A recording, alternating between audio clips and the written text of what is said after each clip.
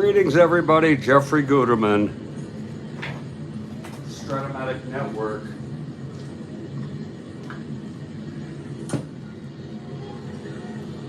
And we've got a doubleheader. Philadelphia at Pittsburgh. And this is game one.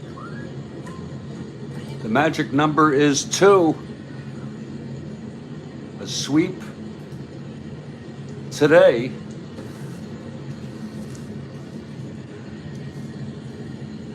And the Pirates are the champions of the National League East. And I'm very glad to be able to be here and broadcast the game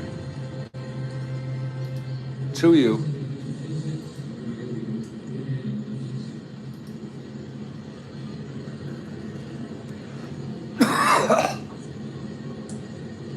I'm going to go through the lineups.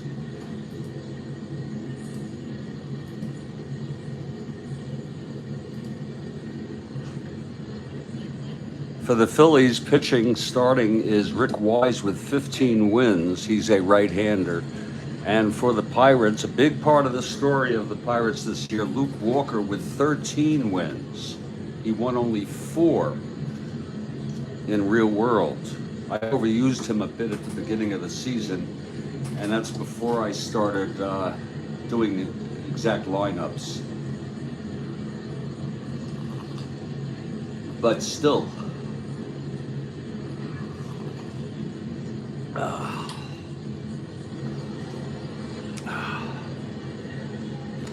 the lineups are Phillies, Taylor at second, Callison in right, Allen at first, Darren Johnson in left, Joseph at third, Money at short, Ryan catching, Heisel back in the lineup, he's in center, and Rick Wise, the right-hander with 15 wins.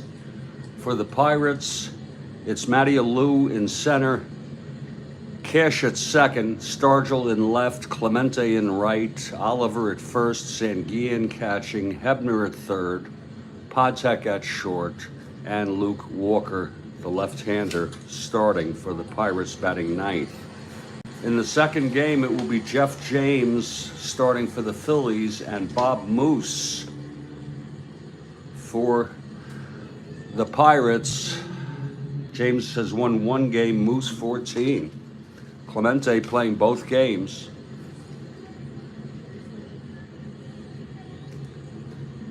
And we welcome you. This is game 1 of the doubleheader. And we expect the game to begin in just a couple minutes. Stand by now.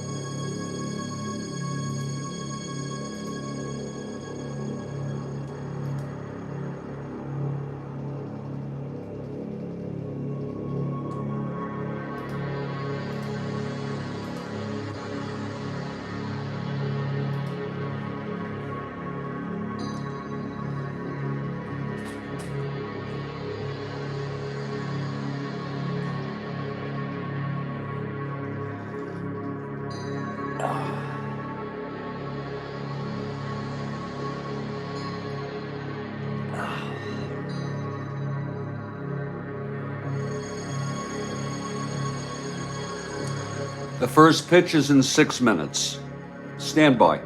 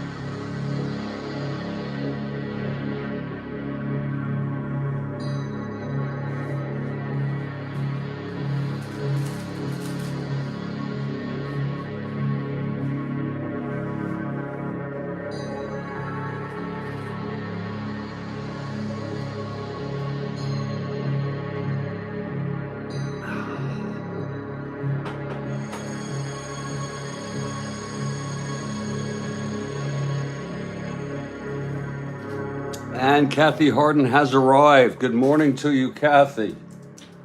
And Kathy Harden has arrived. Good morning to you, Kathy.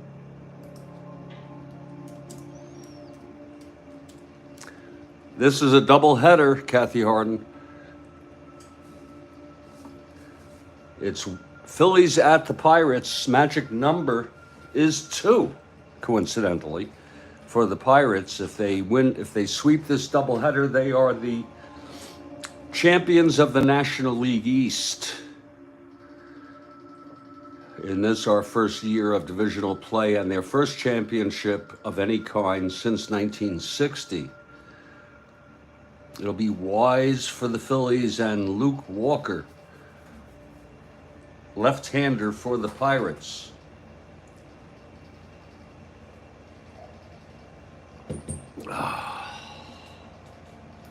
And we are in Forbes Field. And the Pirates take the field. Luke Walker on the mound, taking his warm-ups, catching him Sanguillen, Oliver at first, Cash at second, Hebner at third, Patek at short. In the outfield, Stargell in left, Alou in center, and the legend Roberto Clemente in right field. And the fans are cheering. I hear that they're gonna, the tickets for the playoffs are already on sale. When they go on sale is another story. I'm hearing they may go on sale tomorrow if they sweep. It's Tony Taylor. Top news story emoji. Is that it?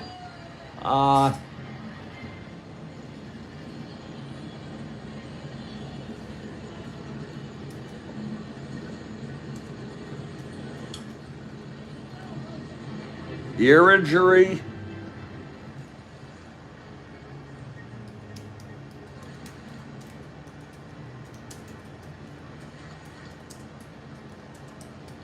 Assassination attempt of Trump. I fell asleep. I didn't see him come out last night, but I did see a replay of him walking out with a bandage on his ear. He looked to me a little bit like Van Gogh. Honestly. He looked like Van Gogh. I get it. I swear to God, he looked like Vincent Van Gogh. And Tony Taylor steps in. Here's Walker. He's ready now. Cubs would love to clinch it today with a sweep. Here's Walker. Left-hander. Pitch to Taylor. 6'9", right-handed. Struck him out. And the crowd cheers.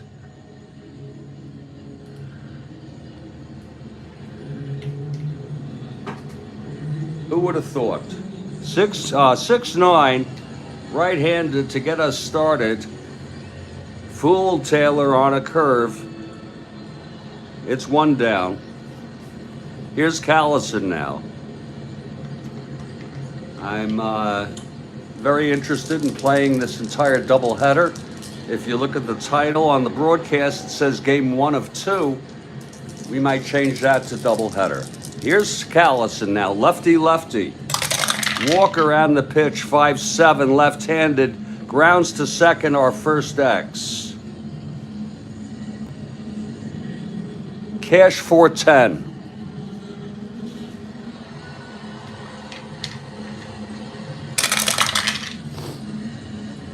(11-4) G3 gets to it. E10. 4-7-9. And he throws him out for the second out. 2 away here. And it's Dick Allen.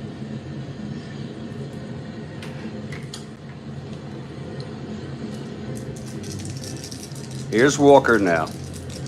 The pitch to Allen. 1-5 left-handed. Oh, it's hit deep. Oh my. Hit deep to left. and it's gone. A home run by Dick Allen, and boy, did it get quiet here at Forbes Field. All of a sudden, you can hear a pin drop. Allen unloads off Walker.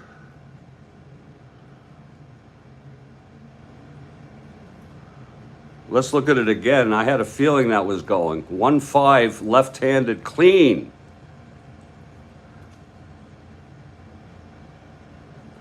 So it's 1-0.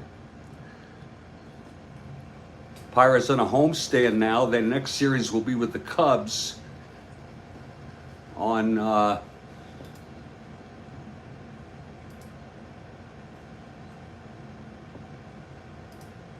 27th. They had rain on the 24th.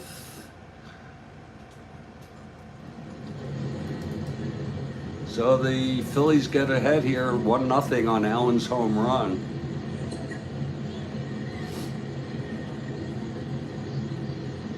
For Dick Allen, that's number 26 on the year.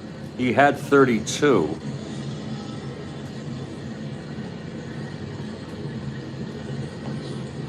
In real world.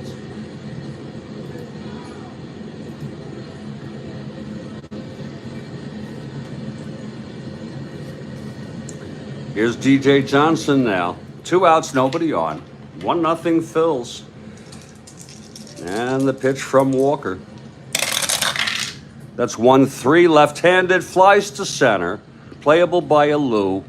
He's under it, he makes the catch, and the side is retired. But 1 run on the home run by Dick Allen. No other hits or walks or base runners, none left. After a half, Phillies 1. Pittsburgh coming up.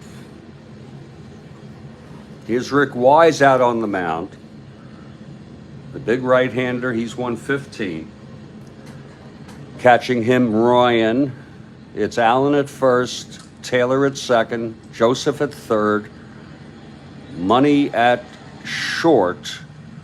Outfield, Johnson left to right, Johnson, Heisel, and Callison. A little unusual to see Heisel in the 8th spot there. And leading it off for the Bucks is Matty Alou. So that's consider that a handicap. 1-0 Phillies. I'm all Pirates now. Here's Wise. And the pitch 4-4 left-handed, catcher X. Ryan 2-3. And we account for our bias, folks. 2-3 for Ryan, 9-2. And it is a pop-up in foul territory. Ryan 2-3-4. 3. He makes the catch. A foul out catch. Alou is retired. Here's Dave Cash, the youngster. And boy, do we have things to talk about Dave Cash on this Pittsburgh ball club. Coming in for the injured, Gene Alley, who appears not to be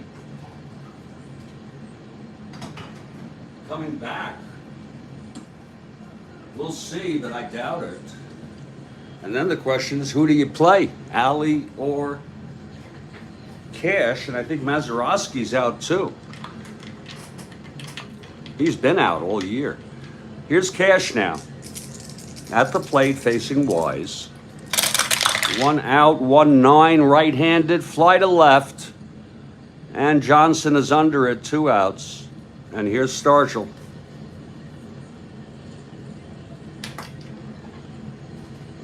We have Kathy Harden here.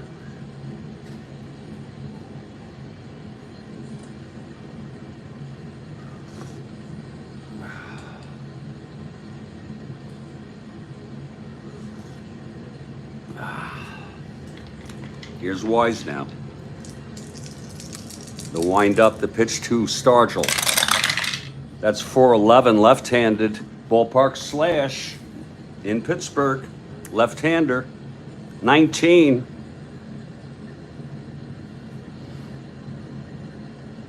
That's going to be a line out to second. And it's caught by Taylor, a 1-2-3 inning for Wise. After one, it's 1-0 ball game. What are they going to do for the next 2 days? My God. Next 3 days in Milwaukee. Except talk, have excrement, shoot excrement out of their mouths. Here's Luke Walker. That was that was bad. I'm sorry. Here's Rick Joseph now.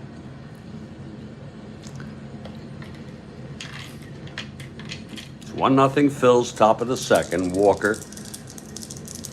The pitch to Joseph. Oh, Kathy Harden for the Bucks, maybe. 3-5 left-handed, chops it to second. Cash fields it one hop, throws it over to Oliver, 1 out. It's true, yeah. Yeah. Now Don Money.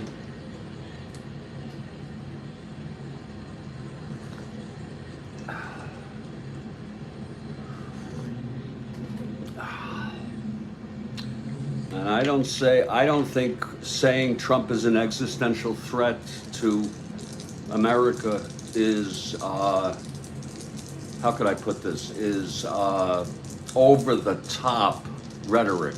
I don't think that is what we're talking about in terms of rhetoric that would incite violence. Let's not blame the truth just because of a loon, because of one loon. Here's the pitch to Money. 6-7 right-handed, grounds it to short. Patek on one hop. Throws to Oliver, 2 away. And now Mike Ryan.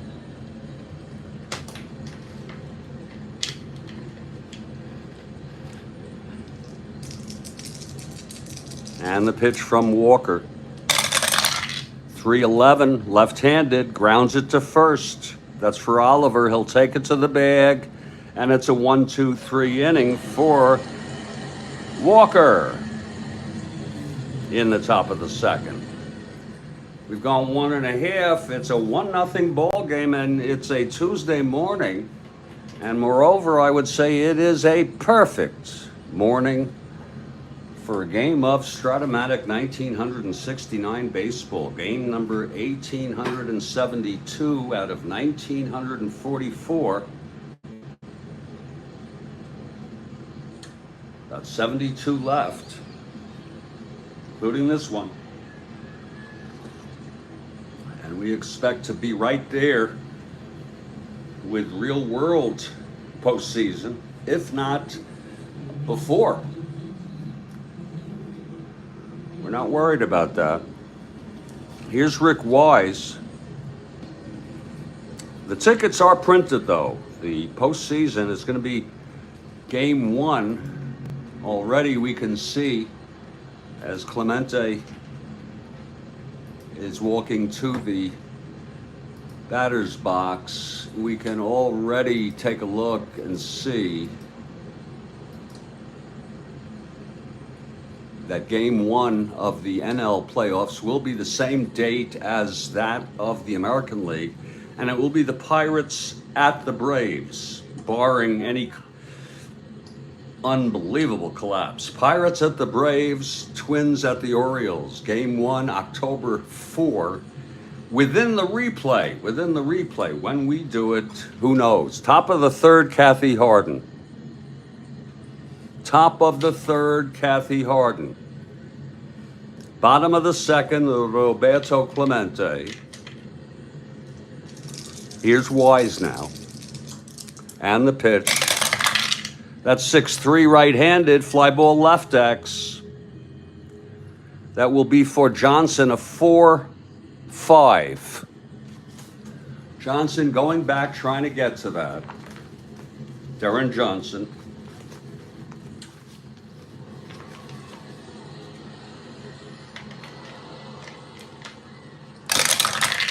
Four, 5, 8, 4. Oh, and it goes through. It drops for a single. An S2, 4-8-9 E5. And Clemente is on with a base hit that Darren Johnson couldn't get. Wise makes Clemente a plus 18 plus no hold. He's going to try to get a lead here. He does not get it. Not being held. Here's Oliver. He was 4 for 5, so he's pretty certain when he gets a good lead. He doesn't get one often. I just assume he stay at first. We don't need any injuries. That's all we need is having him slide into second and hurt himself. Here's Al Oliver now. Wise from the stretch. The pitch to Oliver, 5-4 left-handed, grounds it to third. X, Joseph 422.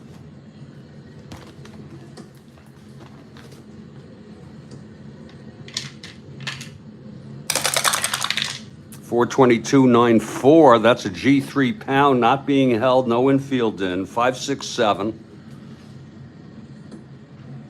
Joseph 22. It's going to be a clean G3 with a runner on first, and he will advance to second, Clemente. As Joseph throws Oliver out. One out, Clemente in scoring position. And here's Manny Sanguillen now. It's 1-0 Phils. We have a question after this inning.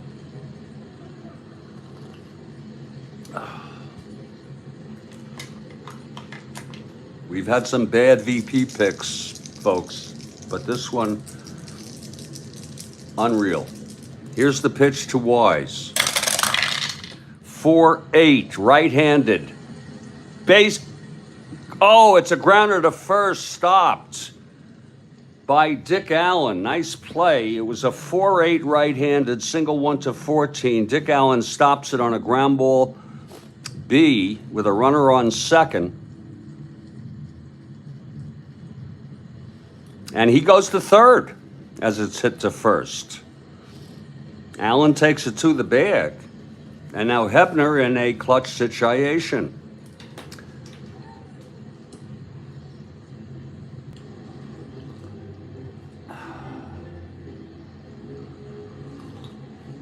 Oh, that is good coffee. Oh, my. Okay, here's Wise. Clutch situation for Hebner. And the pitch, 5-7, left-handed, struck him out. So Wise gets out of that, no runs. One hit, the single by Clemente. He was left on third. After two, it's 1-0, and now I want you to get ready for it and look into the live text for the question from Kathy Harden.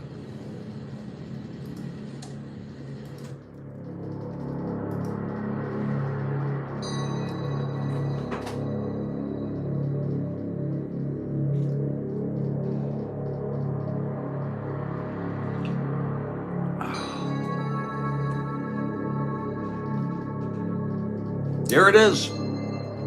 Philadelphia's Mutter Museum has thousands of medical oddities, including the brain of this Nobel laureate who died in 1955, relatively speaking. Now, I had no idea that's where it was located. I believe that Albert Einstein's brain was removed at autopsy against the will of his next of kin. And I had no idea that it's located in Philadelphia's Mutter Museum. And that's very well said, relatively speaking. I see what you did there. Kathy Harden with a great question to start us off.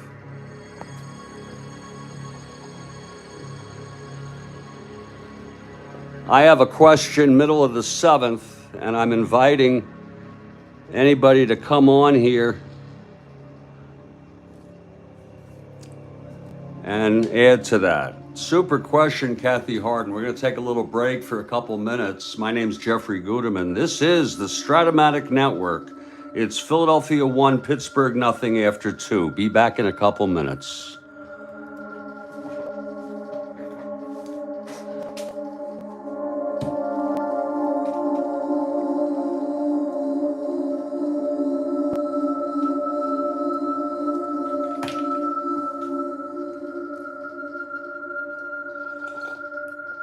Oh, that is good coffee. Oh, Lord.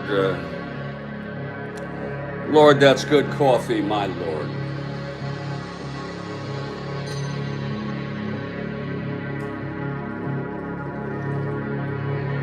Oh, that's so tasty. Oh, so tasty. Oh, we got coffee. We got everything here.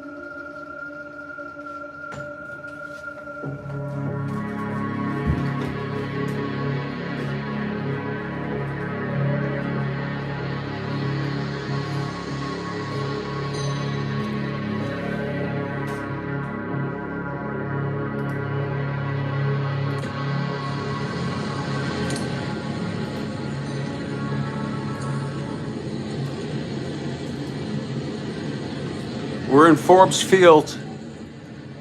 It's 1-0 Phillies after 2 in the first of a doubleheader.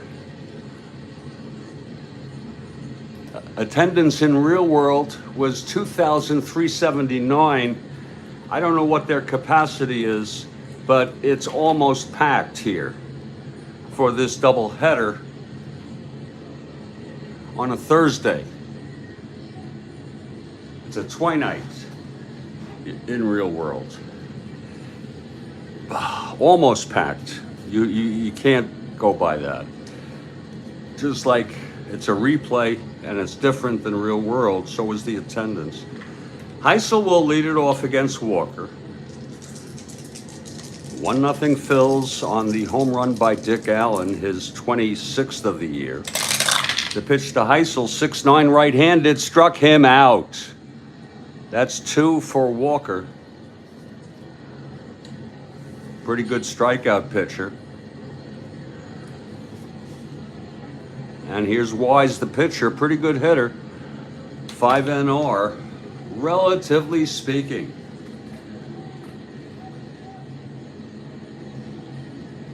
I knew they took his brain against the wishes of the, without consent from the family. Had no idea it was at Mutter Museum. Here's Walker now. The pitch to Wise. He died in 55 indeed. 6'9", right-handed, struck him out. That's the third by Walker. He's thrown one bad pitch all game. It was the home run ball to Allen. 2 down. Otherwise, he's looking really, really good. Here's Tony Taylor now.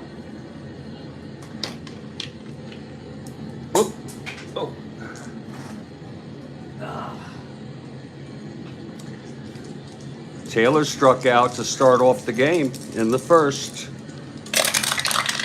5-8, right-handed, and he struck him. Oh, I'm sorry, he flew to right.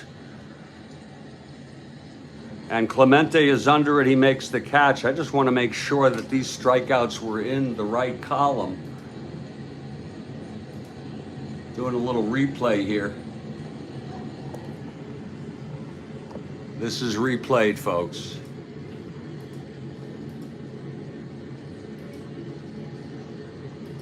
Here's Heisel.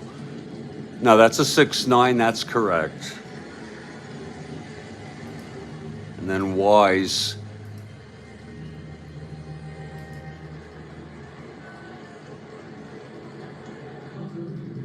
That was a 6-9 also. And that can happen, folks. In any case, the side is retired. 1-2-3 by Walker. And we're heading to the bottom of the third. Here's Rick Wise now.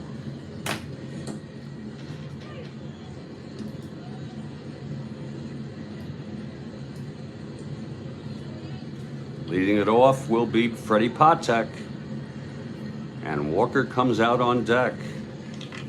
Both bullpens sufficiently rested as they were no game on the 24th due to a rainout. Here's Wise now, the pitch to Patek. That's 3-9, right-handed, base hit Freddie to lead it off. A 3-9 single to left thrown in by Johnson. Patek 1-15, 1-17. Being held 1-15. And here's Luke Walker now. He's going to lay it down. He's a B bunter. And the infield stays back. He remains a B. Here's Wise now. The pitch to Walker with Patek on first. Oh, that's hit to third. And it's a 7B, and it's good. Hebner, I'm so sorry. Joseph fields it, and his only play is to first. And Patek is in scoring position now. Matty Alou, great hitter. He hit 331, I believe. Yep, left-handed hitter. Wise from the stretch here. Patek on second, the tying run. That's 4-7 left-handed, and that's going to be a drive hit out into the gap, dropping for a double. And Patek scores. It's a tie ball game. How do you like that?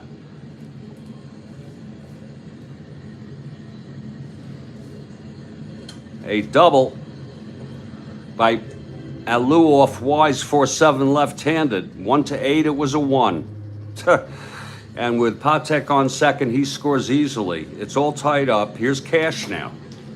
Cash, the youngster, brought up.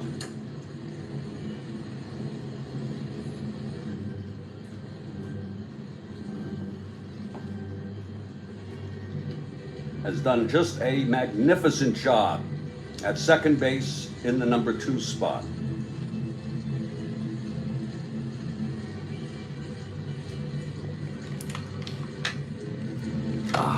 Here's Wise now.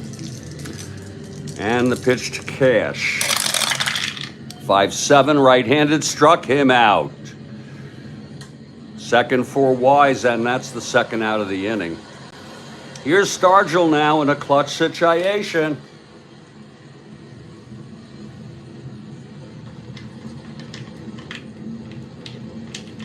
Stargell popped to second in the first.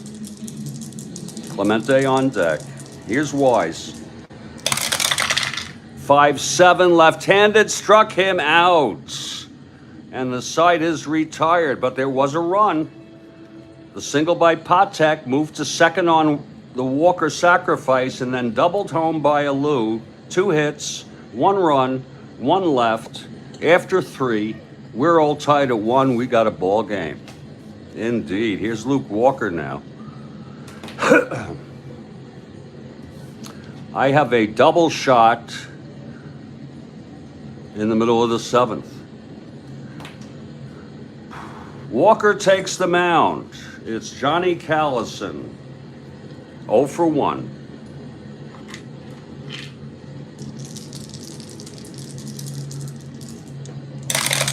The pitch from Walker, 5-7 left-handed, grounds to second X. That'll be for cash now.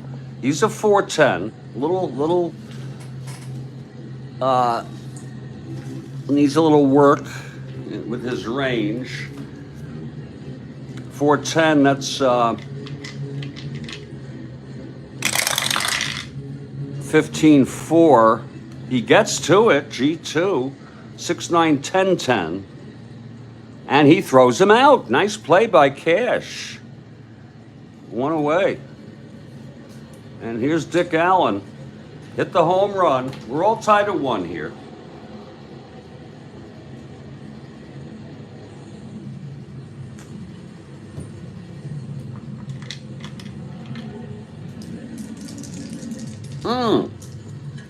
Mid-4th, Bill Ivamy.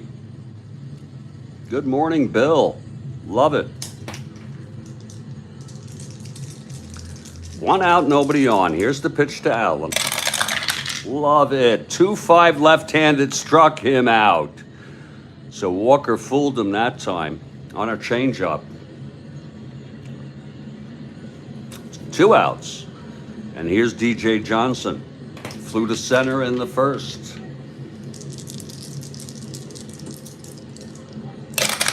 And the pitch for 3, right-handed, flies to right X. That's for Roberto.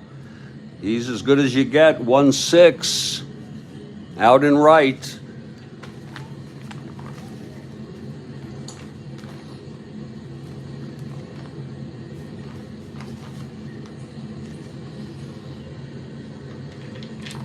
But 1-6, 1-1. He's like the only guy who would get that. Only a 1 would get to that, and it's an F1. 6-11-12 E6,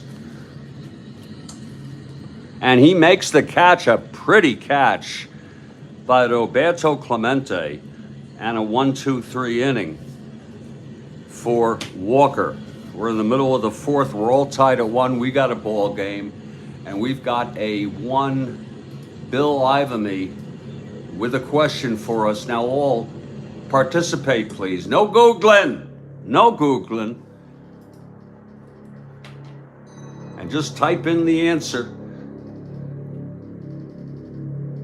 And you win a prize. Wait for it now. Bill knows how to do this.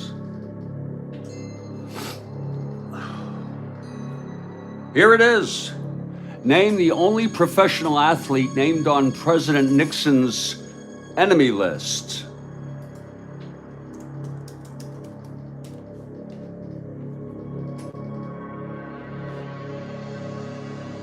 I wrote Namath, and I know it's true. I know it's right. I got my Mike and Ike ready here.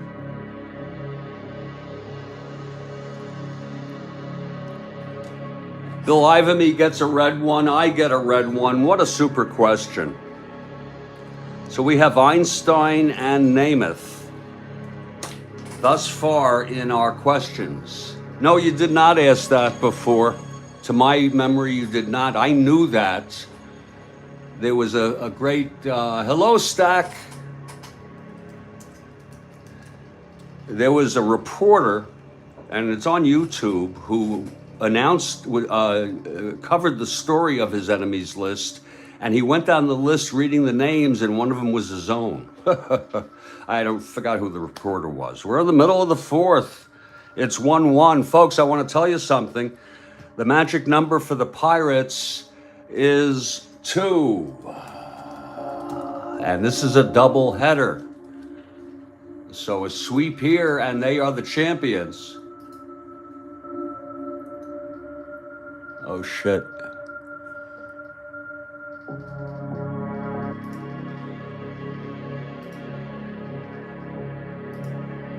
of the National League East. In this, our first year of divisional play in Major League Baseball. Demos is here.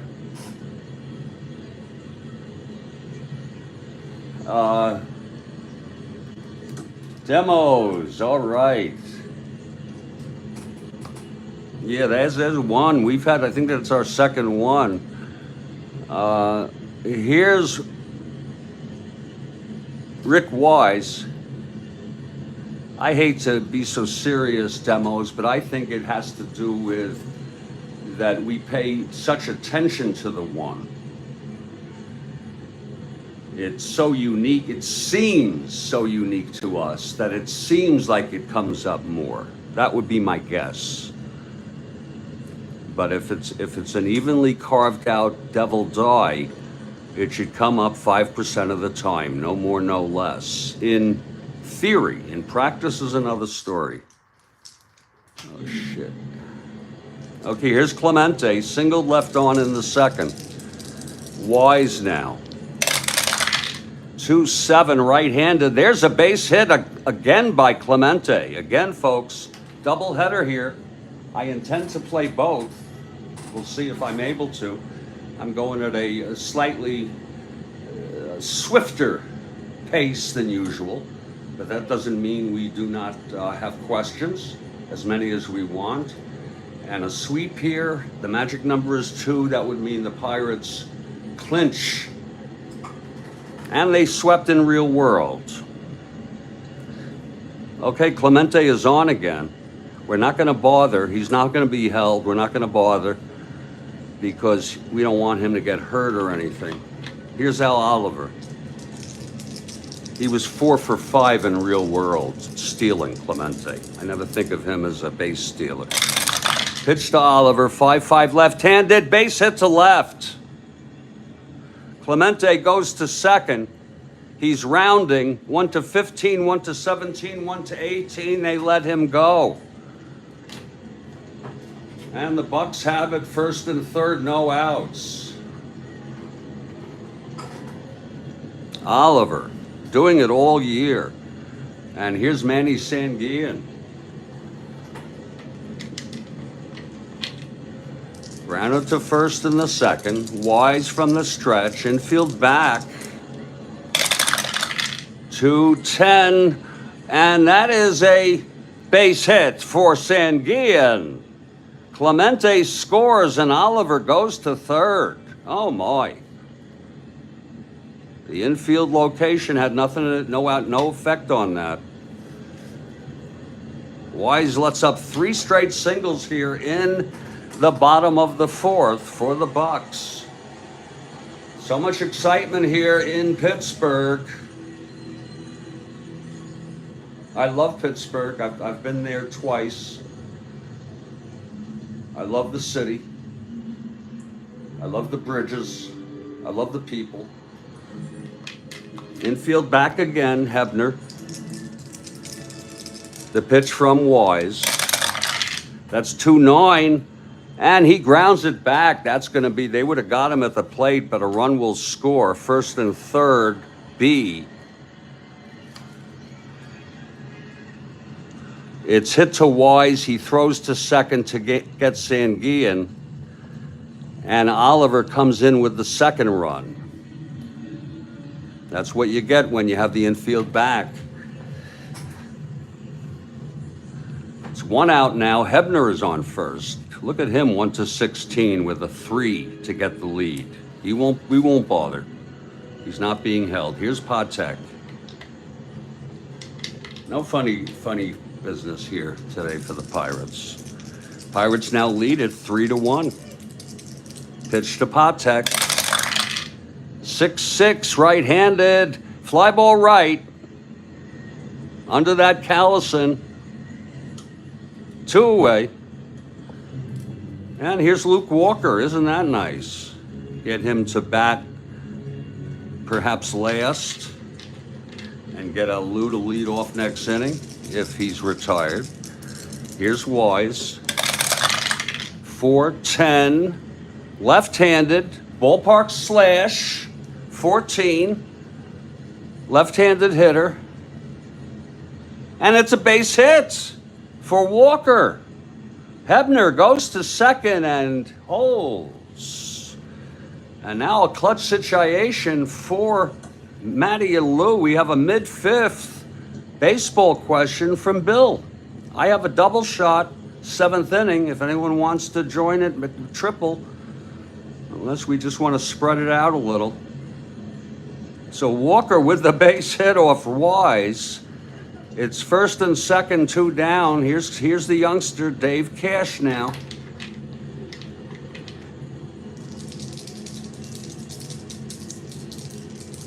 And the pitch to Cash. 6'9", right-handed, grounds to short X.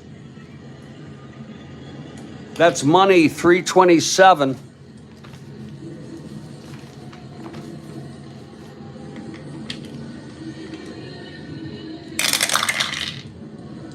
$14.3, he gets 2 at G2. Money 20 E27. 5-9-12 E27. That looks like it's going to be an error, but we're going to open up our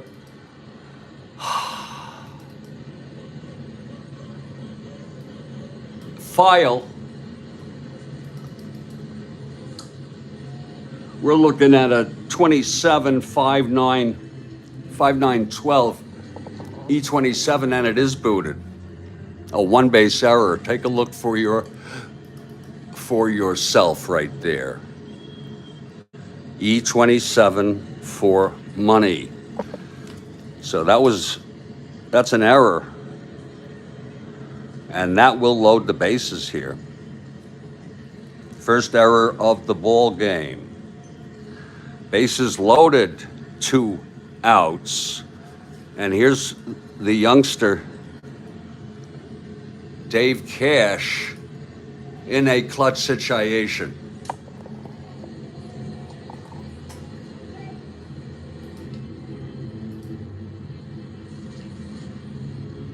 Oh shit, hold on.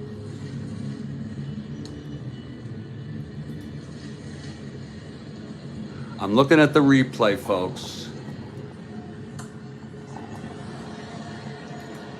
Because I have some question about, yeah, you know what? I made a mistake here. Hold on. This is very important. And it's salvageable. I'm so sorry to get us caught up in a replay. Team 3, he gets to left-handed hitter. This is Walker. And it's a base hit for Walker. Hebner goes to second and it might be easy. Oh, I'll lose a left-hander. Jesus. For Matty and Lou, we have a mid-fifth baseball question from Bill. I want to make sure that we rolled on a Lou for that error. Unless we just want to spread it out a little. So Walker with the base hit off Wise. It's first and second, 2 down. There you go. Here's the youngster. There's the error right there. We'll use the roll and we'll apply it to a Lou. See how easy you can make an error there. And the pitch to Cash. Okay, it's going to be a 6-9, but he's a left-hander. It's a grounder to short. It's the same exact thing. Beautiful.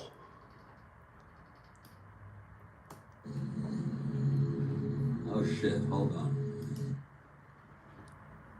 Beautiful.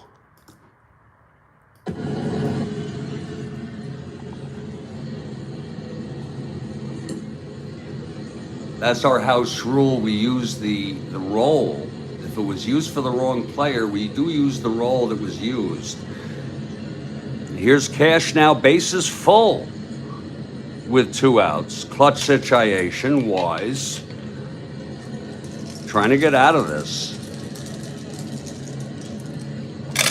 Pitch to Cash, 5'10", right-handed, ballpark slash. That looks like it's going through, and it is. It's a base hit for Cash. Right-handed, 1-6. It's a 2.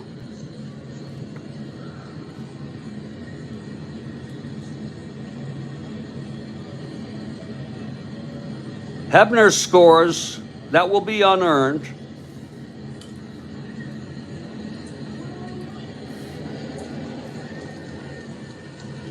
Action in the Phillies bullpen. And here's Stargell now. 3 runs in. He's in danger here. Rooker. Oh, is that so, Demos? Yeah. Absolutely. He's announcing it.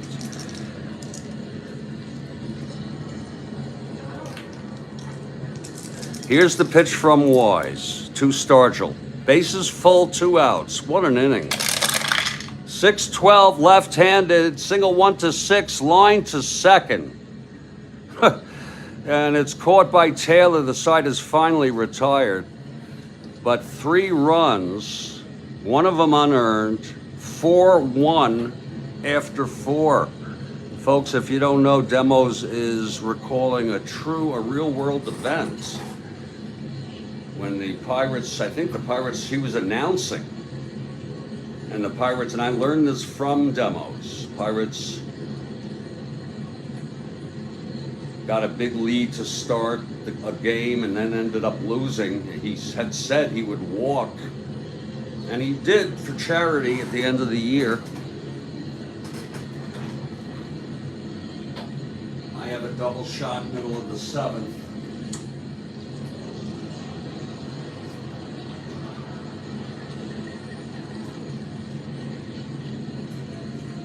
We're going to do the top of the 5th here.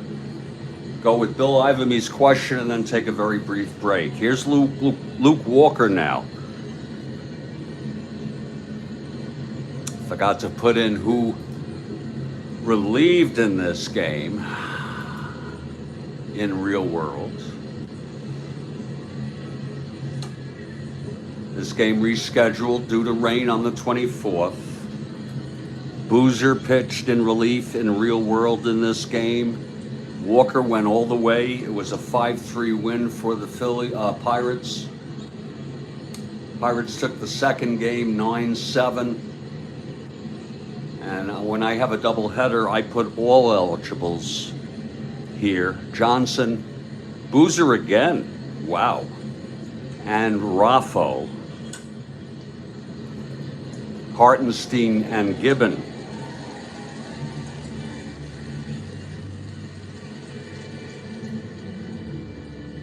For the Bucks. Here's Rick Joseph leading it off.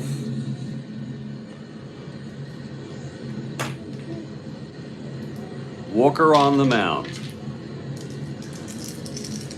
And the pitch to Joseph. That's 5-7 right-handed, grounds to second, X. That'll be for Dave Cash. Again, 4-10, a little wanting for the range there. Let's see if he gets to it. 18-4 he does on a G1. 6, 7, 8, 9, 10. And he throws him out. Whoop. Throws him out.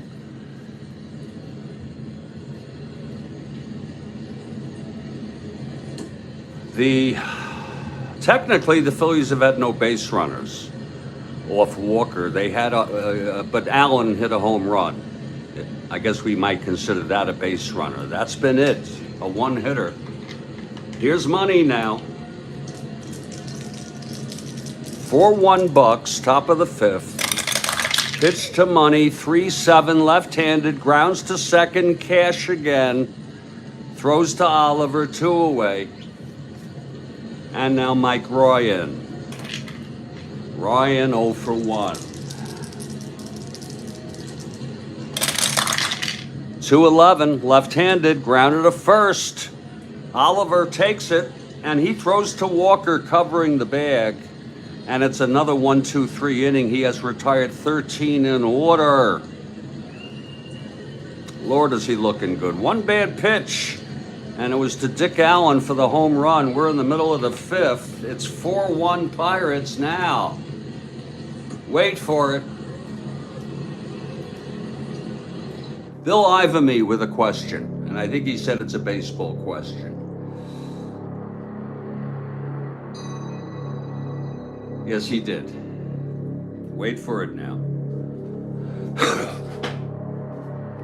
Here it is. During the 60s, 2 times, both teams making the World Series failed to have a .500 winning percentage the next year. Name the years and teams. Whoa, that is a great question. Name the years and teams.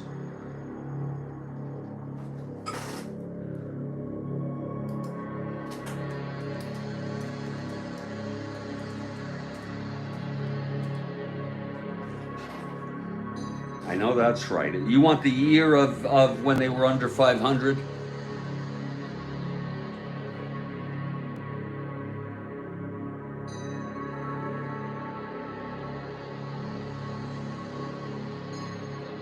No, it's the Yankees. That's one of the teams.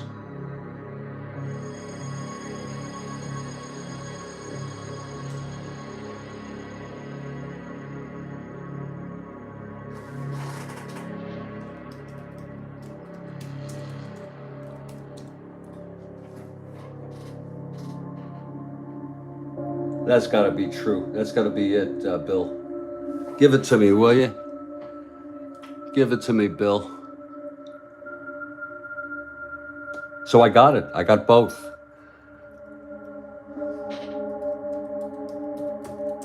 Awesome cue. Awesome question, Bill. Really. Very creative. How'd you think that up?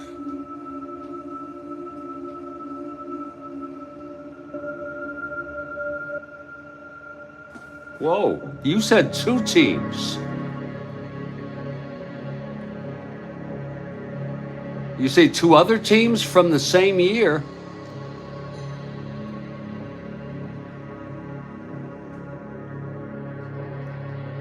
I don't understand, Bill. I'm confused. You said 2 teams in the 60s. You misphrased it. Could you rephrase it? Can you rephrase it? It really is a great question. Are you saying there's 4 teams? 4 teams? Could you rephrase it, Bill?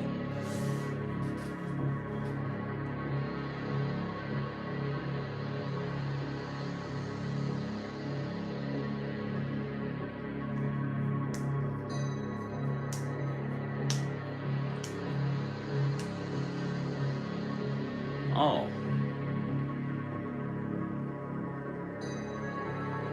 Well, the Orioles in 67 were below 500?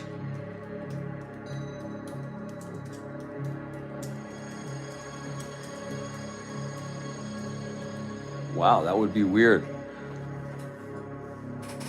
Wow. And the Cards?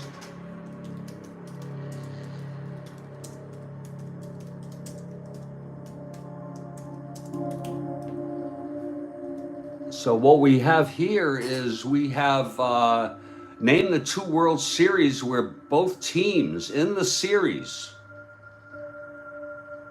fell to below 500 the year following that series, right?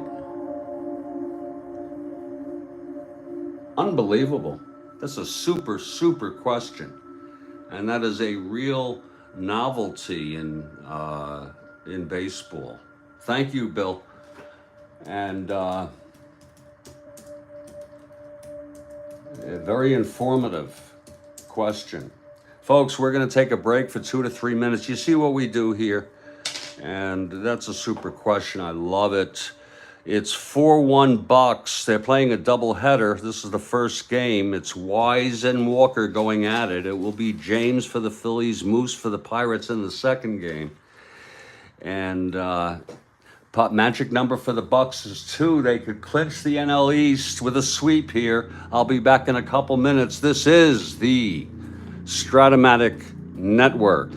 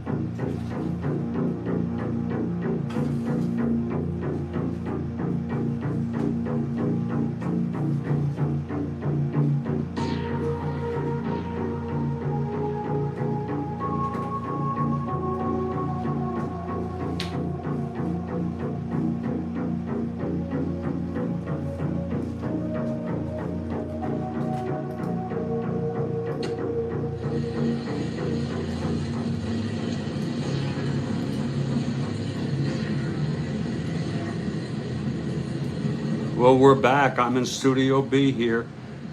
It's 4-1 Bucks, and Wise, we'll see how he fares here in the fifth. His first endurance is the seventh. He allowed 3 runs. That's very interesting. You know, I remember when Koufax retired, I was 8 and a half, and I remember what that did to the Dodger team. Here's Clemente to lead it off. 2 for 2, 2 singles. A very Clemente game thus far for him. Here's Wise. 6-6, right-handed, flies it to right for Callison. He makes the catch, 1 away. And Stack has a baseball question. He calls it bottom of the 6th. We call that top of the 7th. You call it bottom of the 6th. We call that top of the 7th. Same thing. Stack with a question.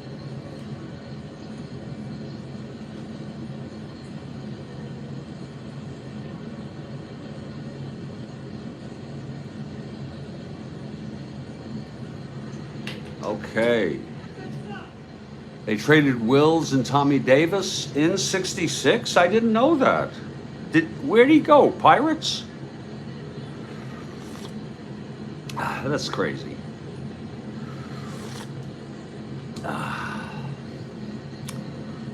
Here's Al Oliver now, 1 out, nobody on. Oliver 1 for 2, singled, scored in that 3-run fourth. Pitch from Wise, 410, left-handed, slashed, and that's going to go through left-handed for a base hit. So they're really working the field today with ballpark / singles. Wills went to Pittsburgh, Davis went to the Mets. Wow. Here's Sanguillen now with Oliver on first, 1 out. Oliver 1 to 15, 1 to 17. Well, they'll hold him.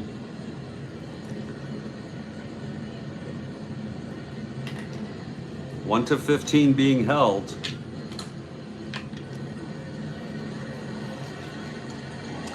He was 8 for 13. Here's Sanguillen now. The pitch from Wise. That's 5-9, right-handed, grounds to short. Money to Taylor, to Allen. Double play and the side is out. No runs, 1 hit. And none left. And now it is top of the 6th, and I want you to wait for it now. Stack, let's get your music. Okay, stacking limit with a question. Look for it in the text.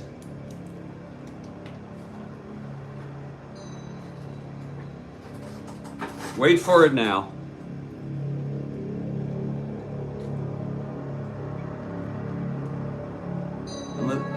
Unless it was going to be top of the 7th, actually. I'm really sorry. You said bottom of the 6th. Oh, Lord, I messed it up. You want to wait, Stack, or you want to do it now? I messed that up.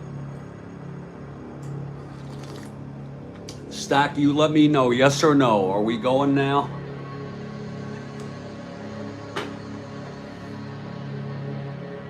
Wait for it now. Maybe he will. I'm pushing him early.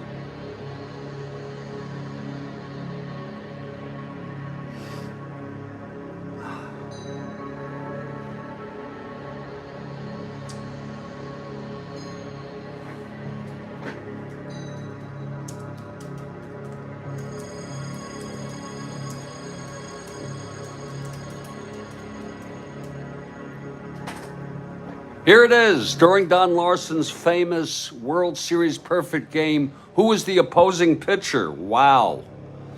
Oh, that's a great question.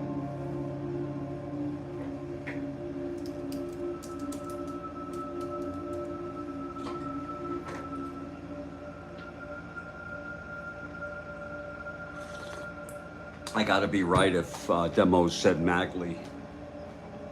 That's on YouTube, by the way. The whole game, TV version. That's gotta be right.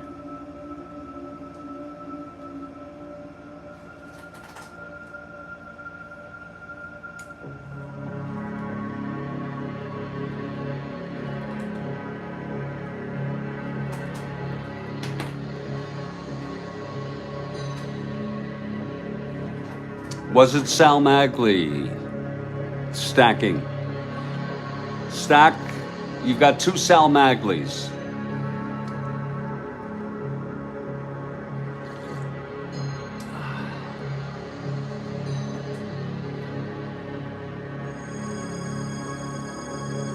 Oh, it's a 2-parter. What other famous game did he start?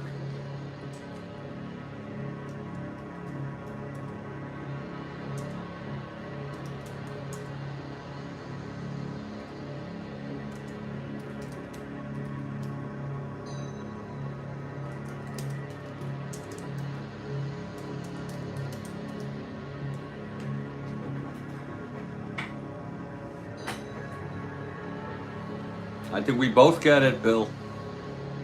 Great question.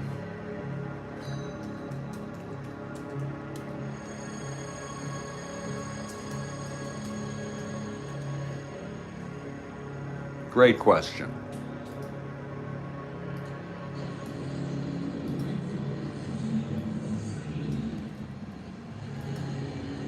We're heading to the top of the 6th. It's 4-1 Pirates. Here's Walker now. He's retired every batter but Dick Allen, who homered. Here's Larry Heisel. And Wise comes out on deck. The pitch from Walker. 1-5 left-handed, struck him out. Walker, really? He is on today. Here's Rick Wise. He's going to hit. 4-8. Wise right-handed. Walked him.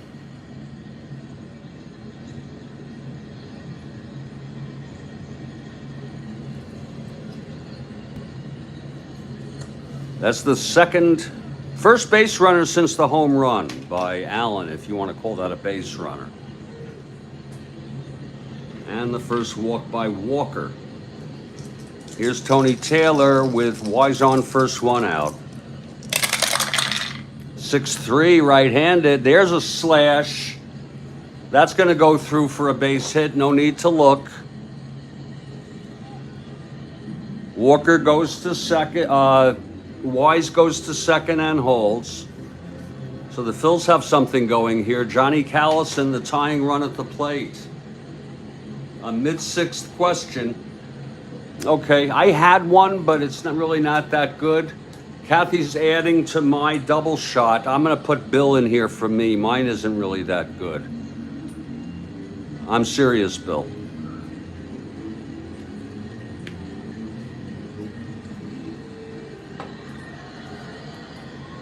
We'll have Kathy Harden start off the triple shot, and then I'll follow with 2. That's a little different than we usually do. Then we're going to have Bill Ivamy with a question after this half inning. It's 1st and 2nd, 1 out. Callison at the plate. This is lefty-lefty. Callison has grounded to second twice. Here's Walker. Pitch to Callison, 5-5 left-handed, grounds to short X. Patek 336.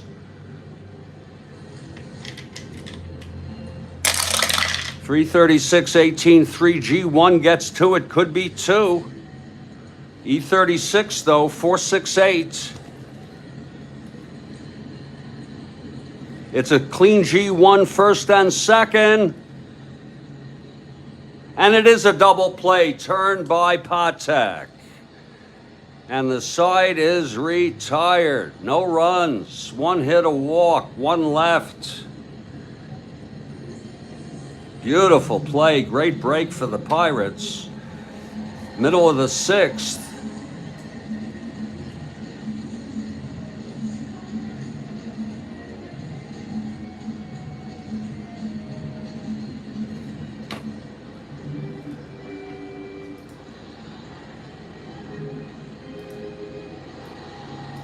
4-1 Pirates. Bill Ivamy with a question here in the middle of the 6th. Wait for it now.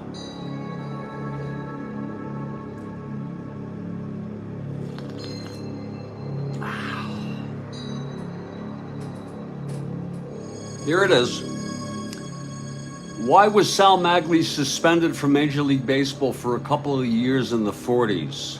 Oh, Jesus.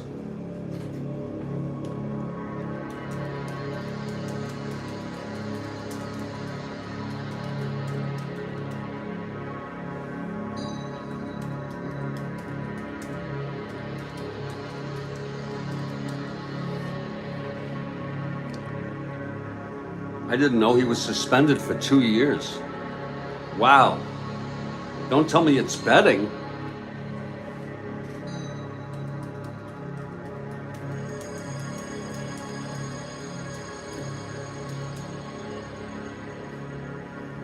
I had no idea.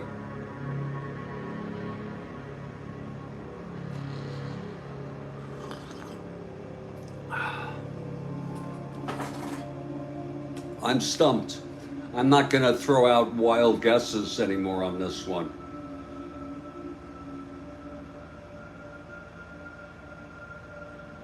You don't. He was blacklisted, but you don't know why.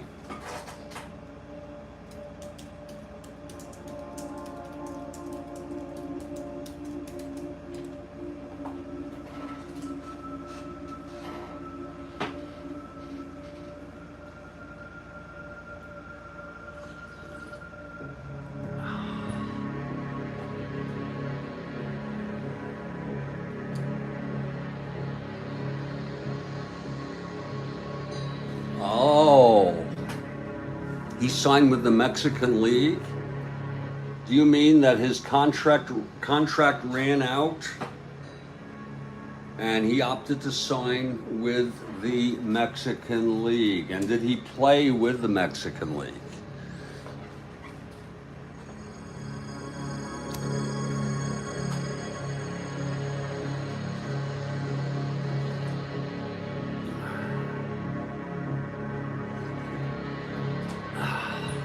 Great question, Bill.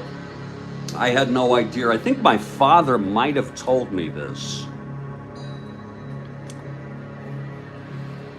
I don't have room to put it in.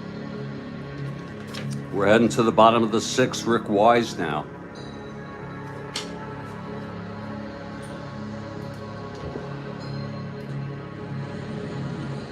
Wow.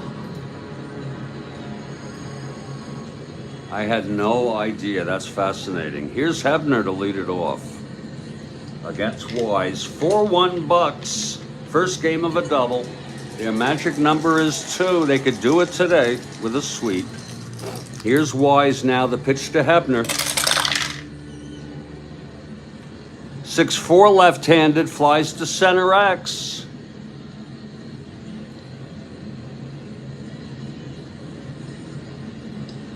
Getting under that is Heisel, 310.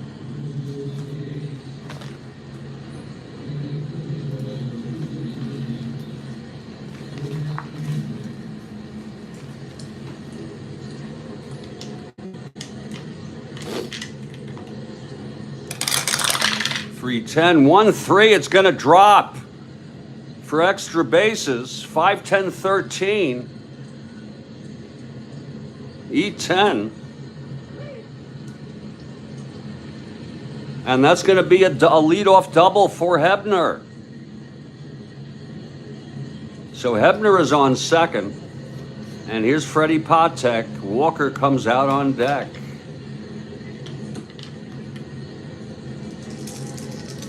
Wise.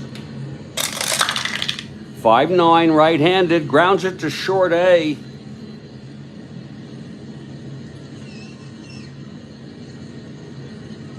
Runner holds. 1 out. And here's Luke.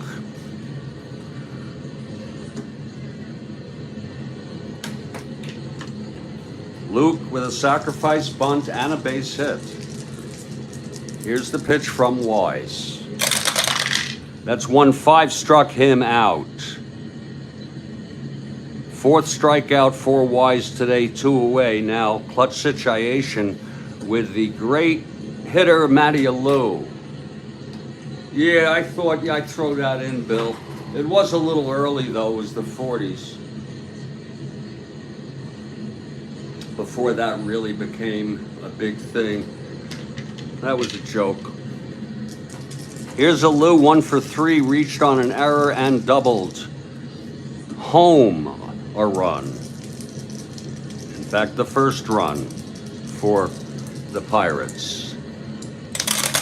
Pitch to Alou, 3-9.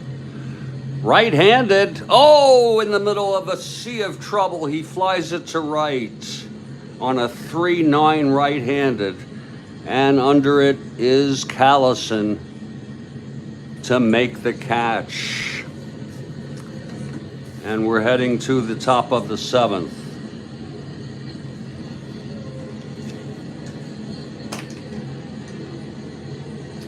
Thank you, Bill. I'm working on it. I'm working on it.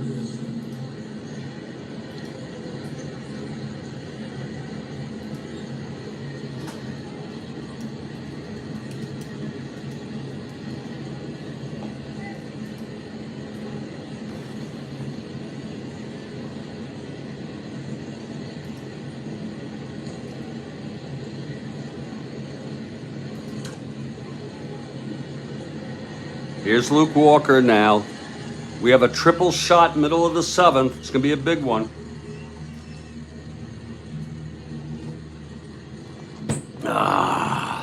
Here's Dick Allen. Homered in the 1st. Struck out in the 4th. Here's Walker.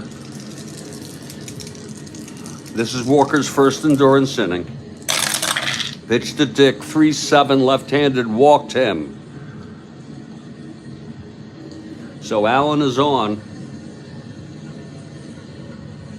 1-17, whoa, 1-22. Not being held, 1-19. It's a tough call.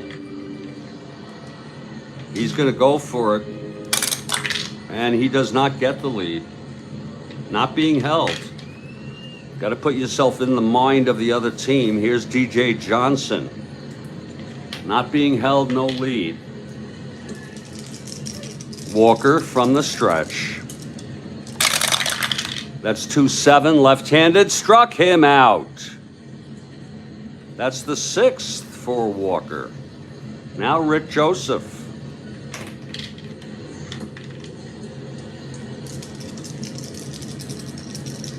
And the pitch. That's 2-9, left-handed, grounds it to short. Patek to Cash to Oliver. Second double play, identical double play configuration. In consecutive innings, the side is out. Patek to Cash to Oliver. No runs. No hits. The walk to Allen doubled up. Middle of the 7th, 4-1. And let's sit back and enjoy ourselves now for a pleasant double shot. It's going to be Kathy Harden first. I want you to get ready for this. Wait for it now.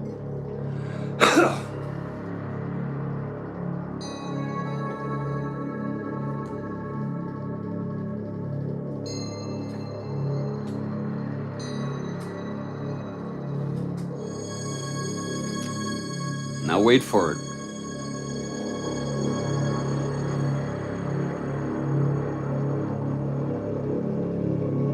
How many letters of the alphabet are Roman numerals?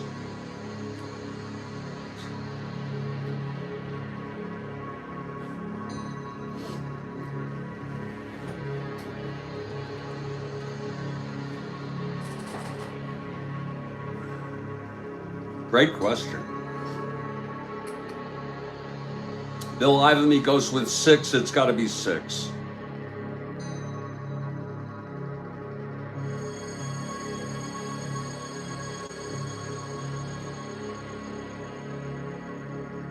Stack says 7, no to all. Well, look, I'm gonna just, I'll just go for 5 then. Stack got it. Stack got it. 7, wow.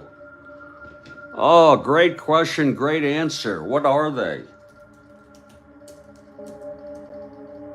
What are they?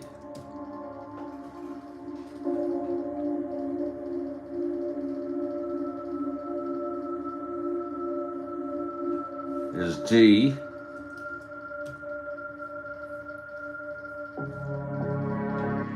I guess I counts.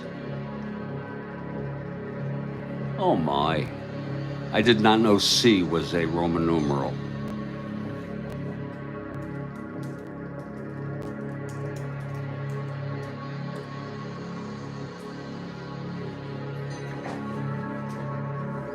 I have a double shot coming up. I want you all to wait for it now.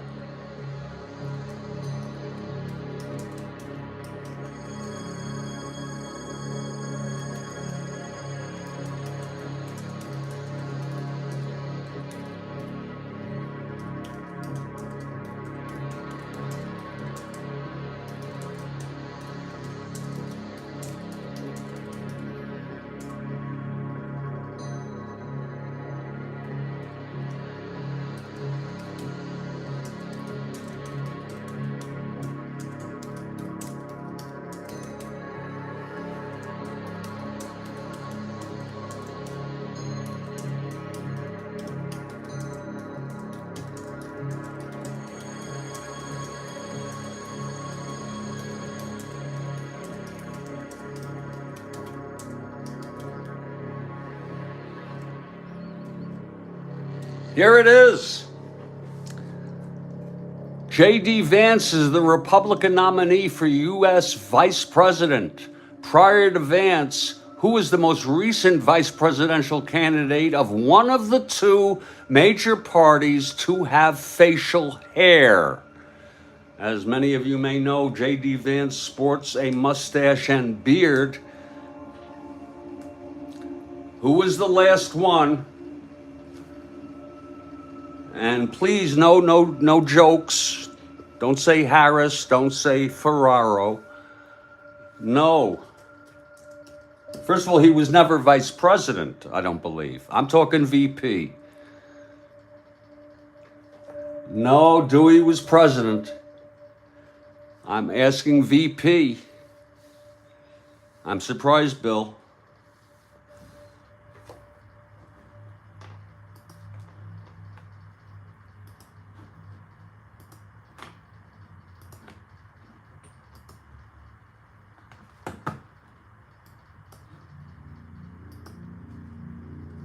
Anybody else? Kathy Harden. I posted it on X. I think Kathy is deferring because I posted it on X. She wants to be nice about it.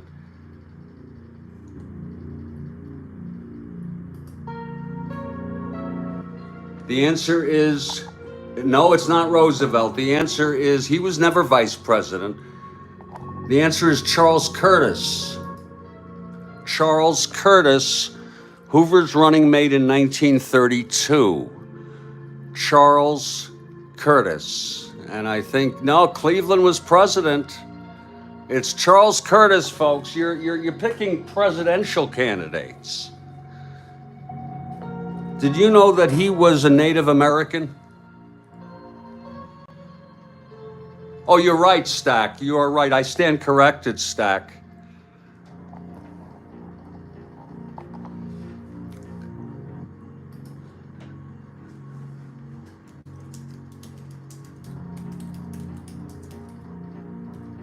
I am so sorry, Stack. You stand corrected. But the answer is Charles Curtis in 1932.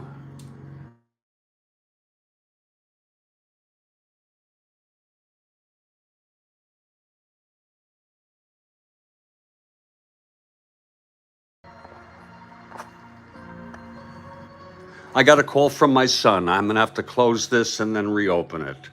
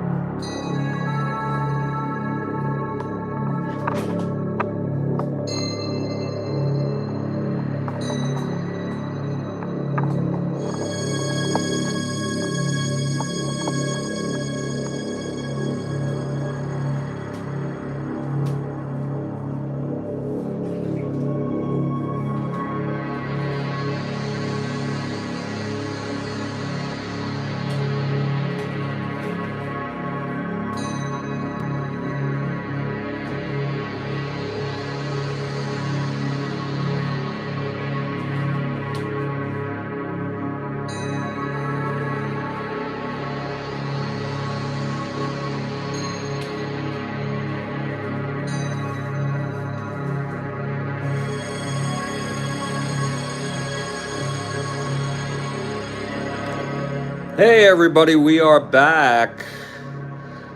It's the Strat-O-Matic Network. I'm Jeffrey Guterman. Got a call from my son. Had to take it. Family first. And I'm going to wait for people to get back on here to continue this doubleheader.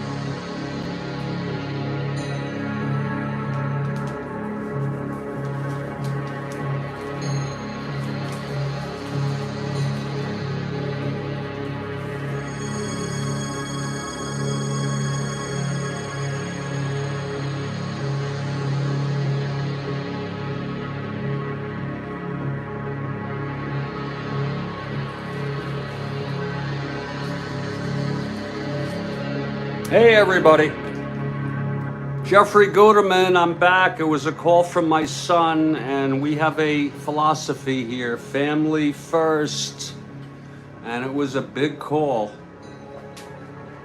huge call.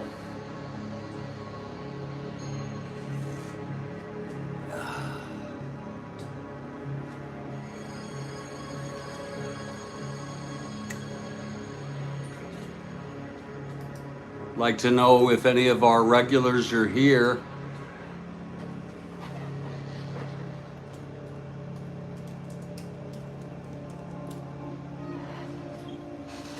You got a lot to think about now.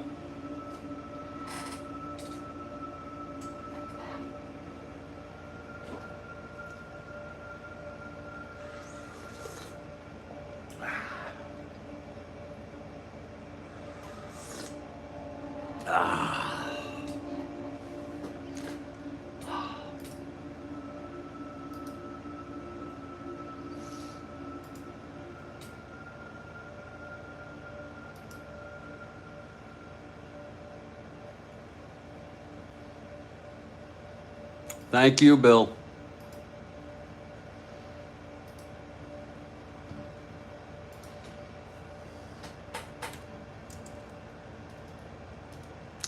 It's family first, got to take those calls.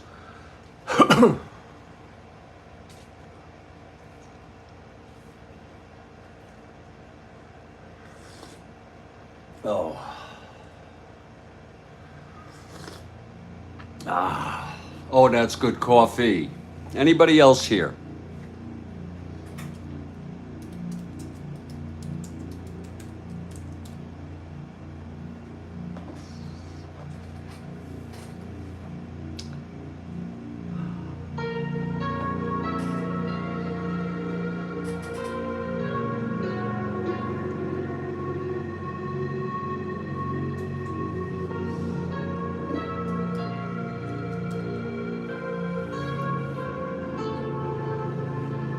Bill, I'm going to wait for a few minutes, maybe about 3 minutes. So appreciate your patience very much, sir.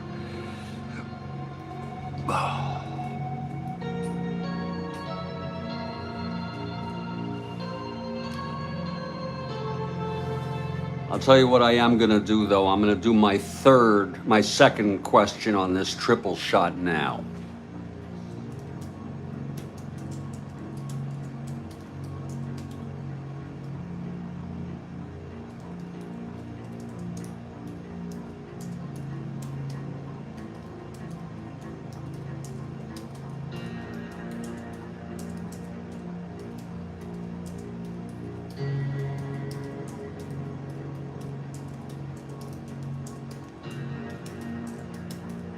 Here is my second question. Name the most recent U.S. presidential candidate of a major political party, meaning Republican or Democrat, to have facial hair. I did vice president. Go for it, Bill.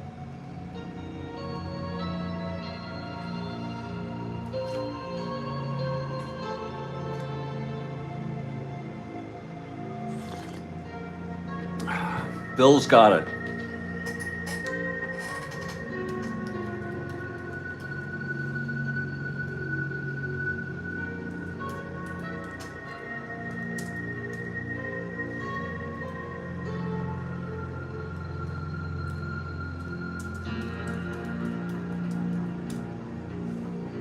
Absolutely correct.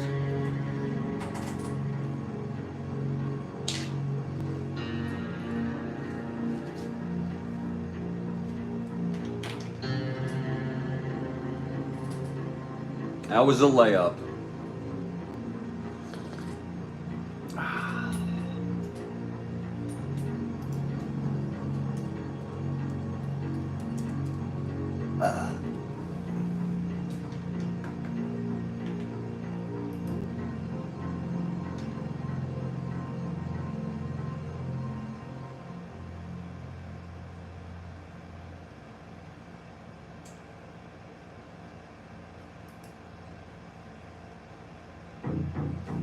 Just wait a couple more minutes before we move to the bottom of the seventh. It is 4-1 Pirates. It's a doubleheader. We have a second game for you. Jeff James for the Phillies and Bob Moose for the Pirates. Magic number is 2 for the Pirates.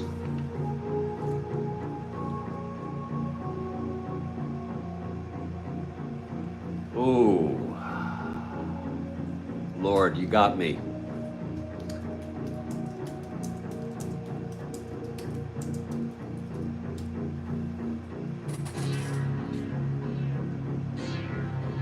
I think it was Dewey.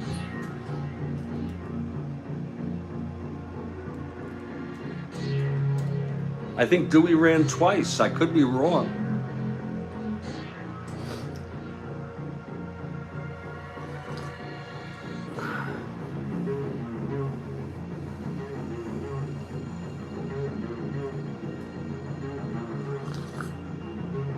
Yeah, he was a moderate Republican.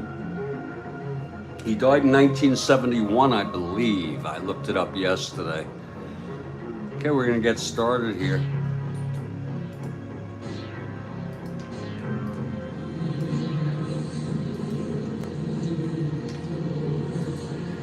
Thank you, Kathy. We just wanted to know you're here. It's family first here, and it was a big phone call from my son.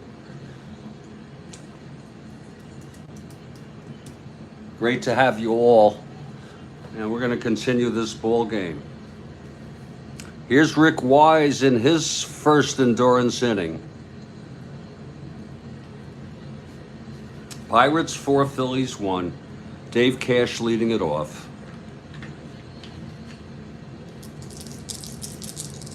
Here's Wise now. Pitch to Cash, 3-7 right-handed, walked him.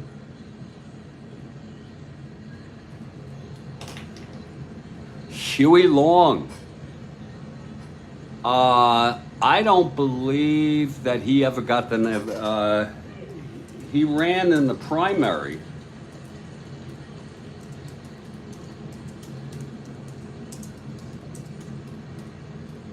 I don't believe he ever got the nomination. A chicken in every pot. He's what you would call a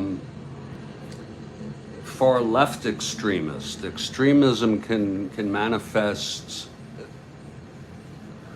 on either end of the political spectrum. Okay, cash is on. He's at 20 with Wise 22, not being held. A 19, he's going to go for the lead. He's not being held, he's got the lead. He is being held. He's going to go for the lead. It's a 4. And he does not get the lead. So cash is on. He got assassinated.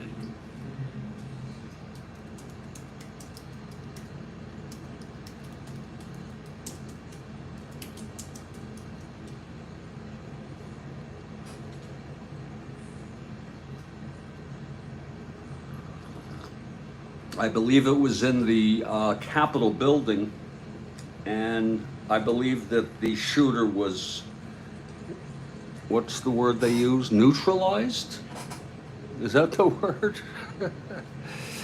Oh, life. Here's Stargell with cash on first being held. Wise from the stretch. 3-7 right-handed, walked him. And Wise is one hit or walk away from fatigue. And Roberto Clemente is the batter.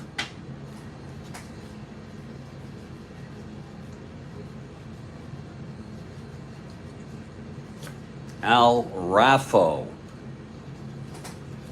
is warming in the Phillies bullpen. Al Raffo, who pitched, it looks like this in game 2. But we group them and use them as we wish. Not that we even have to use him. Here's Wise now. First and second, no outs. Wise one hit or walk away from fatigue. From the stretch, the pitch to Clemente. That's 3-12 right-handed. There's a base hit for Clemente. Cash scores. Stargell to third. And out comes the Phillies manager. And that's going to be it for Rick Wise.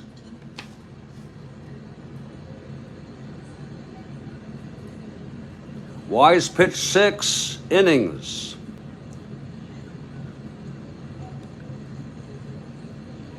$11 hits.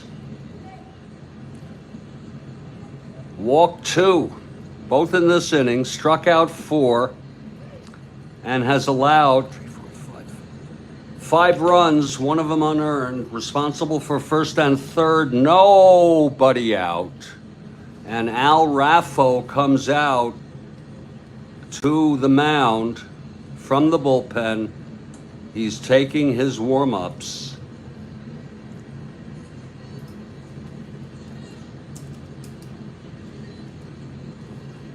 5-1 Pirates. Al Raffo is still alive.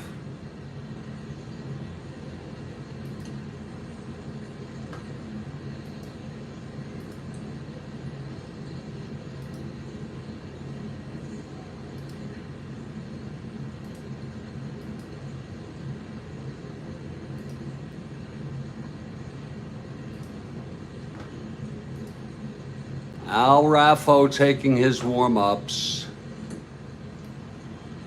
Little break in the action here. He pitched in the second game in real world. And he's finishing up. It's 5-1 now. Again, for those of you just joining us, the magic number for the Pirates is 2. And there's a doubleheader here. Kathy Harden, I think, for the Pirates. First and third, nobody out, Al Oliver. Infield back.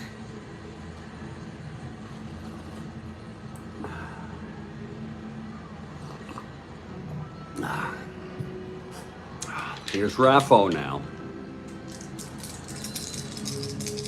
The pitch to Oliver. 4-8, left-handed base hit. Oliver, his third of the ball game. Stargell scores and Clemente to third. It just goes on here. Charge, that's charge to Wise. And now it is a 6-1 ball game. First and third. They'll bring the infield in now for a change. Manny Sanguillen, the batter. The pitch from Raffo. 3-9, right-handed, fly ball left. This might be deep enough for Clemente to tag.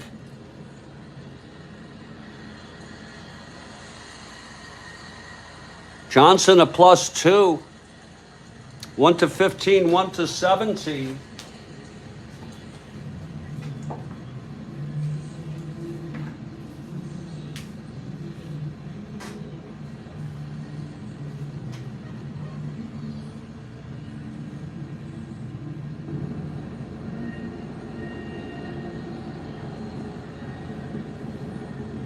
+2, 1-19.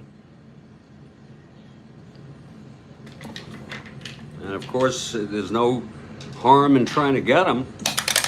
He's safe.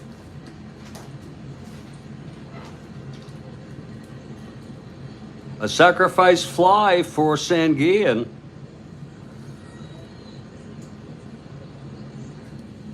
All 3 runs charged to Wise now that he left on. It's now a 7-1 ball game. Wise had allowed 6 earned and 1 unearned. The loser of record, Walker the winner. 1 out, Oliver on first. And here's Hebner now. Kathy Harden. Here's Raffo. The pitch to Hebner. 3-5 right-handed base hit. Oliver to third. Action again in the Phillies bullpen. Jerry Johnson, right-hander, warming.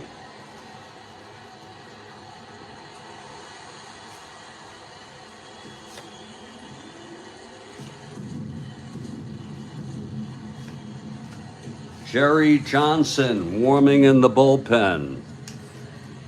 And the Pirate fans are celebrating.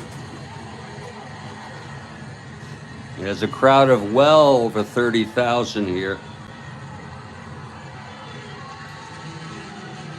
Looking for their first championship of any type. This would be a divisional championship since 1960. First and third, 1 out. Infield back for the double play Patek. 7-1 Pirates. They won at 5-3 in real world. Here's Raffo. The pitch to Patek. 6-7 right-handed. Grounds to second X. The infield's back. That'll be Taylor, 327.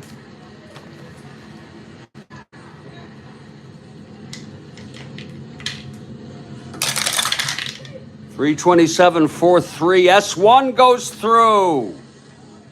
6-12-13, E27, and it's an error. Oh my, an S1, E1. Single and error by Tony Taylor at second. Oliver scores. Hebner goes to third. Not sure if it's earned or not yet.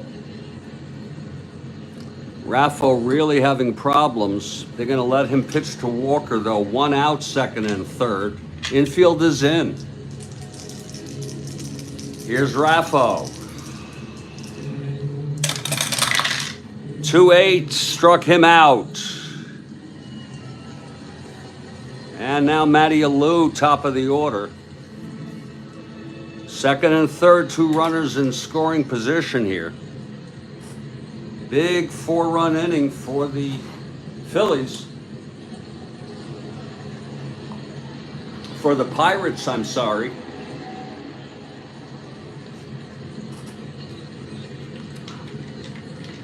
Here's Raffo now.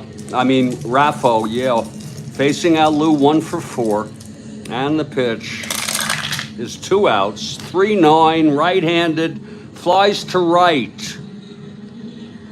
Under it is Callison. He makes the catch. And the side is retired. But 4 runs. We're going to call that earned.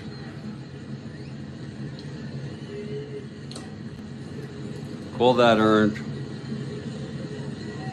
We've gone 7. It's 8-1.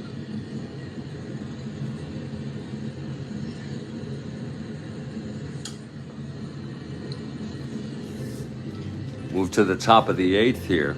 Luke Walker will face Money, Ryan, and Heisel. His action with Jerry Johnson. Warming in the bullpen. Top of the 8th, Walker. He's allowed 2 hits. One of them was the home run to Dick Allen. He's walked 2. Struck out 6. Here's the pitch to Money. 3-7. Grounds to second for Cash. 1 out.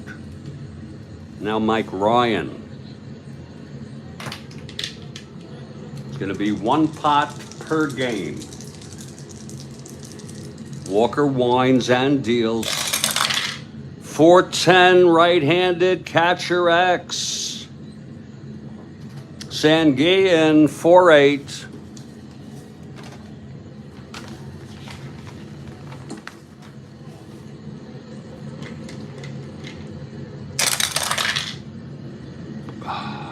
(13-4) popped up in foul territory with no one on.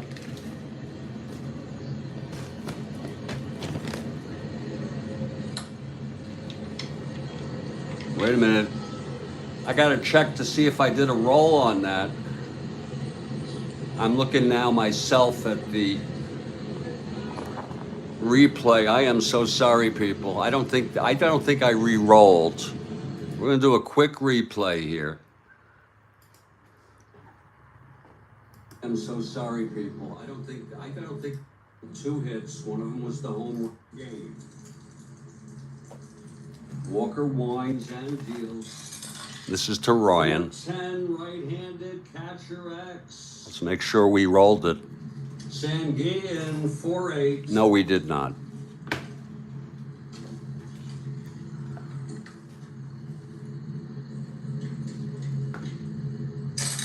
Oh, we did. 13-4 popped up in foul territory with no one on. We did.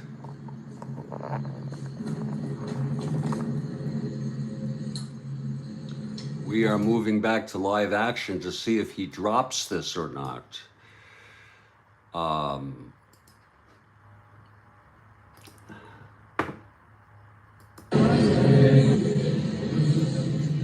the 4-7-10, Sanguillen E8. No, he makes the catch. In foul territory, 2 away now.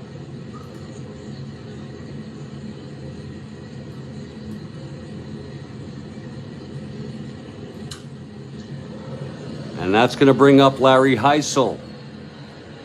Boy, Walker has pitched good baseball today.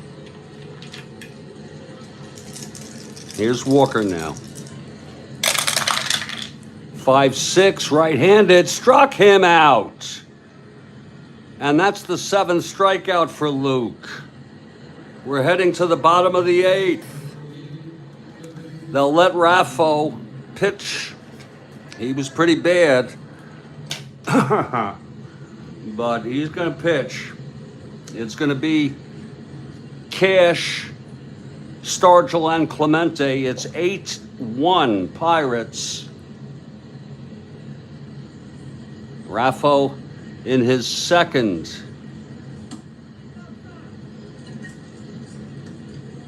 inning of relief. And there's a buzz here in Pittsburgh. Luke Skywalker is a buzz in this town, as they're on the verge of their first championship since 1960. Okay, Raffo ready. Cash comes up, 1 for 3, singled, walked and scored. Here's Raffo.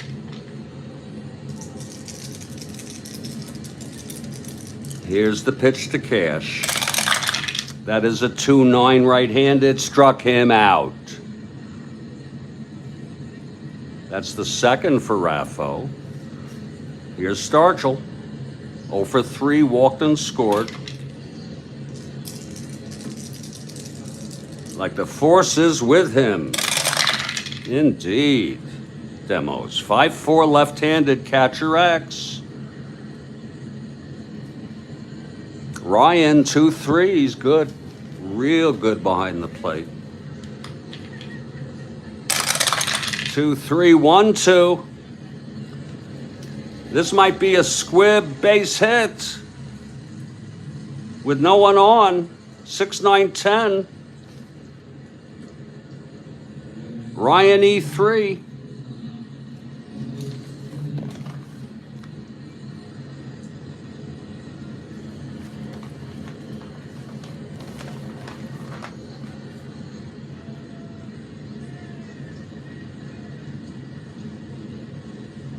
It is a squibber right in front of the plate. Ryan throws to first, not in time. Oh, Wilbur, hustling.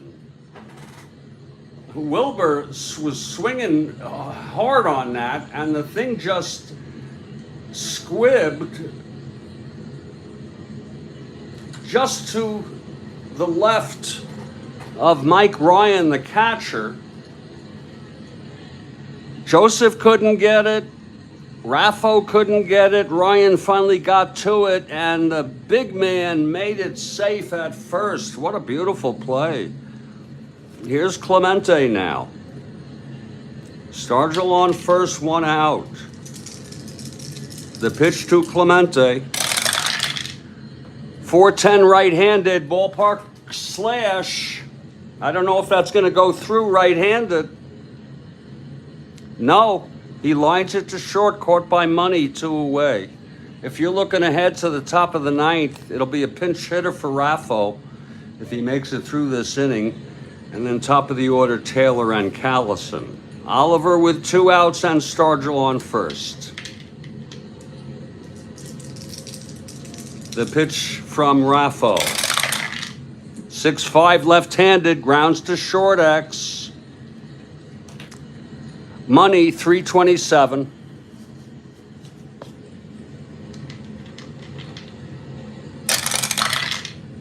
(17-3) G1 gets to it.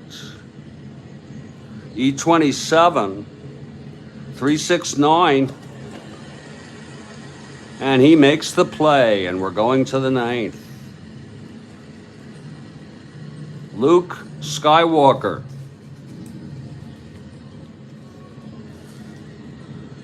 Takes the mound.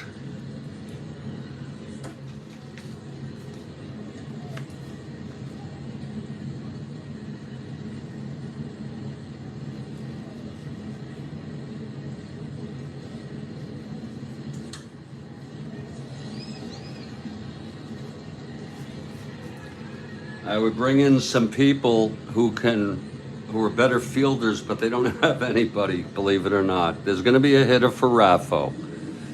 Raffo pitched 2, allowed 4 hits, walked none, struck out 2, allowed 1 himself.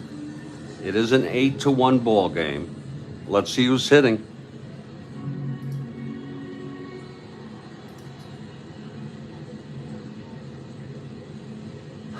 Johnny Briggs. Johnny Briggs pinch hit in this game in real world. or I should say he actually played center. Terry Harmon pinch hit, but he is a left-handed hitter, I believe. Oh, he's a right-hander. It's going to be Harmon. Wait a minute. Yeah, it's going to be Harmon, the right-handed hitter. Hitting for Raffo.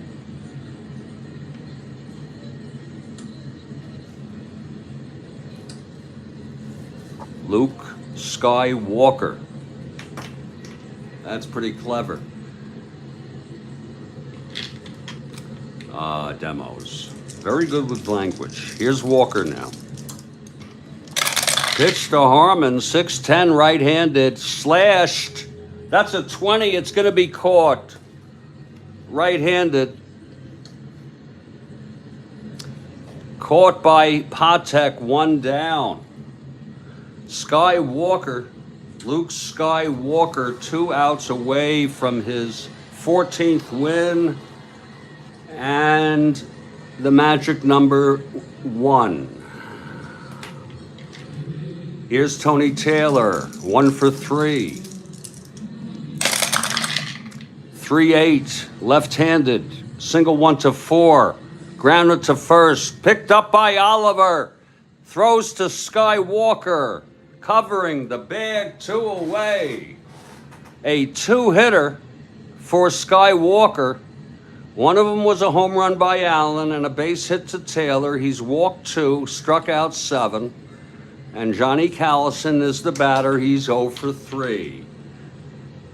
2-2 to Callison. The pitch from Skywalker. 3-8, left-handed, grounds it back to Walker. He fields it cleanly. He throws it to Oliver, and the ball game is over. And the fans are cheering. The final, Pittsburgh 8, Philadelphia 1.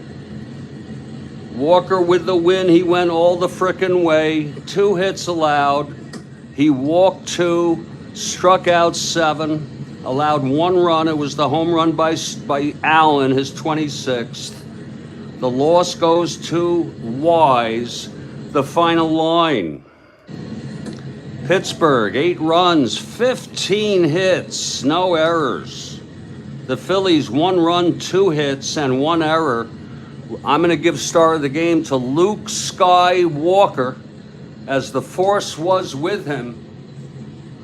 And we're going to take a break for about 20 minutes. I have 9:38. I expect a 10 a.m. start for this second game.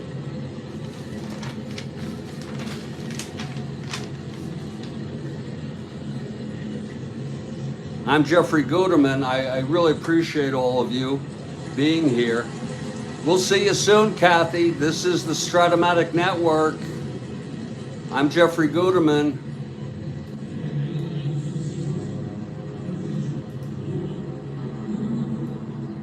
If you're looking ahead to Game 2, it's Jeff James for the Phillies, Bob Moose for the Bucks. We'll be back in 20 minutes.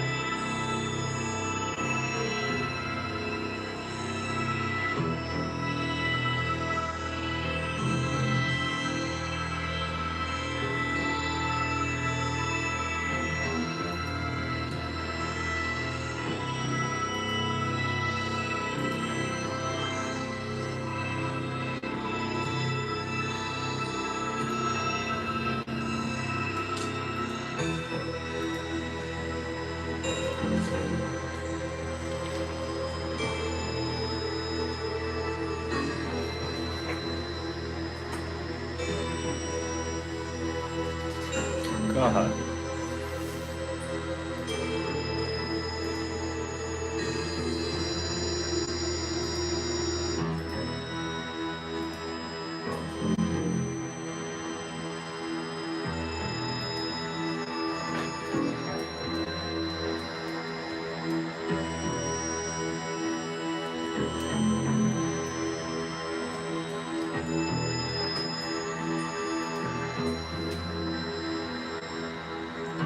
Oh, Lord.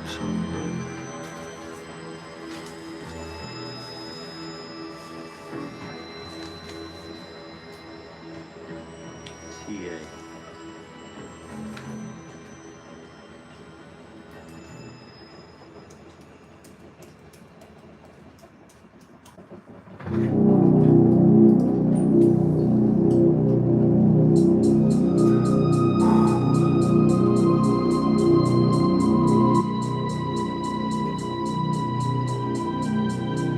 Wow.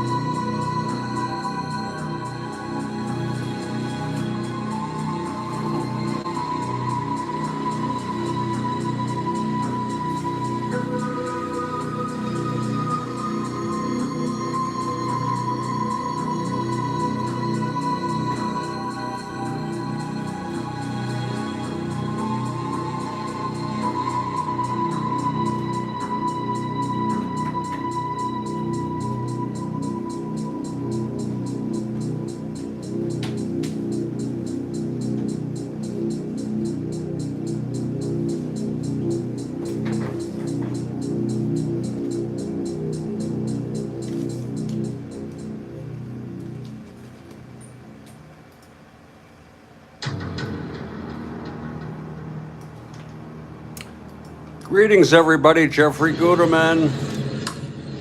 Jeffrey Guterman here with the Strat-O-Matic Network. For game 2 of the doubleheader between the Phillies at the Pirates, I've already double checked. Indeed, now the magic number is 1. In the first game, the Pirates beat the Phillies 8-1. Luke Skywalker went all the way for his 14th win. 9 innings, 1 run. It was a home run by Dick Allen. He only allowed 2 hits, also a single to Taylor, walked 2, struck out 7.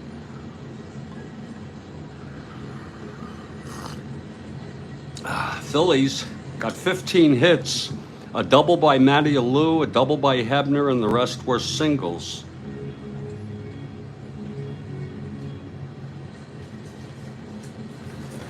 And we move now to game 2 of this doubleheader.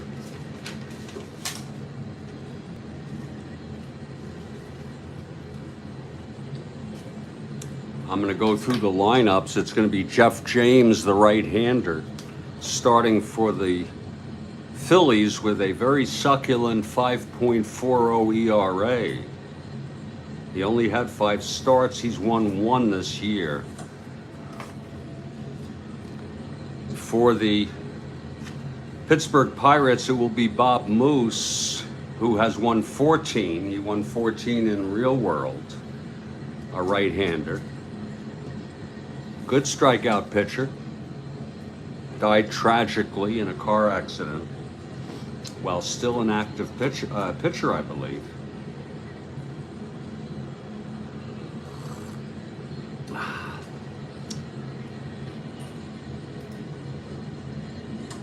The Pirates won this one in real world 9-7.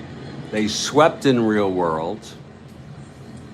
For tomorrow's date, in our replay, September 26th, the Pirates are still home. They host the Cubs. So it looks like either way, the Pirates are going to clinch at home, which is something they really want to do.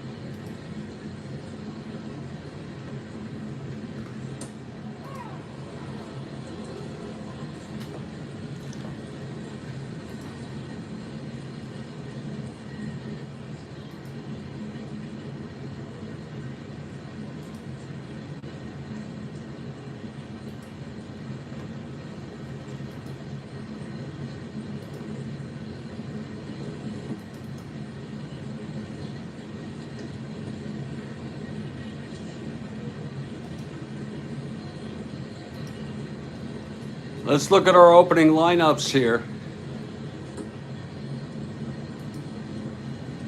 For the Phillies, it'll be John Briggs leading off in center field, Tony Taylor at second, Callison in right, Allen at first, Darren Johnson at third,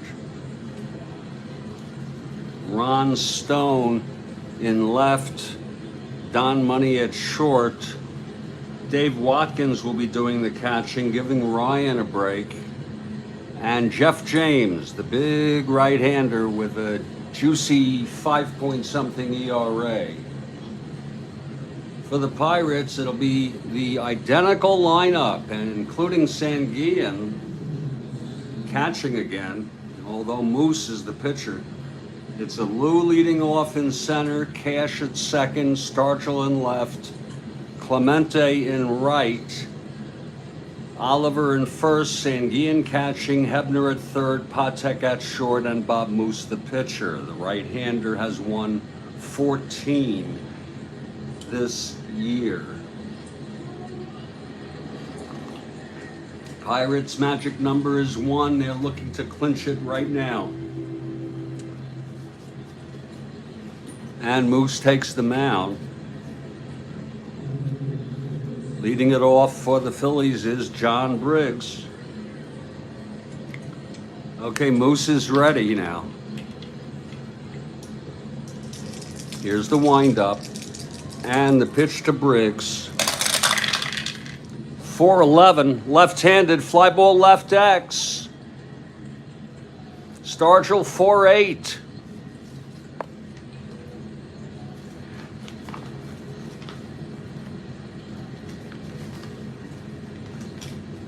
Ooh.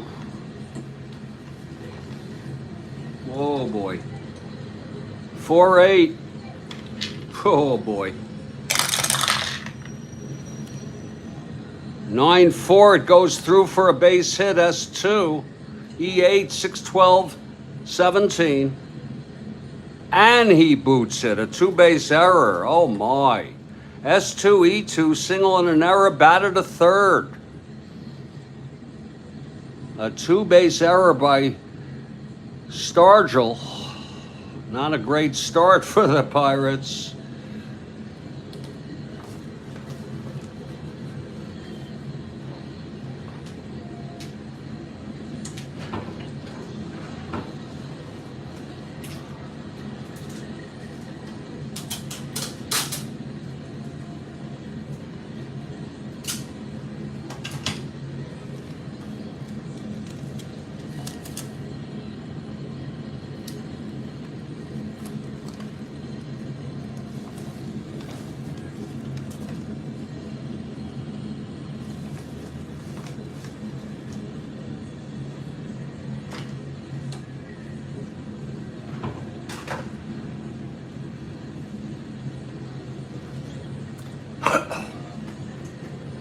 Now here's Tony Taylor. Pirates play the infield in. Here's Moose. 1-4. Grounder to short B with the infield in and a runner on third. It's going to be a 7, batter safe. Lead runner out. That's going to be Briggs, thrown out at the plate. What a beautiful play by Patek.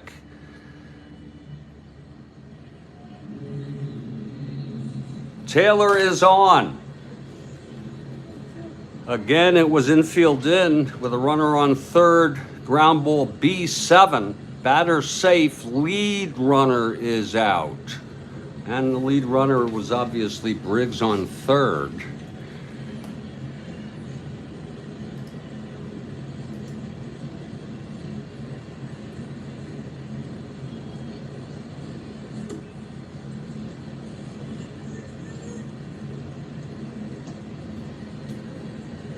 Christ.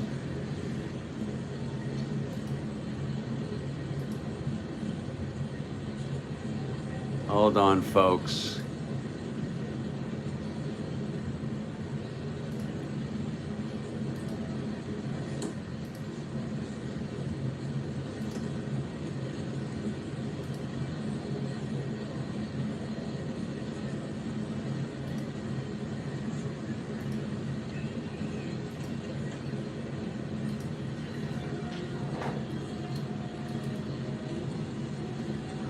It has to be a little break in the action here as I have to check something.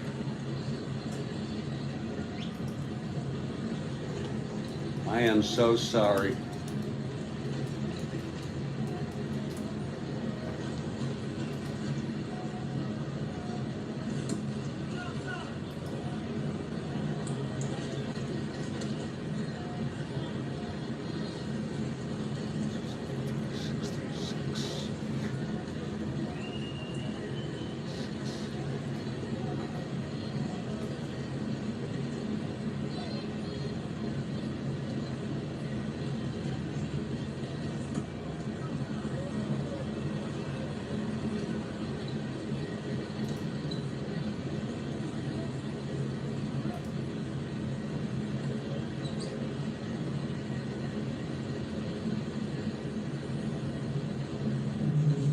Okay.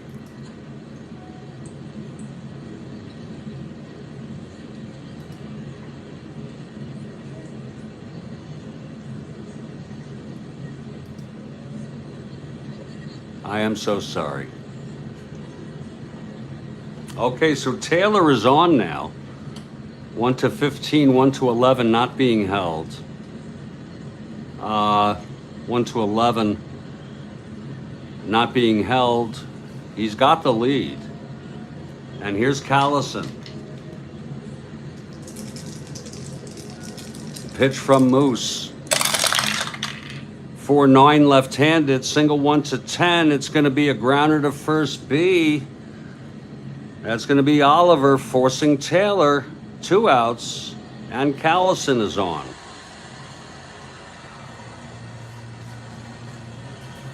Now Dick Allen.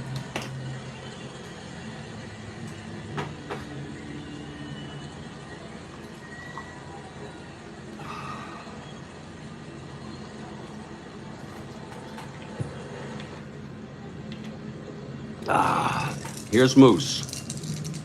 And the pitch to Allen. 2-7 right-handed, struck him out. And the side is retired. No runs. 1 hit with a 2-base error, which put Briggs leading off on third. Infield was in. The grounder to Patek nailed Briggs at the plate. None left. After a half an inning, it's Phillies nothing. Pirates coming up. Here's Jeff James now. A 5.40 ERA. +5 hold quotient. Matty Alou leading it off. Same exact lineup. Clemente rarely plays both games of a doubleheader. From my observations, I think they want him, though, on the field if they clinch it. Here's James. And the pitch to Alou. 3-7, base hit. He's a hit machine. Mateo, 1 to 17, 1 to 22 being held, 1 to 19. He's going to try for the lead, 5 and 6, and he does not get it. Mateo Alou on first to lead it off, being held. Here's Dave Cash.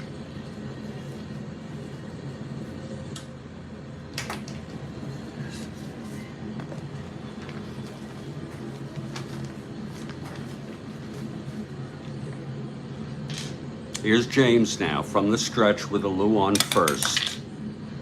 He's a B bunter and he lays it down.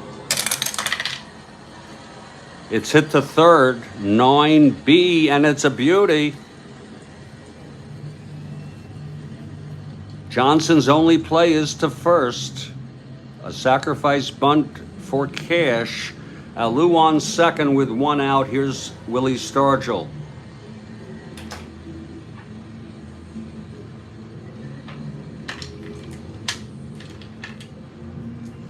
Jeff James.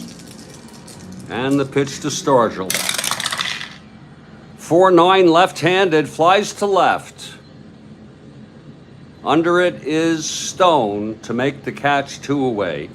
And here comes Roberto in a clutch situation.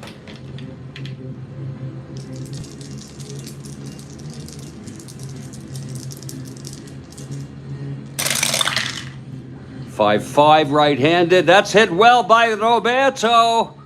Oh, and it's gone. A 2-run home run for Roberto Clemente. And the crowd is going crazy. A 2-run blast off Jeff James. Let's look at that again. 5-5 right-handed and home run. He's got the power. 1-14, 11 on the devil die. And Clemente gets a big hand.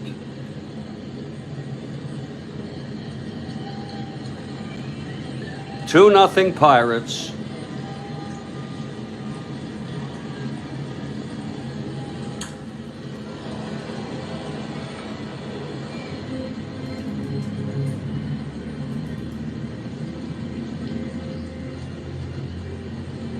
For Clemente, that is home run number 22. He had 19 in real worlds.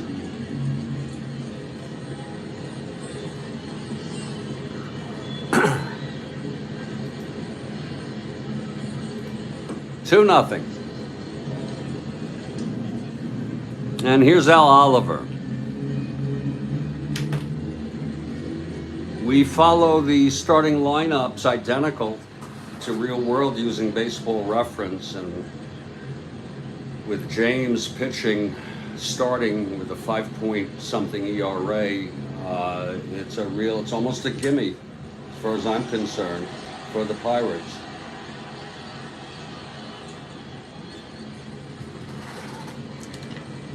Here's Oliver now with 2 outs. That was a clutch 2-run home run by Clemente. Nobody on. The pitch to Oliver, 6'3", left-handed. Ballpark slash. This is not going to go through. Left-handed in Pittsburgh.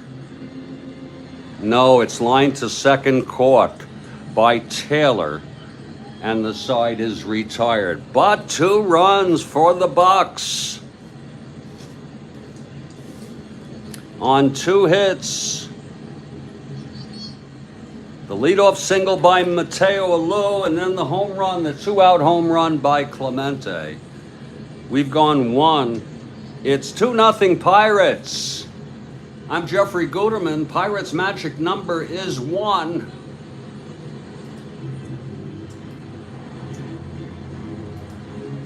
There's a buzz in Pittsburgh, and especially here at Forbes Field. We'll be back in just a couple minutes for the second inning. This is the Strat-O-Matic Network.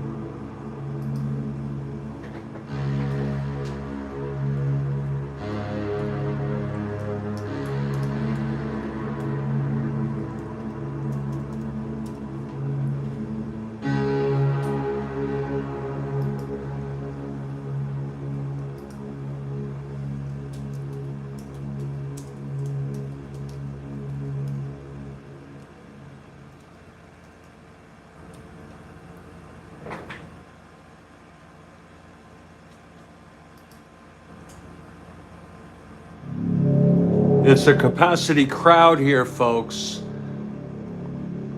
And nice to know if any of my regular friends are here. I've had enough coffee. I'm very excited because I got a lot going on in my life right now.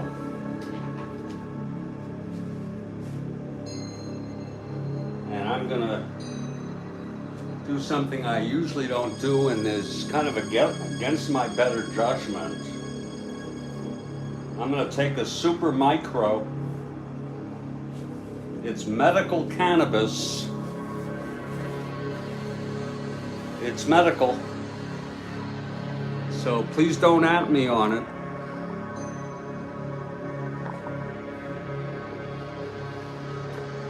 It's 2-0 Pirates after 1.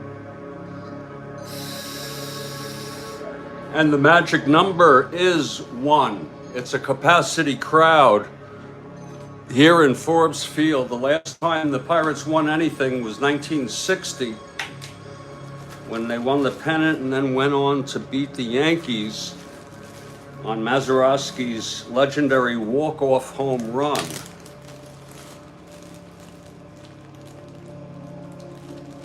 This is going to be a super micro. When I say micro, Kathy, I'm talking really small. And you would be astonished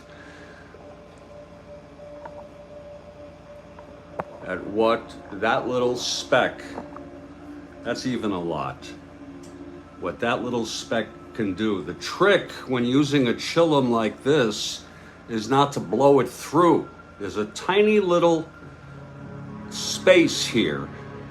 It narrows out here, and you want to make sure that the flower does not get blown through.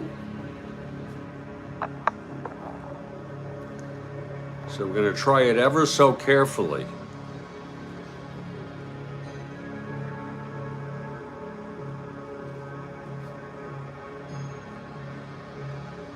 I find that the trick to it is to sort of use the lighter as a heat mechanism rather than burning the flower. Get the heat going.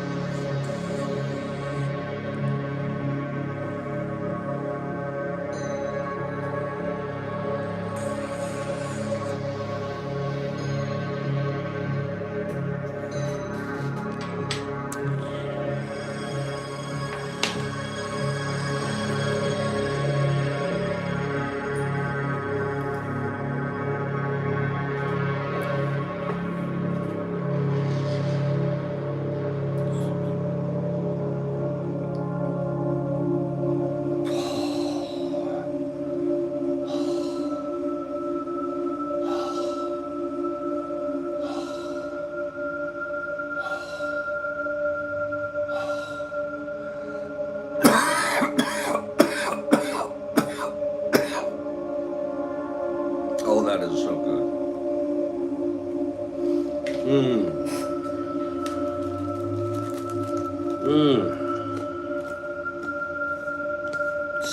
So good. Boy, do I dig that.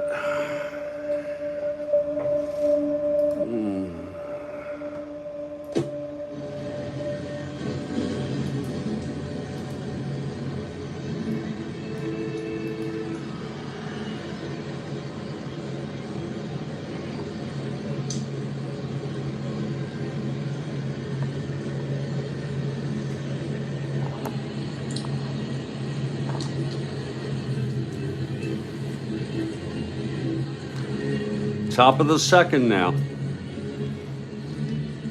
Moose comes out. He allowed to Briggs the leadoff in the first inning. He landed on third. It was a single and a two-base error by Stargell. But he got out of it. Briggs was thrown out at home. trying to come home on a ground ball to Patek, who threw it right to Sanguian and put on the tag. The infield was in. Here's Moose now facing Johnson. 1-9 right-handed, struck him out, and that's 2 strikeouts in a row for Moose. Now Ron Stone, left-handed hitter.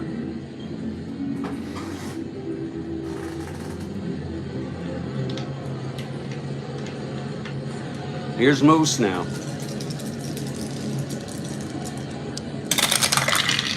110 right-handed, and that is a drive hit out into the gap. It's dropping for a double for Ron Stone off Moose. How do you like that? Moose, Stone, the left-handed hitter, doubling off Moose on a 110 right-handed. And here's Don Money.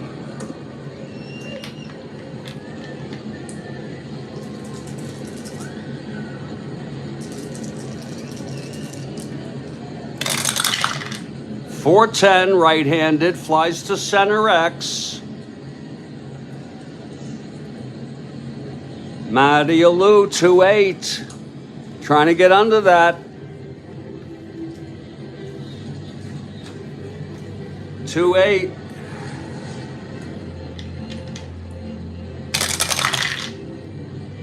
(19-2) gets to it F3 with a runner on second. 5-8, 10-8.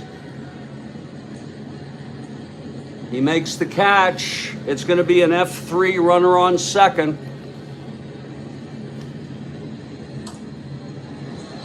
And he will hold. A nice catch by Mateo Alou, throwing it in quickly to third. 2 outs, and we have a mid-second Strat-O-Matic Baseball Network 1969 replay emoji from David, better known as Baseball Demos. We have a mid-second, and if that's the category, that's quite interesting. NASDAQ is down 40, S&P up 13.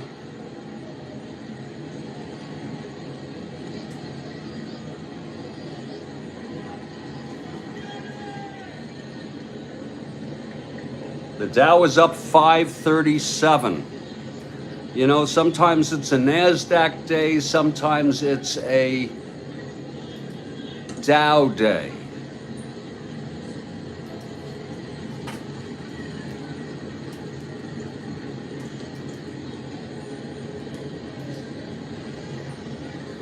Something's going on in the Dow today. It's up 537.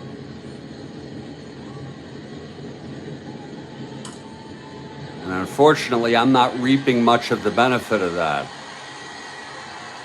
2 outs now. And Dave Watkins, the catcher, a 176 hitter. We let him hit at least twice. This is a clutch situation. He has no situations on his card against Moose, the right-hander. 112 right-handed, fly ball right. This should end the inning. It's Clemente. And the side is retired. So the double by Stone left on base. A couple of pretty catches by Alou and Clemente. We are in the middle of the second. It's 2-0 Pirates. Their magic number is 1. And let's pay attention now to the live text. This might be interesting. A Strat-O-Matic 1960 Strat-O-Matic Baseball Network 1969 replay emoji from Demos. Now wait for it. Wait for it now. God damn, he looks like Vincent van Gogh. Trump. Just like Van Gogh. Here it is.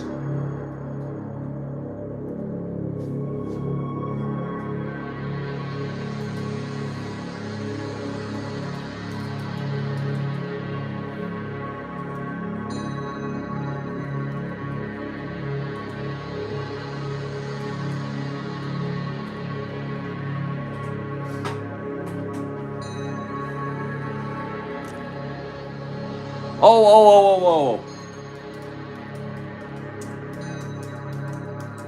Thanks for reminding me. The champagne is on ice for the Pirates.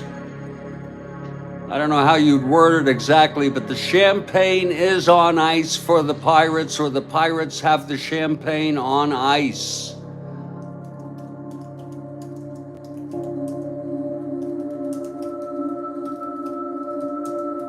And they've got a lot of it. Thank you, and thank you for reminding me.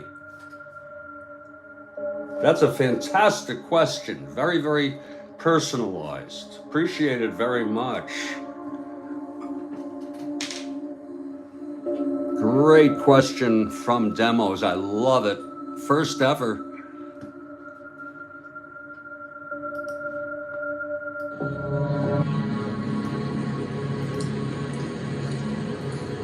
There's a sort of Twilight Zone feel here in Pittsburgh. Jeff James allowed 2 runs in the first. Again, he's got a 5-point-something ERA. He started in real world. We're using him, and we'll be mindful. Boozer and Johnson are available if he gets out of hand. Sanguin leading it off. Put the beautiful tag on Briggs, trying to come home on a ground ball to Patek. Here's the pitch to Sanguin.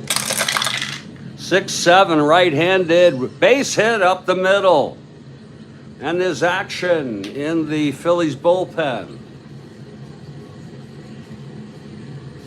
Jerry Johnson is warming. Jerry Johnson, who pitched in this game, I believe, in real world. I believe it was the second game. Doesn't really matter too much whether it was the first or the second. But if you must know, it was this game. Raffo actually Johnson ended up pitching twice. He pitched in the first game too. We haven't used him. Sanguin is on. He's a 1-15, 1-20. 1-18 being held. And he'll go for the lead. He's a 4-6. And here's the gravedigger, Richie Hebner. That was a beautiful question, Demos. Really makes me feel festive. Here's the pitch to Hebner. 3. Oh, they didn't send him. Too late. 3-5 base hit. Sanguin goes to third. Well, how do you like that? Now James is due up next inning to lead off. House rule: when playing solitaire, if you intend to send the runner, but you end up rolling all 3 dice, the runner didn't go. That run might have scored, but of course I don't believe it would have been the same roll. It's first and third, no outs. Here's Patek now. We'll let the Phillies play the infield in like the Pirates did. What's good for the goose? Here's James. That's 4-7 right-handed, grounds it to short. It's going to be, I think, a double play, and Sanguin will score. And it is. It's 4-7, grounded to short. It was money to Taylor, and then over to Big Dick Allen for the double play. Sanguin scores, no run batted in. And it is a 3-0 ball game. And what a beautiful emoji that was by Baseball Demos. You really touched me with that. Pirates have the champagne on ice. Yeah, capacity crowd for this doubleheader. They came in, the magic number was 2. They won the first game 8-1. Walker went all the way. Here's Moose now.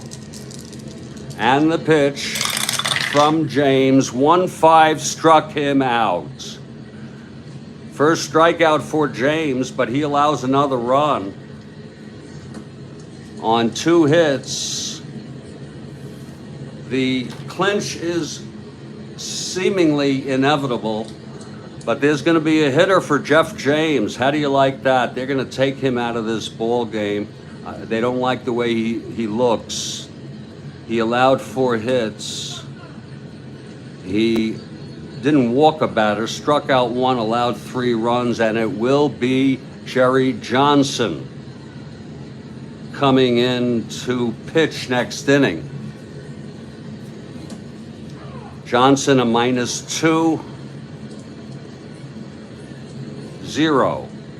That's an improvement. There's going to be a hitter now for James. So you can't say we're not trying for the Phillies. You cannot say that. If you do, it's dubious. It's going to be Rick Joseph. He pinch hit in this game in Real World. Rick Joseph pinch hit in this game in Real World. We just like to be realistic. We use that as guidelines, folks, just to let you know here in the Strat-O-Matic network, in this 69 replay, we have house rules. One of them is use exact lineups, including starting pitchers. Look who was used in relief in Real World and use that as a guideline. You are permitted to deviate from it as long as the reliever is not hurt. We can tell that by looking at recent games or out.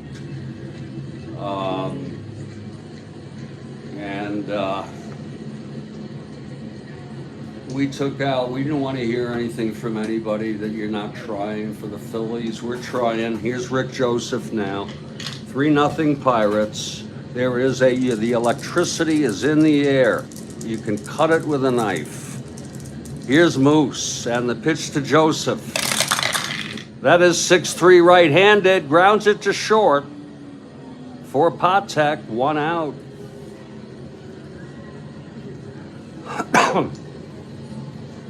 Again, magic number 1, because new people come into the broadcast time to time. A win here and a sweep of this doubleheader. This is game 2. And the Pirates have clinched the National League East in 1969. Here's Briggs. Singled, and the 2-base error by Stargell put him on third. Thrown out by Patek on the ground ball hit by Taylor with the infield in. Pitch to Briggs, 6-7, left-handed, grounds to second X. Cash a 4-10.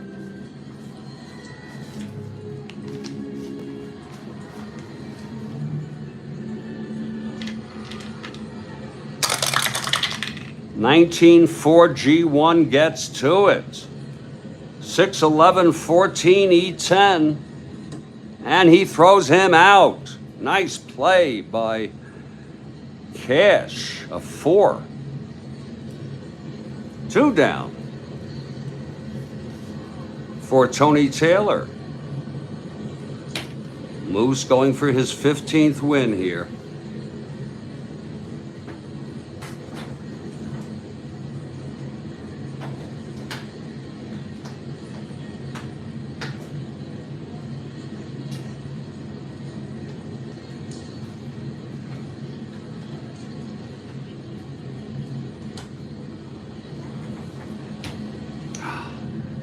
Two outs, nobody on.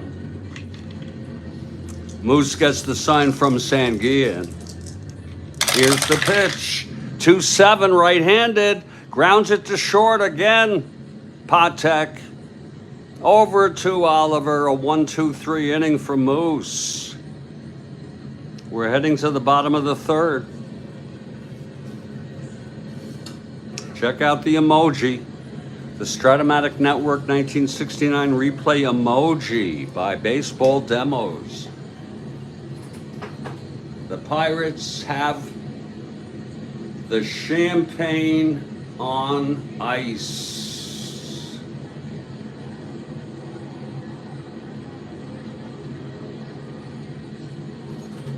Here come the Pirates, top of the order. Mateo Alou singled and scored on Clemente's home run. Here's Johnson now. In for, hey, Kathy Harden, 3-0 already. Pitch to Alou. 5-7, left-handed, single 1-10. No, it's a grounder to third, stopped by Johnson.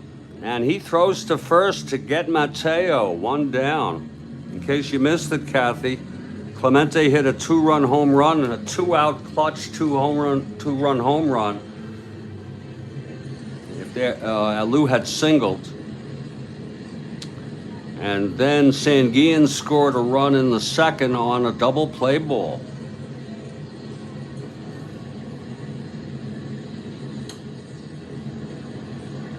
You know, I wondered, did I bring the infield in on this play? This could really fuck things up. You know, I am so cognizant of, I am so cognizant of wanting to get these things right. I'm gonna see if this can be fixed. We're in a replay mode right now. Sanguillen is on. He's a 1-15, 1-20. To set the runner, but you end up rolling all 3 dice. The runner didn't go. Allen did. What's good for the goose? Oh, it is. To lead off. House rule, 3 dice. Here's Hebner. The runner didn't go. That run might have scored. I got so excited. I believe it would have been the same roll. It's first and third, no outs. Here's Patek now. We'll let the Phillies play the infield in like the Pirates did. There you go. We're going to come back and we're going to look at the roll. What's good for the goose? Oh. Here's James. That's 4. Thank you, Joel. Thank you so much, Joel. I appreciate that you appreciate that. It's a 4-7.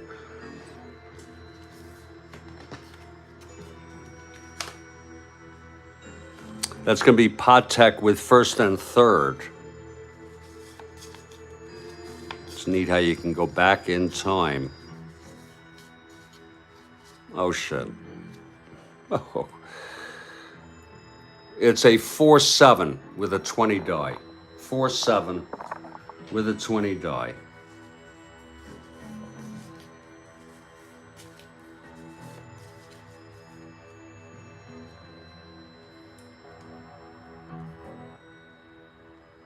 Holy cow. How did I read Jeff James, of course, that's why. Jeff James was the pitcher. 4-7, ground ball short A. Infield in.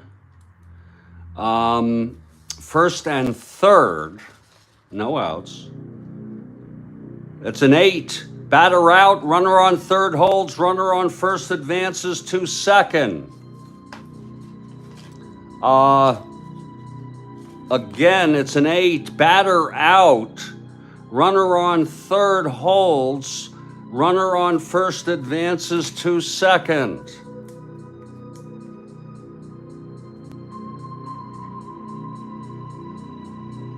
Runner holds at third.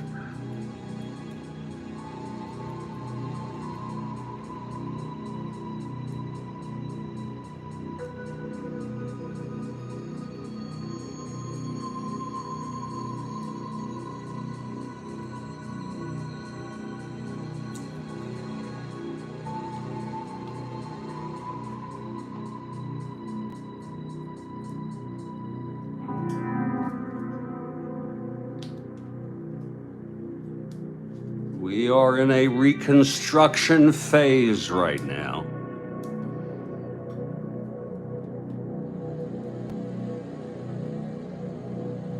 Damn this thing, I'm gonna need new whiteout. Shit.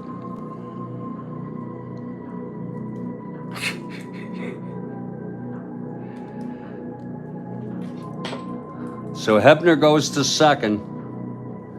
Sanguian holds. It's a plain ground out. We're gonna go with the strikeout on Moose, and our best resolution here is to let out Lou hit and nullify his leadoff at bat. I'm at a frickin' whiteout. Jesus. Jesus Christ.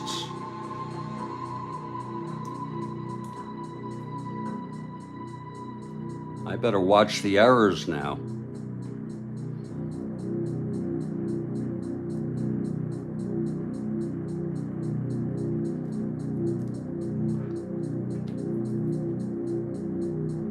That's the solution that I have come up with. I don't know if you all like it, but it's the only solution. What we'll do to make it go is we'll take his roll that was done in the replay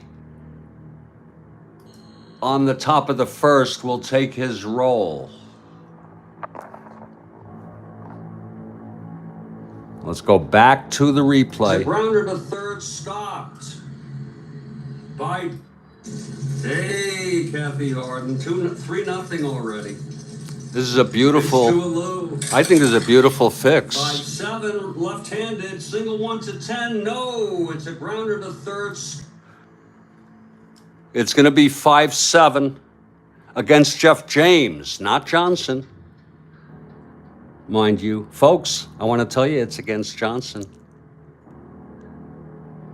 And it's kind of interesting because the top of the third, it's a 5-7-18. It's kind of neat because the top of the third has already played. We are back in time. 5-7 on Jeff James left-handed, single 1 to 4. It was a 5-7-18. In fact, this is the roll. And that's going to be a grounder to first, picked up by Allen, who takes it to, actually throws to James, covering the bag. And James actually ends up looking good. Unfortunately, we took him out anyway. There's going to take that run away. And it's a beautiful fix. I say it's gorgeous. We're going to need whiteout. Whiteout. We have coffee.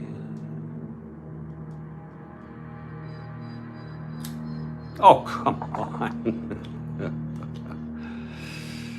Come on, give me a break.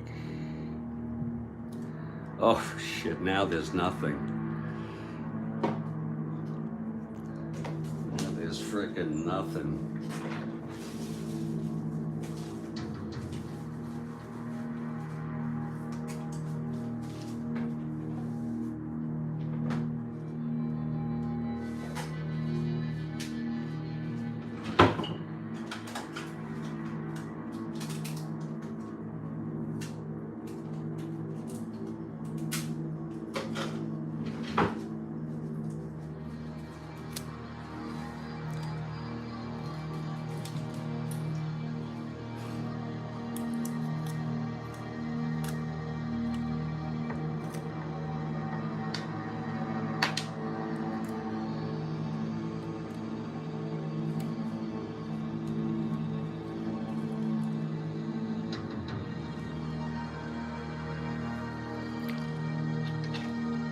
We will take James out, though, as we did anyway,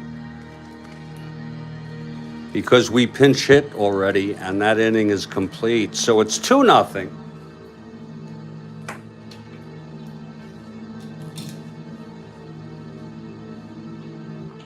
Johnson is the pitcher, and Cash will lead off. All's well. Oh, Joel, I didn't know that. I don't have any rubbing alcohol right now. But I'm telling you, whiteout is on. Joel, I didn't know that. But I'll tell you. I don't have any rub. Top 4 question, Bill Ivamy. And I think from the lack of objection, I think the consensus is that was an adequate correction. And you got to have it, it's preferable to go beforehand. Our house rule here is when we're reconstructing, we use all rolls that were done when possible.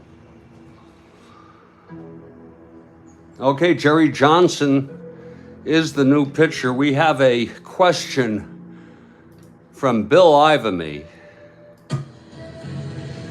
right after this inning. And I would like to suggest to all of you that this shows that I have bias. I'm really looking forward to Pirates winning. Check out Demo's emoji. Pirates have the champagne on ice. But I'm trying, I still try to be as impartial as I can. Here's Cash now. He had the sacrifice bunt in the first, Johnson and the pitch. That's going to be a 3-8 right-handed, and there is a double down the line. So, it's really hard to stop these Pirates. This Dave Cash, this youngster is really impressing the Pirates and the fans coming in when Ali got hurt. And I might use Cash even if Ali gets better and is used in real world in forthcoming games in the few that are remaining. I'll see. Here's Stargell now. He's just hitting so well and fielding pretty well too, even though he's a 410. Here's Stargell. Johnson. 4-6 left-handed, walked him. It's first and second, nobody out for Clemente. A recipe for disaster if you're Jerry Johnson. Clemente hit the 2-run home run. 6-9 right-handed, that is long. It's high to left center, and it's a 3-run home run, the second of the game for Clemente. And the fans are going crazy. Oh, the fans are going crazy. Oh, my.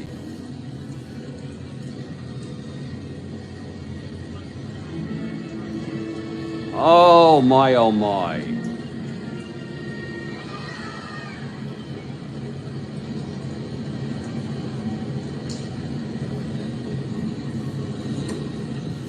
That, I didn't record his first home run. I'm so excited, Kathy.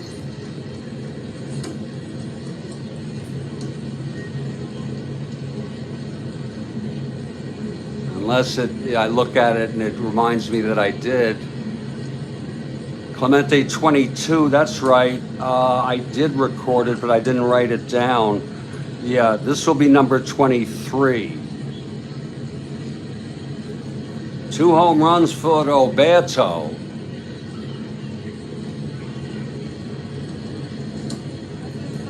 He only had 12. I like to say that, he had 19, I'm sorry. I like to say that Roberto could have hit over 40 home runs annually, but he would have been probably a 275 hitter. That's what I think.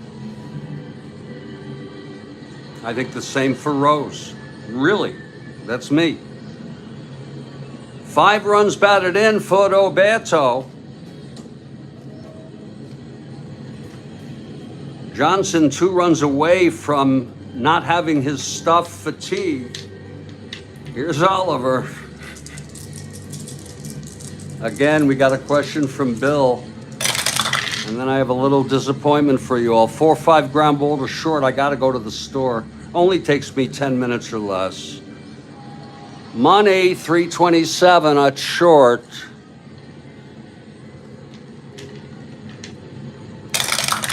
There's my stomach. That's going to be a 6-3 for money. G3 gets to it. 5-10-14 on an E27. And he makes the play. That's a 12. I'm just going to double check. I won't bother you with it. On a 27 shortstop. Looking for a 14. No, he's out. And there's one away. Here's Sanguillen now. 5-0.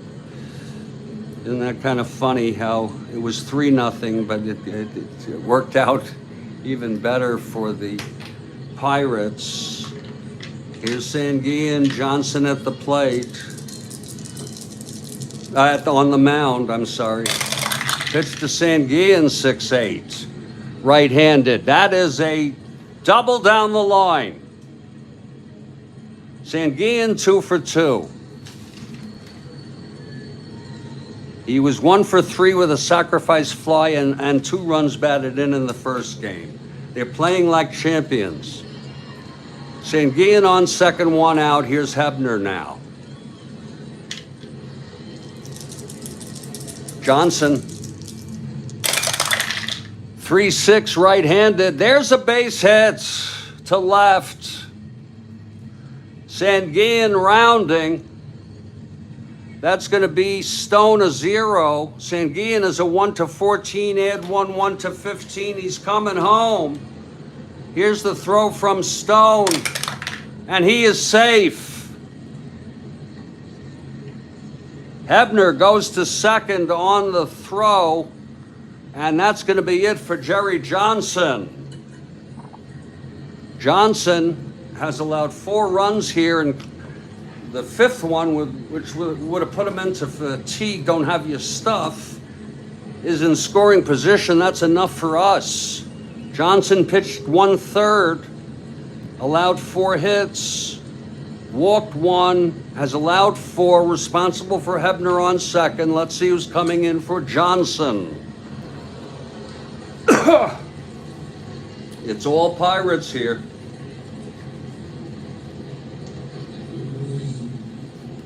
It's going to be Boozer.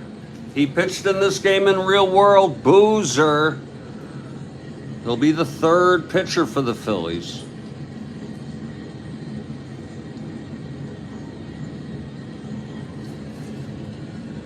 -3 with Watkins, -1. Boozer taking his warm-ups.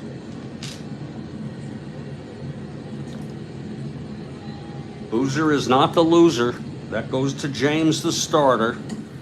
Again, Johnson responsible for Hebner on second, 1 out. It's Patek now.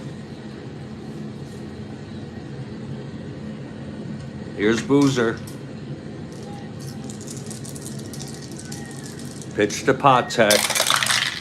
2-3 right-handed. Grounds it to first, B. With a runner on second, grounded to first, B.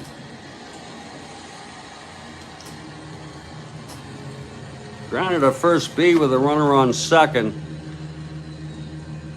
6. It's hit to second, batter out, runner advances. So Hebner goes to third. Boy, they're catching a lot of breaks.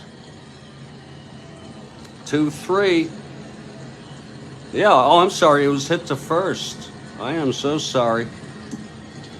But again, it still applies. Hit to the right side. Hebner on third, 2 down. Here's Moose. 1 WR. Boozer now, trying to get out of this. 4 runs this inning, 6-0 Pirates. Magic number 1. 2-8, and he struck him out. and the side is retired, but a big hand for the Pirates as they score 4 runs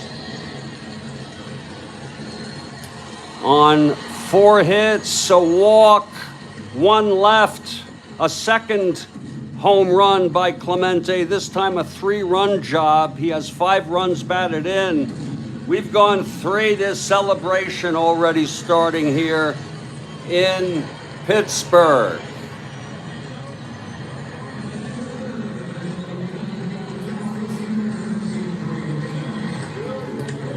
Celebrations already starting here in Pittsburgh at 6-0.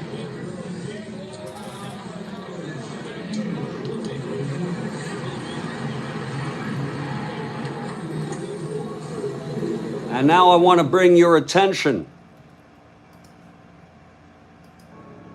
to Bill Ivamy in the text. Bill Ivamy has a top of the 4th question. We had just a heartwarming question from Demos. It was a Strat-O-Matic Network 1969 replay emoji question.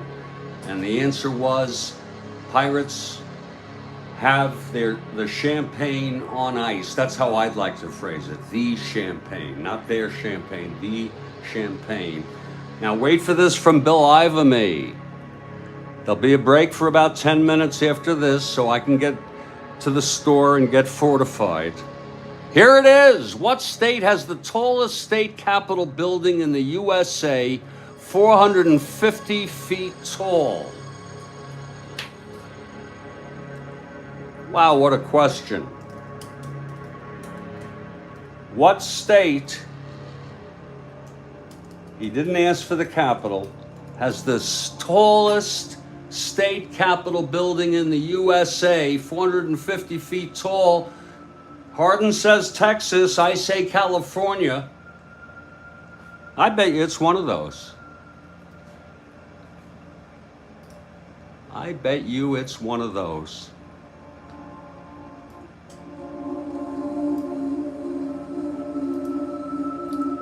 Further east. Whoa.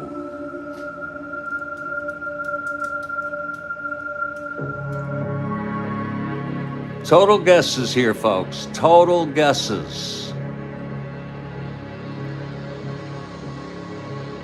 Demo's guess is Georgia.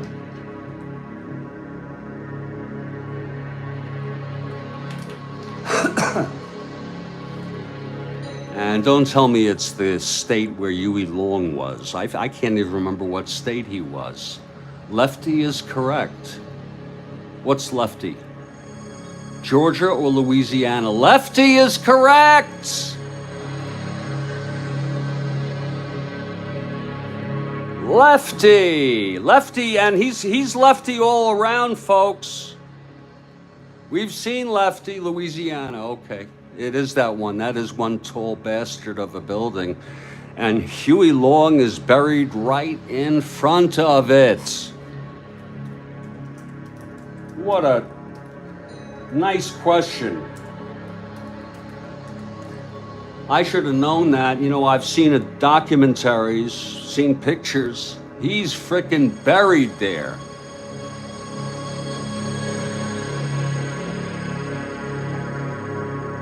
He's also a self-professed all-star first baseman, Lefty. Folks, this is really getting excited, and I can't, Bill, that was a super question. It reminds me that son of a bastard is buried there. I don't know, about maybe, you know, a few hundred feet before it. It's, I think when you approach the Capitol building, Lefty,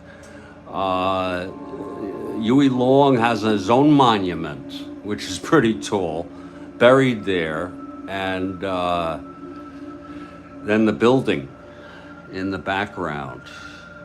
Folks, it's going to be about 10 minutes after I get my sneakers and shirt on. By the way, Johnson ends up having pitched 2/3. Because I have to go to the store. I've done a lot here this morning. I've been through a lot. I got things going on. Oops, put that in the wrong spot. He ends up allowing no runs. I am so sorry. And we're getting white out, so we're gonna white this all out. We're getting white out. This is all gonna be in 10 minutes. We're getting water, we're getting protein, and we're gonna get a snack.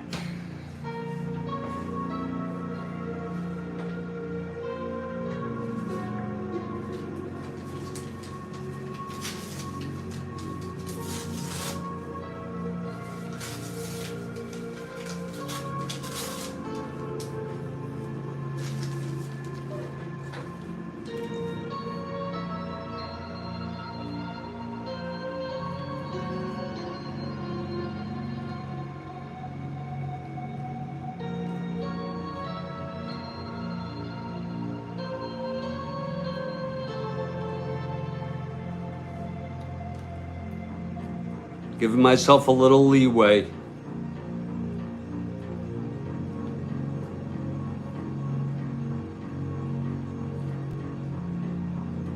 I say by 11:22 we'll be back. Again, it's white out.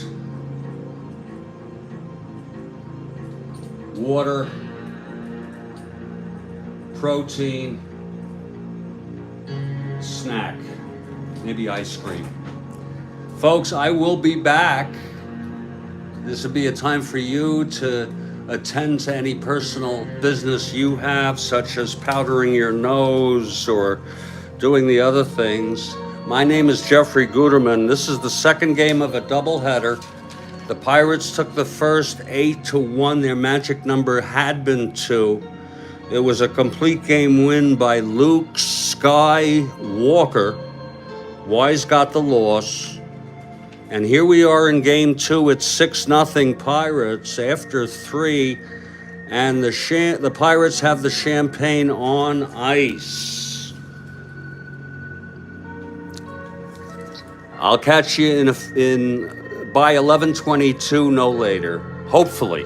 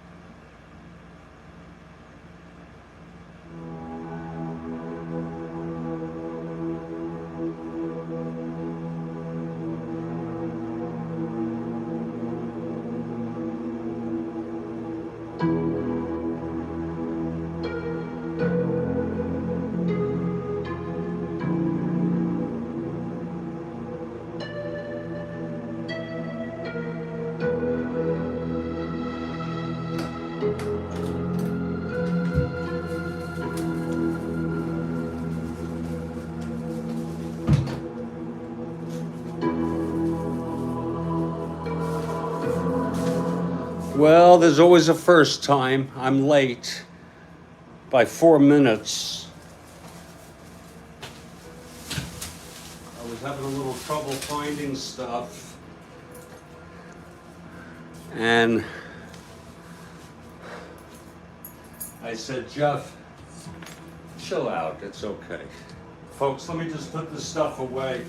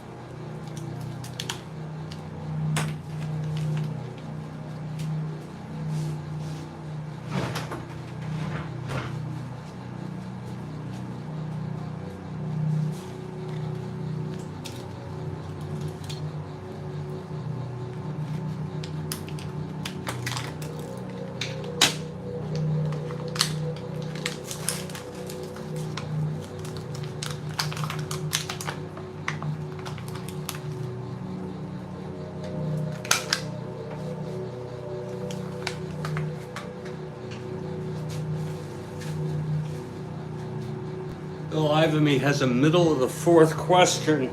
That works out perfectly because, folks, I want to tell you something. I'm a little out of breath, and my plan is to do the top of the fourth.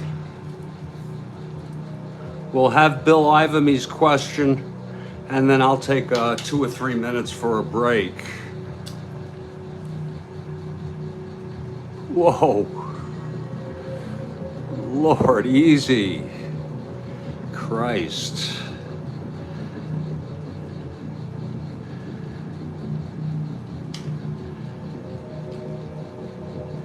Boy, that feels much better.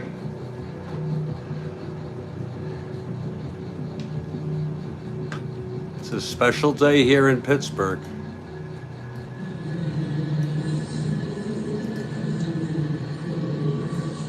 And I'm celebrating by taking a hit already.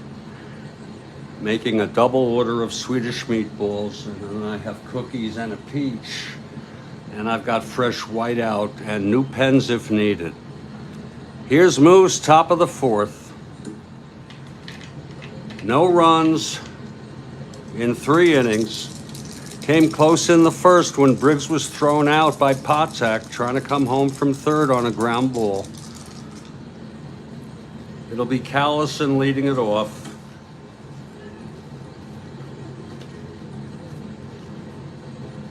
Callison, left-handed hitter. It's only going to be a regular break after this half inning and the question. I'm back. Here's Moose now. 1-4 right-handed, walked him. So Callison is on, not being held. And here's Big Dick Allen. Allen had a home run in the first game, his 26th of the year. It was the only run today for the Phillies. Here's the pitch to Allen, 112 right-handed, fly ball center. And it's Mateo under it for the out. Here's DJ Johnson now. Moves from the stretch. 3-5, right-handed, walked him. Second walk this inning and in this game by Moose. His first endurance is the 7th. Now Ron Stone, doubled in the second. 6-0 Pirates. Pitch to Stone, 5-9 left-handed, struck him out. Third for Moose. And Don Money.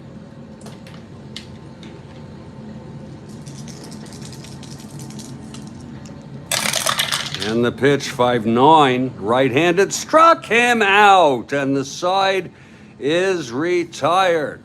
And the fans love it. No runs, no hits, the 2 walks. Both left on. We've gone 3.5. It's 6-0 Pirates. Now, Bill Ivamy, so kind of you for continuity. Big Bill has a question here.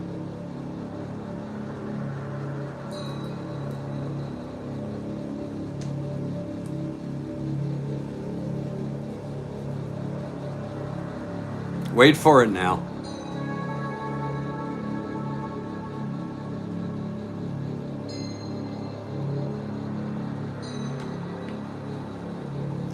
Here it is. This Rock and Roll Hall of Famer actually recorded a song written by Huey Long for his 1974 album, Good Old Boys. Name this singer-songwriter. I had no freaking idea that that was true.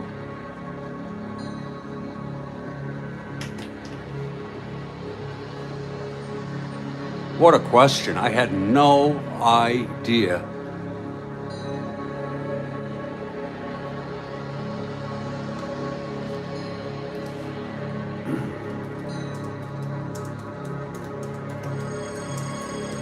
Unbelievable. Who knew? Who would think?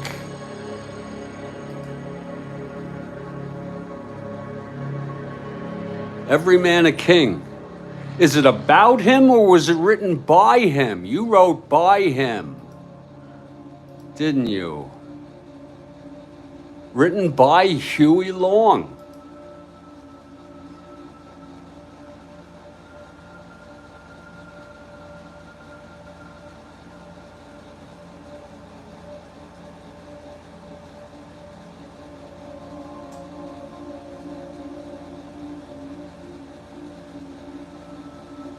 Wow, you're right. It's a song that was co-written by Huey Long and Castro Carrazzo. It's also the title of his autobiography. Every Man a King, but No One Wears a Crown was adopted by Williams Jennings Bryant. Long used that phrase. And, you know, the problem with Huey Long is he went too far. No, haven't, Bill. No. He went too far. He was going to put limits on income. I think it was the max you could make is 35 million, and then everything that we don't work that way. Okay? The US Constitution doesn't work that way. If you want, make other reforms, tax reforms. You can't cut off income. He went too far, and he was an extremist on the left. You get extremists on both sides of the spectrum. And that's just a super frickin' question.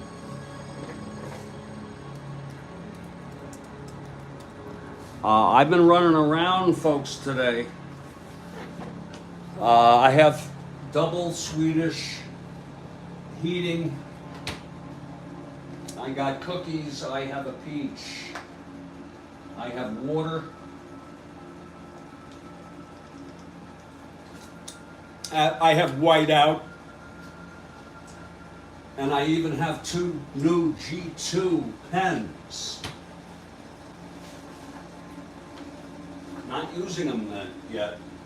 I'll be back in 2 or 3 minutes. This is the Strat-O-Matic network. Oh, and it was great, Bill. Just awesome question. I mean, real informative.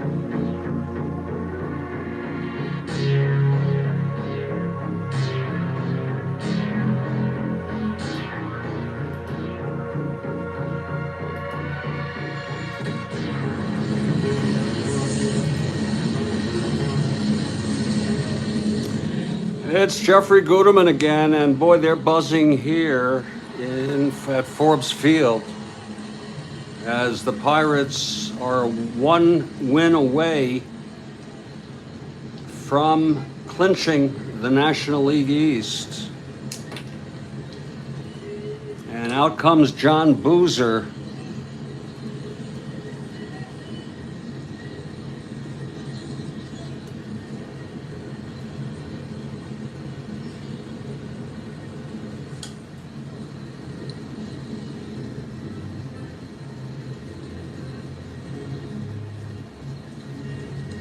See, I brought in Johnson, then took him out. He had only pitched 1/3. It's 2/3 for Boozer. There's a new pitcher for the Phillies, if I'm not mistaken. My God.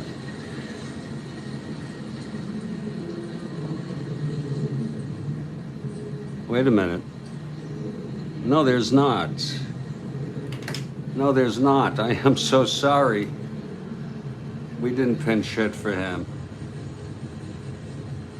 I am so sorry. Boozer is coming out. I'm just a little excited, folks. It's a great question, Randy Newman.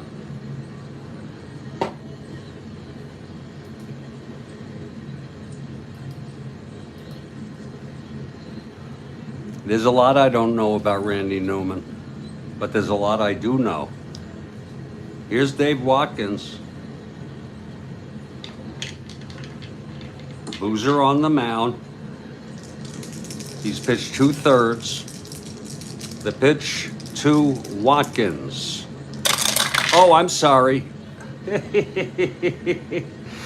Mateo Alou leading it off here in the bottom of the fourth. Roll stands. 4-6 left-handed. It's shot into the gap. Right center dropping for a double. A leadoff double by Mateo. Mateo was 1 for 4, reached on an error. 1 for 5, I'm sorry. Run batted in the first game. He's a hitting machine. He's 2 for 3 today. Here's Dave Cash.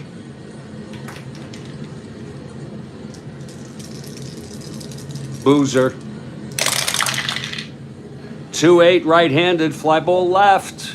Under that is Stone, 1 out. And Stargell. Stargell 0 for 1, walked and scored on Clemente's home run. He was 1 for 4, walked and scored, knocked in a run, or did not knock in a run in the first game. Here's Boozer now from the stretch. 4-7 left-handed, base hit. And here comes Alou into score. And it's a 7-0 ball game, folks.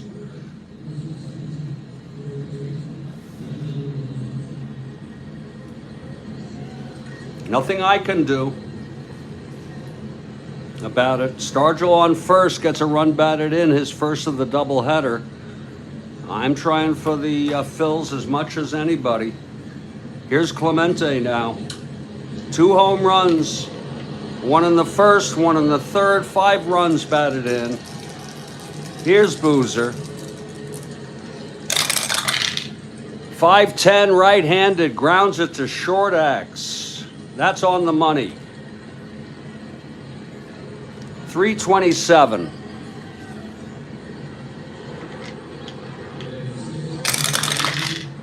8, 3, G3. 4, 5, 6, E27. And he throws him out. It's going to be a G3 with a runner on first. He will advance, Starger will. As money throws Clemente out. 2 away now. And a clutch situation for Al Oliver. 0 for 2. He was 3 for 5 in the first game. Scored 2 runs and had a run batted in. Boozer and the pitch to Oliver. This will be Boozer's last inning. 3-10, grounder to second. This should end the inning. Taylor on 1 hop. Over to Allen, and the side is retired. But another run for the Pirates. And they're buzzing here in Pittsburgh. We've gone 4 here. It's 7-0. Moose with the shutout.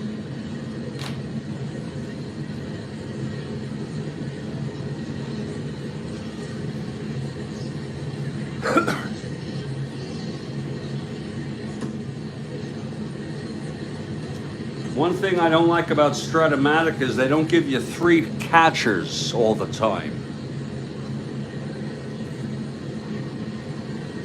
And therefore, we wouldn't dare bring Ryan in. That poor guy is a workhorse. We'll look to see if there's one in the, I don't think so. We're just going to let him hit. That's we acknowledge this, a 176 hitter, but we're just not going to bring Ryan in after he caught the first game. So that's the way it goes. There'll be a hitter, though, for Boozer. Here's Moose. Pitch to Watkins. 3-6, struck him out. That's 3 in a row for Moose. And now a hitter coming in for Boozer.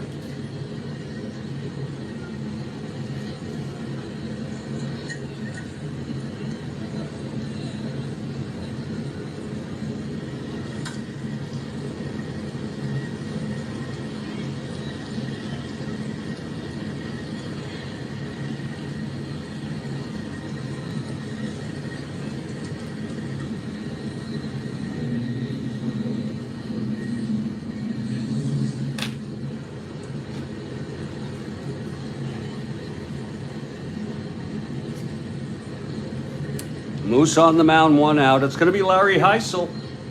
He played the first game.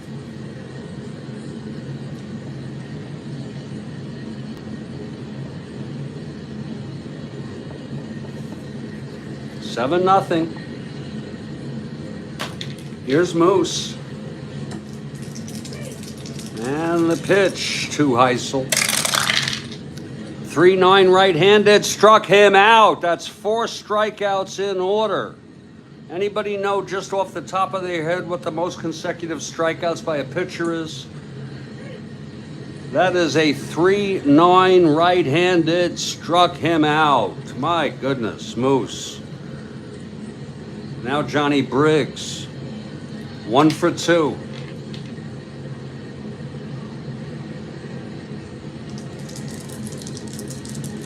And the pitch. 110 right-handed. Ballpark slash. That might go through left-handed. Yes, it does. It's a base hit for Briggs.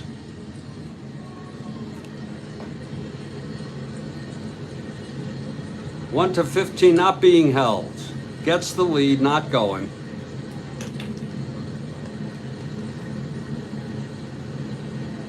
Here's Taylor.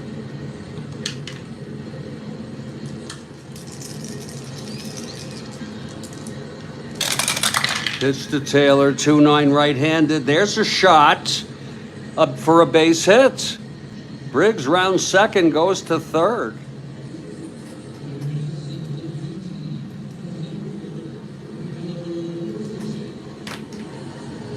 2-9 right-handed.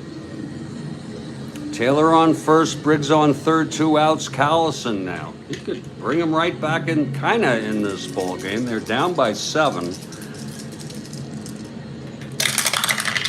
2-5, and he walked him, so the bases are full. Moose's first endurance, the 7th. It's Big Dick Allen. He could put the Phillies within 3.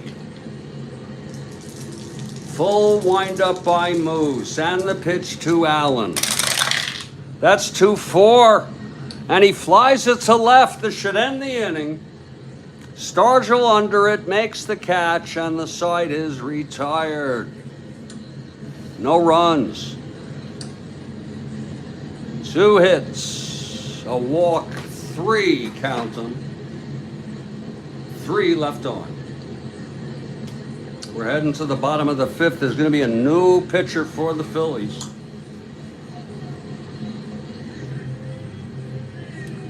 It's very interesting to note that Johnson pitched in both games of this doubleheader. Let me just confirm that.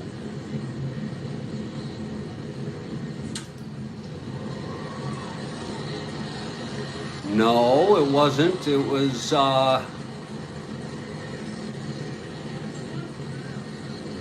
Boozer in the first game.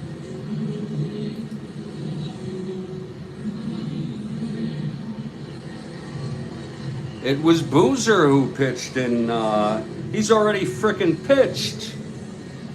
I didn't use him in the first game. Well, how do you like that? We'll bring in Bill Wilson. He's about as good as you get on this team. And he's pretty good. Only had he had 62 innings. Wilson coming in, taking his warm-ups, right-hander. It'll be Sanguillen, Hebner, and Patek, bottom of the 5th. The crowd is buzzing.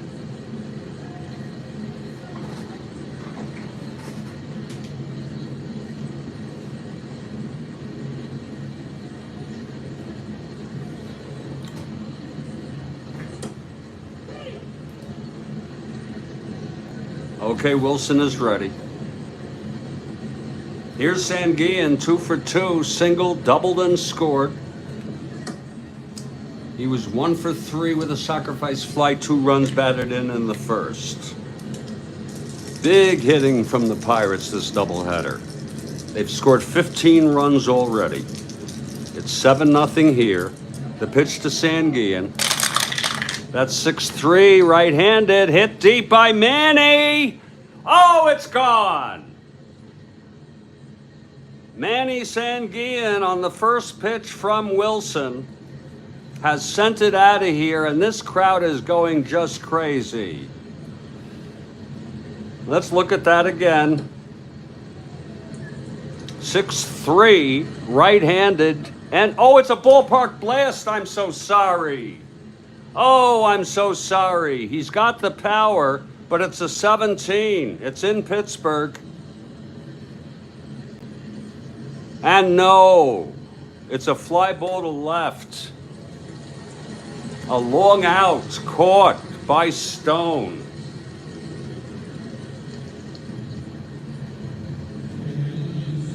Christ. Frickin' multi-dimensional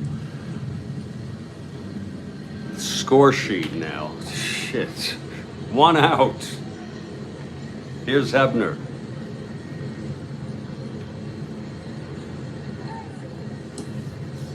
That's going to take a while to set. Hebner 2 for 2. He was 2 for 4. Reached on an error, scored. Had a run batted in the first game. Big hitting by the Bucks today. Pitch to Hebner, 1-5 right-handed, single 1-2, line to second, and caught by Taylor, 2 outs. Here's Patek.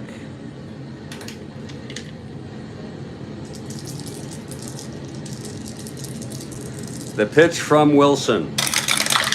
That's 411 right-handed, and that's a ballpark slash. 17, I don't think that's going to make it. Right-handed Pittsburgh. No, it's lined to short, right on the money, and it's a 1-2-3 inning for Bill Wilson.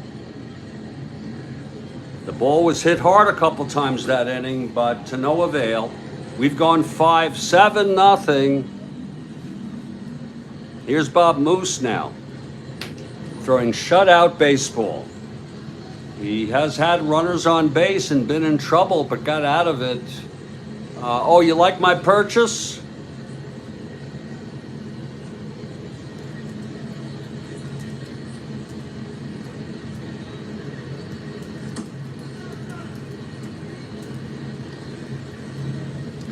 The Swedish meatballs are warming, heating, baking.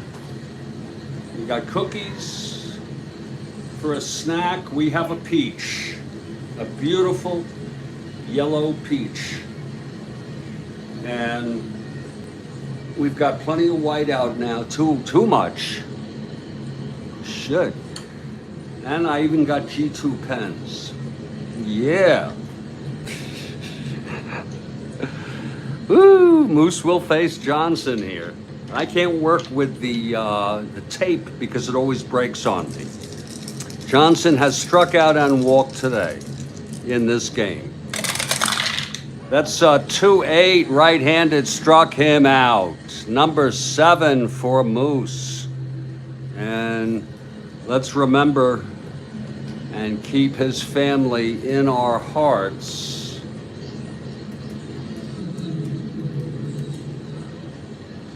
For Bob Moose on October 9th in 1976, at the age of 29, was killed on his 29th birthday in a two-vehicle auto accident on Ohio Route 7 in Martins Ferry as he was returning from a tournament at Bill Mazeroski's golf course in Rayland, Ohio. And I gotta tell you, folks, it reminds me that life is short, life can go just like that.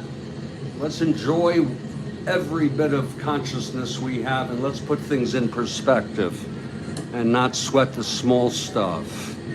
Here's Stone, 1 for 2, 1 out. Moose gets the sign from Sanguian. It's a 211 right-handed, grounded to short for Patek. Over to Oliver, 1 out. I would switch pens, but this one's working great. Here's money now, 2 outs.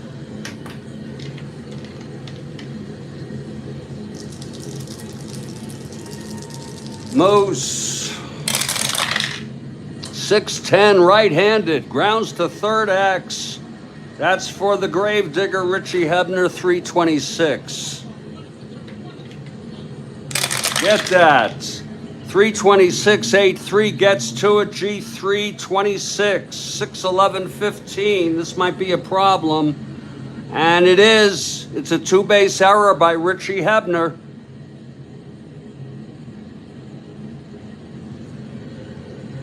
First error, actually second error this game for the Pirates. Stargell made a 2-base error on a base hit by Briggs. That's going to put money on second with 2 outs. And I'm so sorry, folks. We're going to use Watkins. We're not bringing Ryan in. Here's Moose. 4-4, right-handed catcher X. Sanguian, 4-8.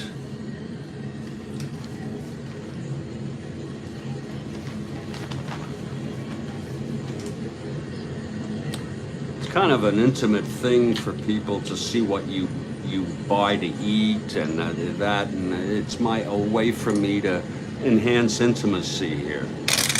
The pitch, I like Stouffer's Swedish meatballs, I really do. 12-4. That's going to be a pass ball. 6-9-10. Sanguin, E8. It's a PF with a runner on second.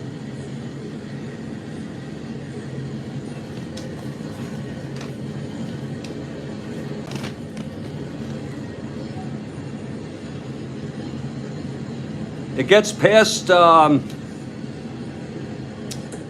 Sanguin. And money goes to third, pass ball.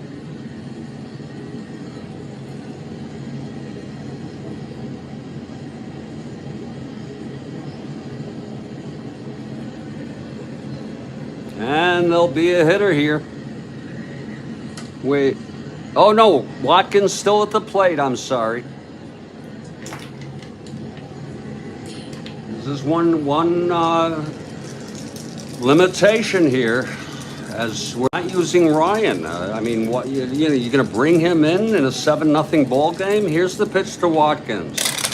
He never gets rests, hardly. 2-4 hit deep to right. Callison at the wall. Makes the catch, and the side is retired. No runs, no hits, the error, the two-base error, the pass ball by Manny.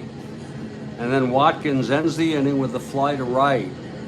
We're heading to the bottom of the sixth. There's going to be a Bill Wilson pitching another inning here. Out comes Moose.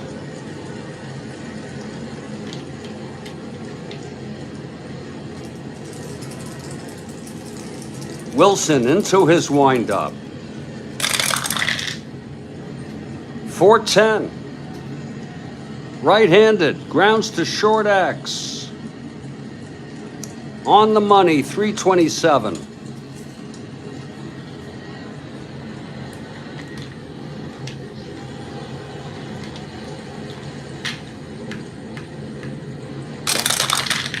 .327, 16, 3G1 gets to it. E27, 612, 16. This could be a problem. And no, that's a 12. He throws him out. Moose retired. Here's Matty Alou, 2 for 3 now.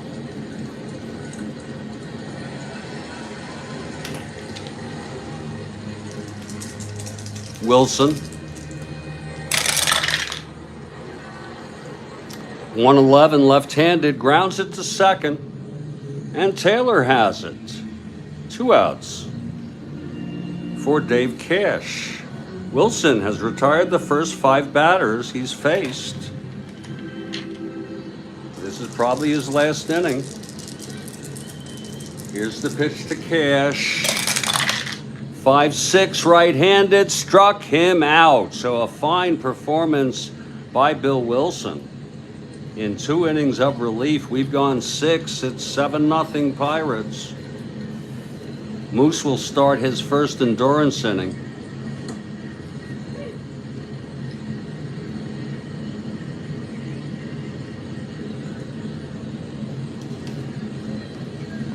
Moose comes out to take his warm-ups. We'll take a break the middle of the 7th.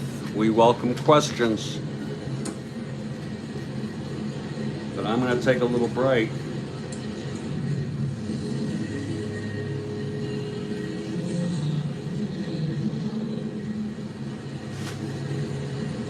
Turk Farrell, the right-hander, is warming. He would be the 5th pitcher for the Phillies today in this game.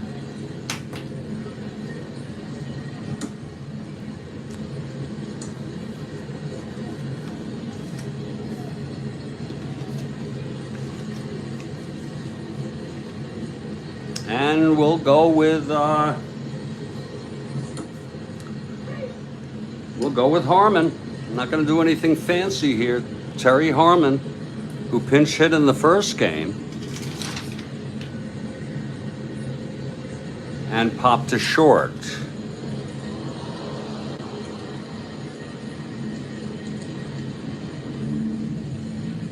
Here's Harmon now, facing Moose with a shutout through 6.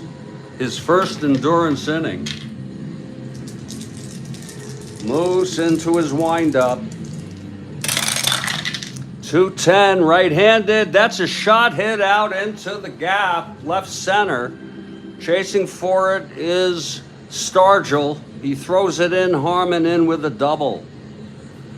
So maybe the Phils have a chance to score a second run in this doubleheader. They're trailing 7-0. They lost 8-1 in the first game. For those of you who are just joining us, the magic number is 1 for the Pirates. If they win this one, they clinch the National League Eastern Division. Briggs steps in now. Remember, this is Moose's first endurance. Hartenstein and Gibbon are available. From the stretch, 5'11", left-handed, fly ball right X. That's going to be for Roberto.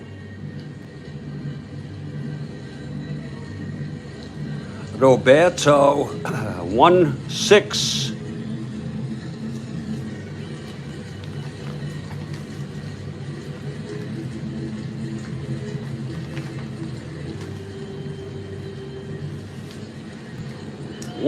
For Roberto trying to get to that. He can't miss that. 4 F2. E6, 6-9-11. Gets to it on an F2 with a runner on second. The runner on second may tag. They won't bother down by 7. It's a fly out by Briggs to Clemente, 1 out. Here's Taylor.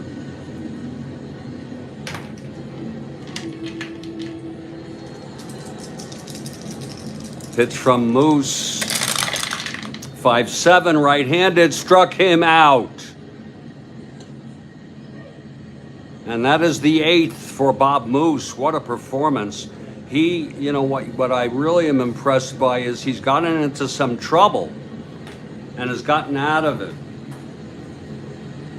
That's pitching. God, the Dow is way up. 563. 570.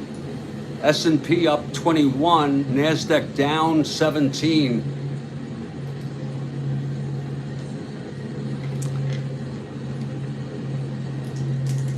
Here's Callison now. And Moose from the stretch.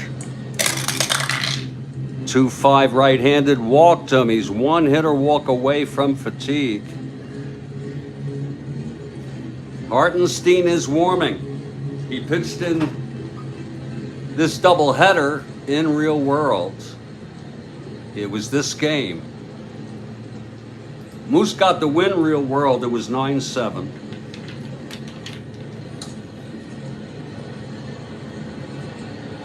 Two outs, first and second. Here's Big Dick Allen now. Hate to see Moose lose the shutout. Here's the pitch. That's 2-5, and he struck him out, number 9. And boy, did he go down swinging, Dick Allen.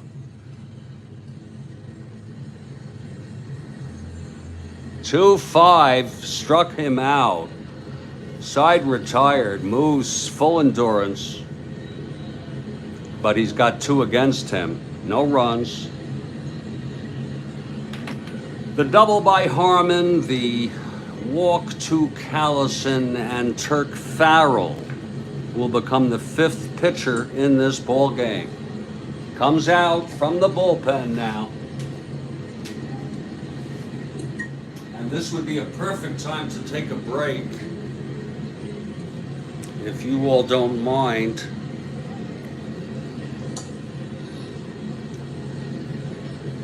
I know it has been very break-filled, this game. We had the intermission, we had me going, and now my Swedish meatballs are almost ready. Let me eat at least one of them in peace. I'm looking at about 7 minutes. My name is Jeffrey Guterman. The Pirates on the verge of clinching the National League East. This is the Strat-O-Matic Network.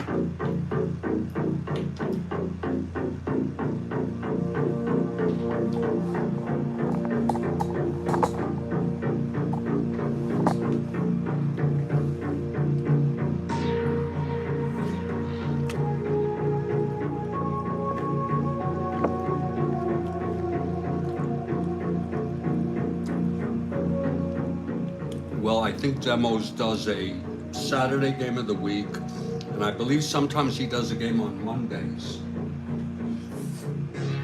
But no, I do not.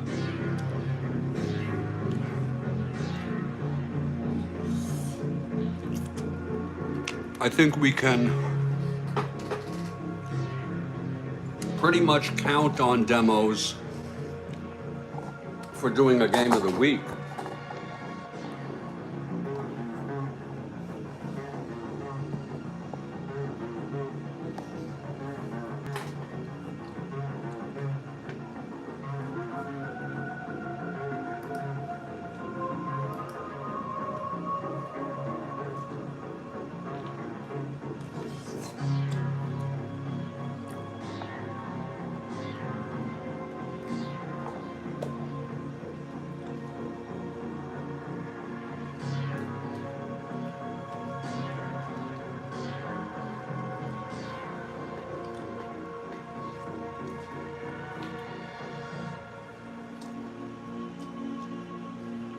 Wow, inside pitch.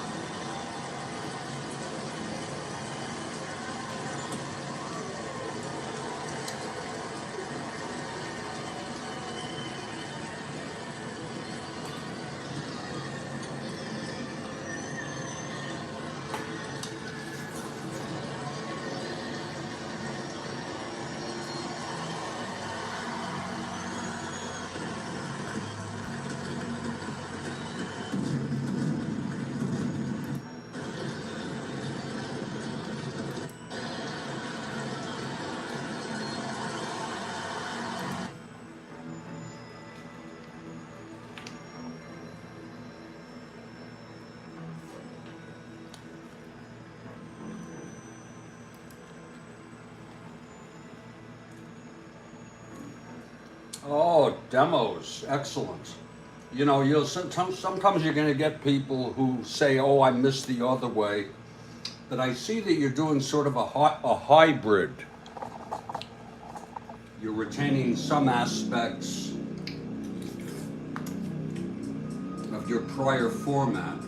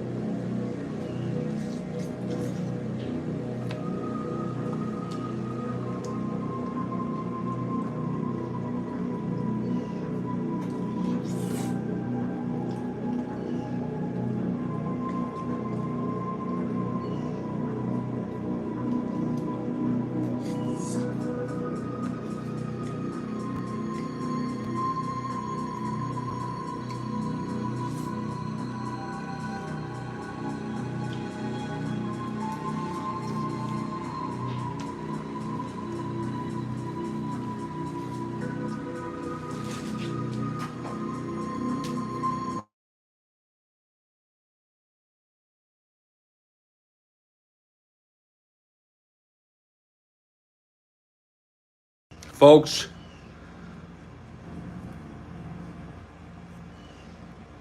you're not going to believe this. I got to take a phone call. I'm going to reopen. Hi, everybody. Jeffrey Guterman. I've gotten interrupted twice during this game. I'm going to put this together into one broadcast because it looks inevitable that the Pirates are going to clinch the National League East today in our 1969 Strat-O-Matic baseball replay. And I got a call from my daughter-in-law, and I got maybe the best news that I've gotten in a very, very long time. And the key is to take it easy and not get carried away.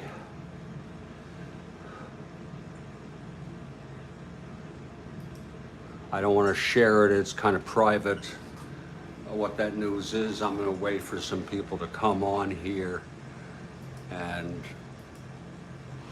create a critical mass. Verdict has been reached in the Bob Menendez federal corruption trial. A verdict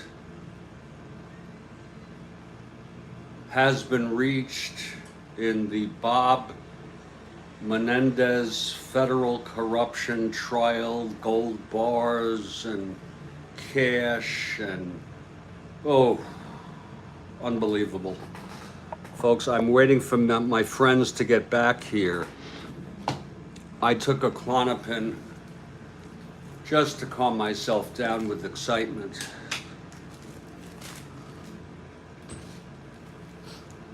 And I'm going to take a hit to celebrate.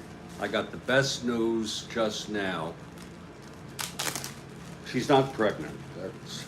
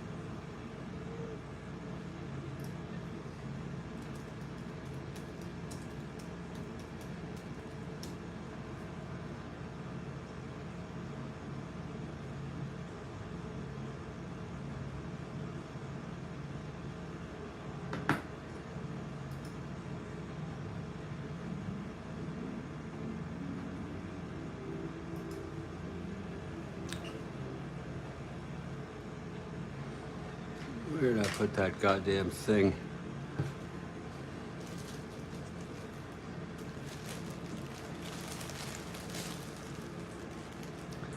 And I apologize for the inconvenience of this.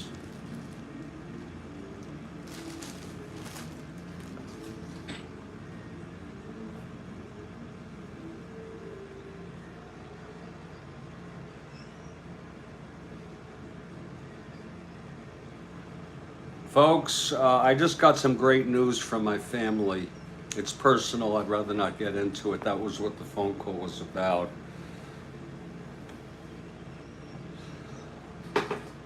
And it's been a very exciting day.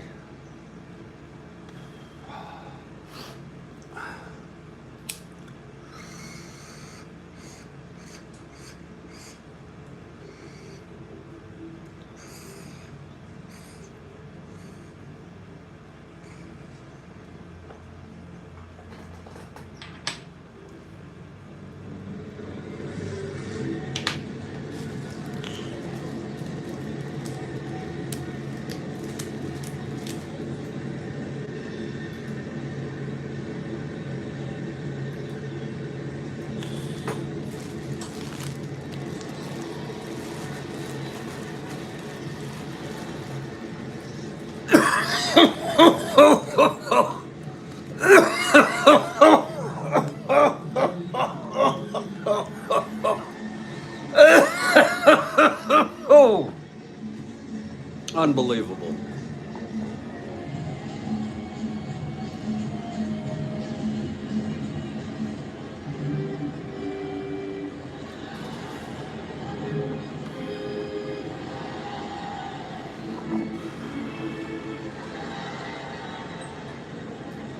Oh, that is tasty. Turk Farrell is the fifth pitcher today for the Phillies. It's 7-0 Pirates.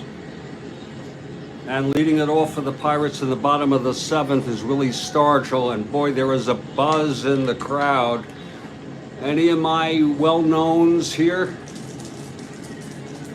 I got a phone call from my daughter-in-law, and I learned of some amazing news. It's personal. I'd rather not get into it. That's why I imagine others will come in as the game progresses. Here's the pitch to Stargell now. 1-7.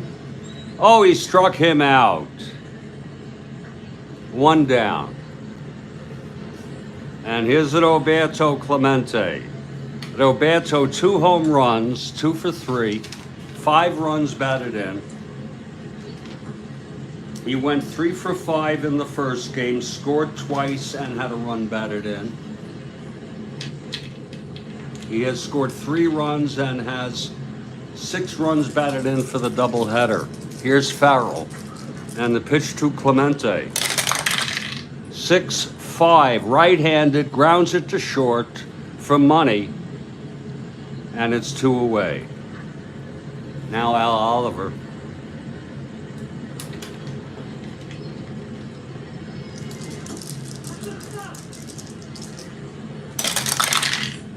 .311 right-handed. It's a fly ball to right. And that's for Callison to make the catch. And it's a 1-2-3 for Farrell. And actually,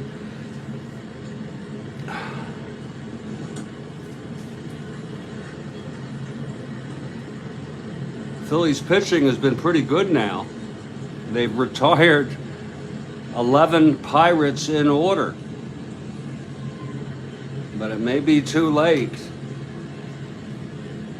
We're heading to the top of the 8th.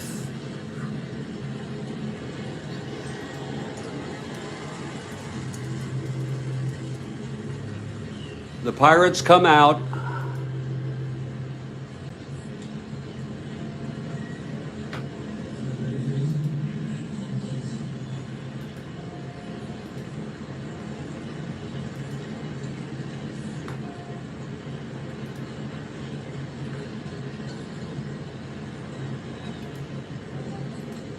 Moose on the mound, throwing shutout baseball, 6 outs away from the title. Moose has won 14. This would be his 15th. The verdict has been reached in the Senator Bob Menendez trial. Now NASDAQ is down. Whoa.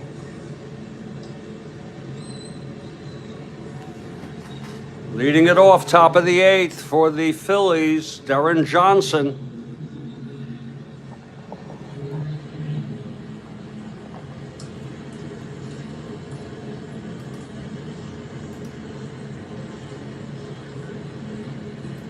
Okay, Kathy Harden, yes, yes.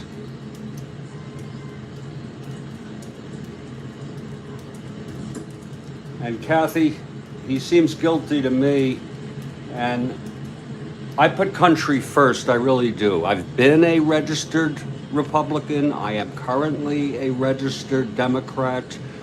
I am a Reagan Democrat. I reject corruption from any part of the spectrum. Kathy Harden, you are such a good friend. I wanted to share something with you. I got a call first from my son this morning with big news, positive. Just got a call now from my daughter-in-law with big news, positive.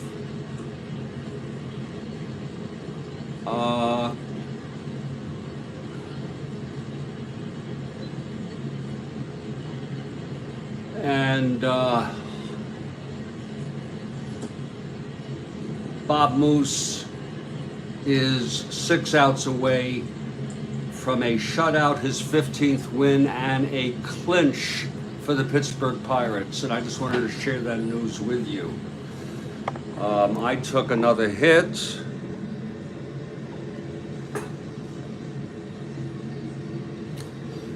Stomach is good. Kathy Harden. Now with change comes, it can be a double-edged sword. So it's very important, to be careful for what you wish for. But with the change that is coming now, I have both a feeling of excitement and apprehension.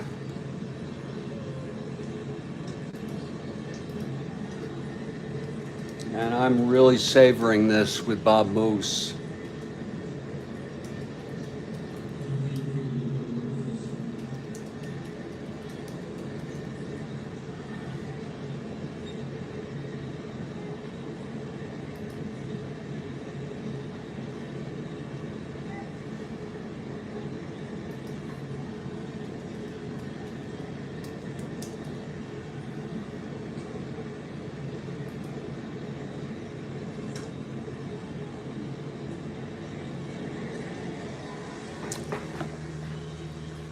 Three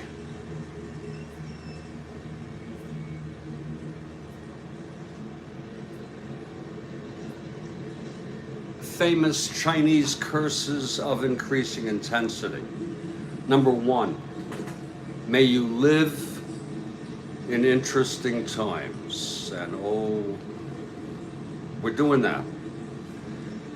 And when you're living in interesting times, it's both exciting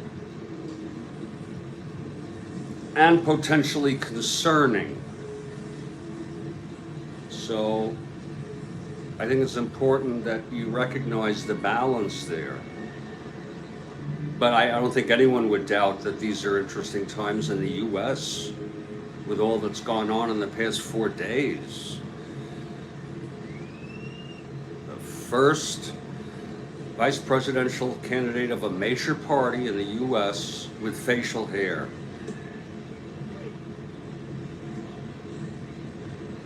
And a gruesome, bona fide assassination attempt of a former president.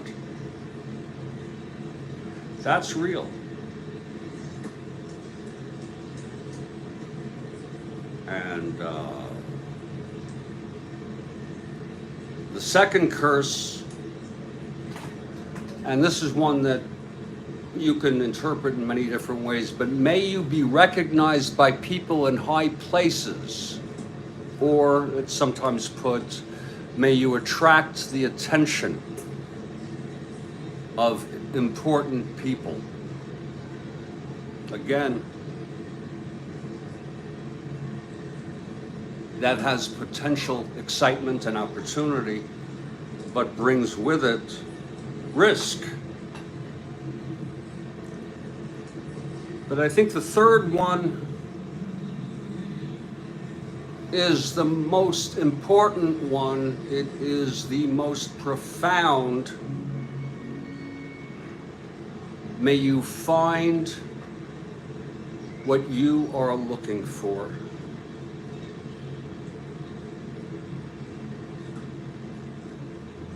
And I'm going to share these three curses of increasing intensity with my son and daughter-in-law. That's also stated as be careful what you wish for. I think these three curses of increasing intensity can teach us lessons, or at least help us be mindful of our motives,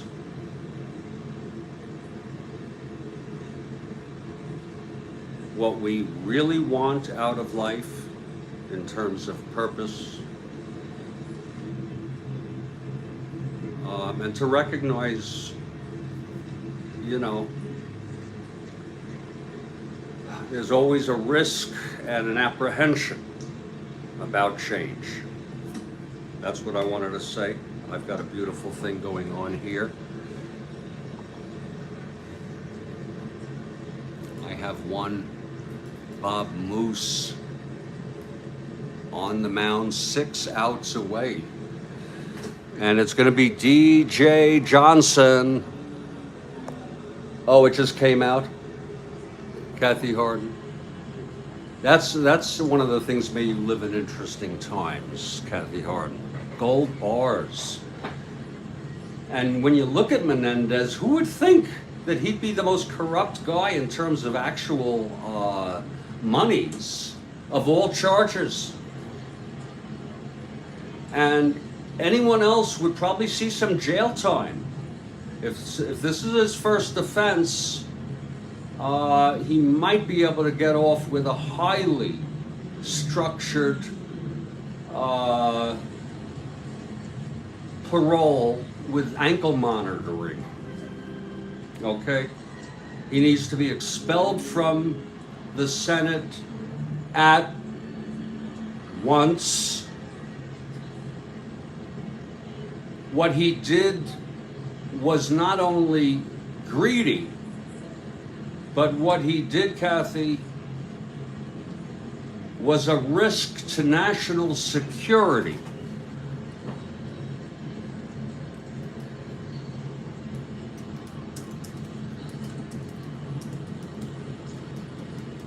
And what I would do if I were the judge is sentence him. I don't know who makes up the decision for the trial, but I'm a true believer in least restrictive level. But he'd be on parole, he'd have ankle monitoring, and he would have a very rigorous parole process, including mandatory psychological counseling to help him, at least in that therapeutic relationship, identify what he did, why he did it, acknowledge it. Acknowledgement will be an important stage for his recovery. And then finally, if you really get to acknowledgement, then you can work on self-acceptance. People like me and maybe you, we're always going to just think badly of him, but for his own well-being. And then he should be on parole for 10 years after the sentence. Maybe it would be a 2-year ankle monitoring. I had no reason to put him behind bars. If it's first offense, I don't believe in it.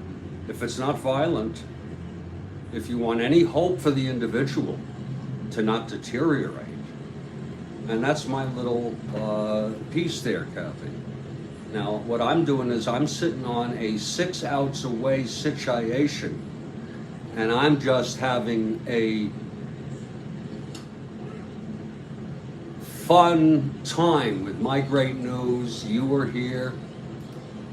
We're waiting for the Menendez verdict. Of course, he'll be released on his own recognizance, and then there'll be a hearing for sentencing. Or he's not going to be incarcerated for a non-violent crime, but it is a very, Kathy, you there? I want to say it's a very serious crime. Guilty. It's coming out now. I want to get my own, if you don't mind, just post that on. People are going to tell you things like,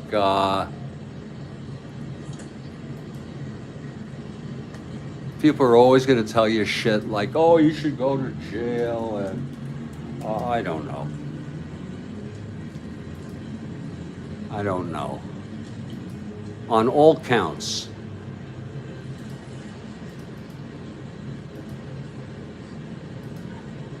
on all frickin' counts, Kathy, I'm going to post this on X right now.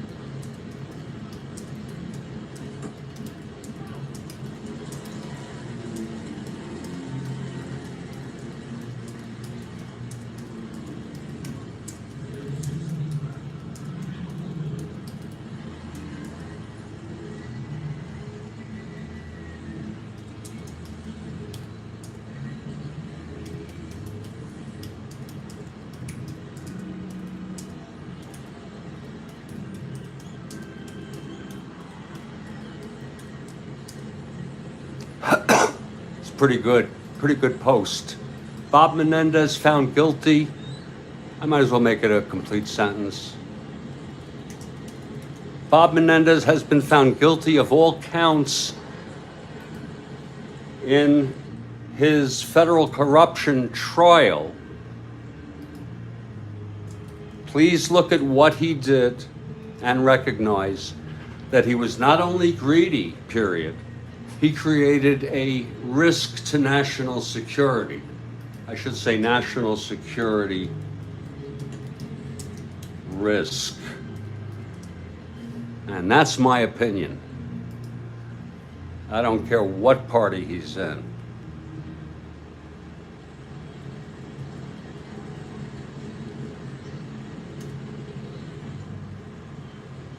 There it is, posted on X. Guilty on all counts. Right fresh off the press there. Bob Menendez has been found guilty of all counts in his federal corruption trial. Please look at what he did and recognize that he was not only greedy, he created a national security risk. That's my post. I think it's a pretty provocative one.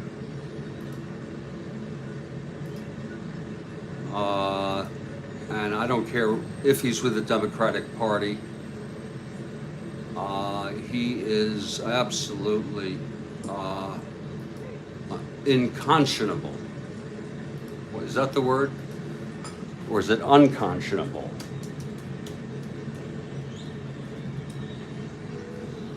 Unconscionable. Without a conscience.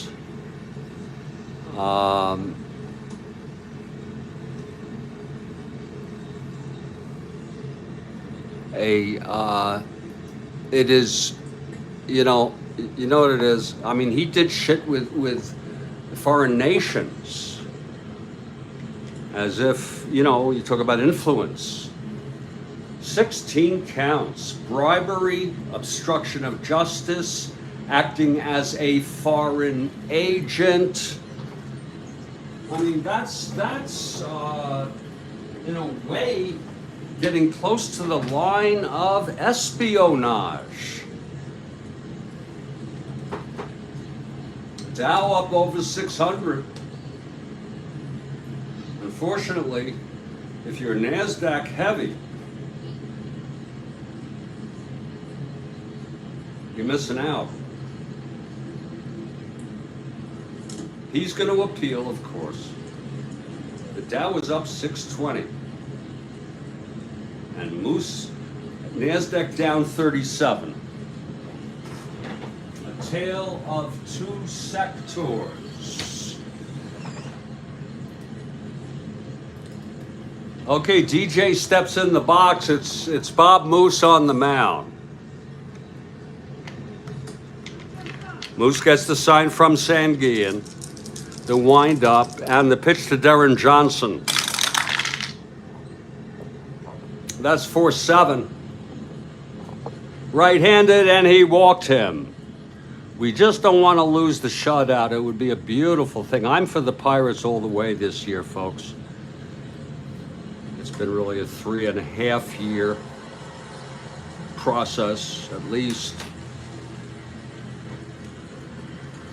But this replay will, barring any calamity to me physically or emotionally, this season will end in real time this year. Here's Moose now with Johnson on first, no outs, Stone at the plate. 2-8, right-handed, grounds to first. Oliver steps on the bag, throws to Cash at second, double play. Beautiful play by Oliver. Well, I wouldn't exactly say it's, I don't know if it's treason. It could be, maybe so, Demos. Maybe so, you know. There's a difference, you know, sharing secret information, as an example, is espionage. Where treason is held to the standard, I believe, I could be wrong, of doing more than that. You're really aiding them. I don't know the exact distinction, but also people use the word treason, David, in a colloquial manner,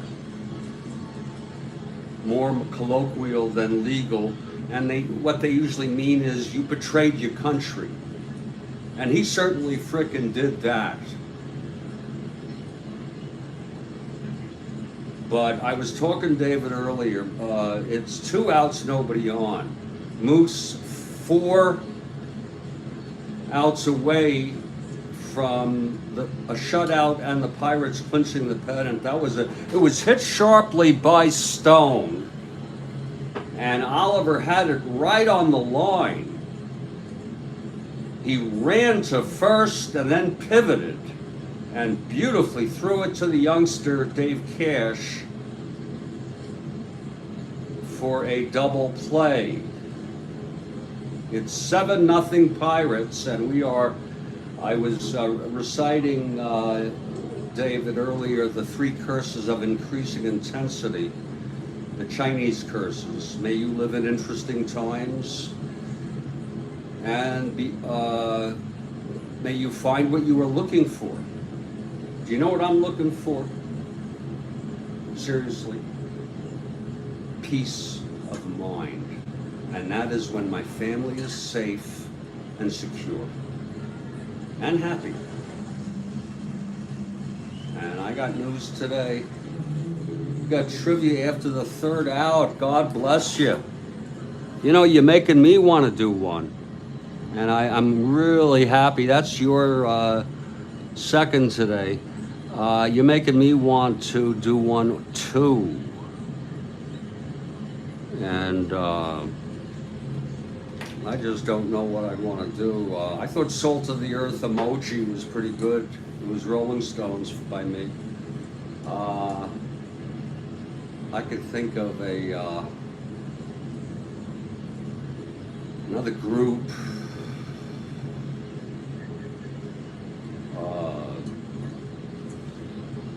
No emoji this time. You did one of my favorites, if not my favorite of all time, folks. If you go to the second broadcast, this is 3 of 3 most likely, hopefully.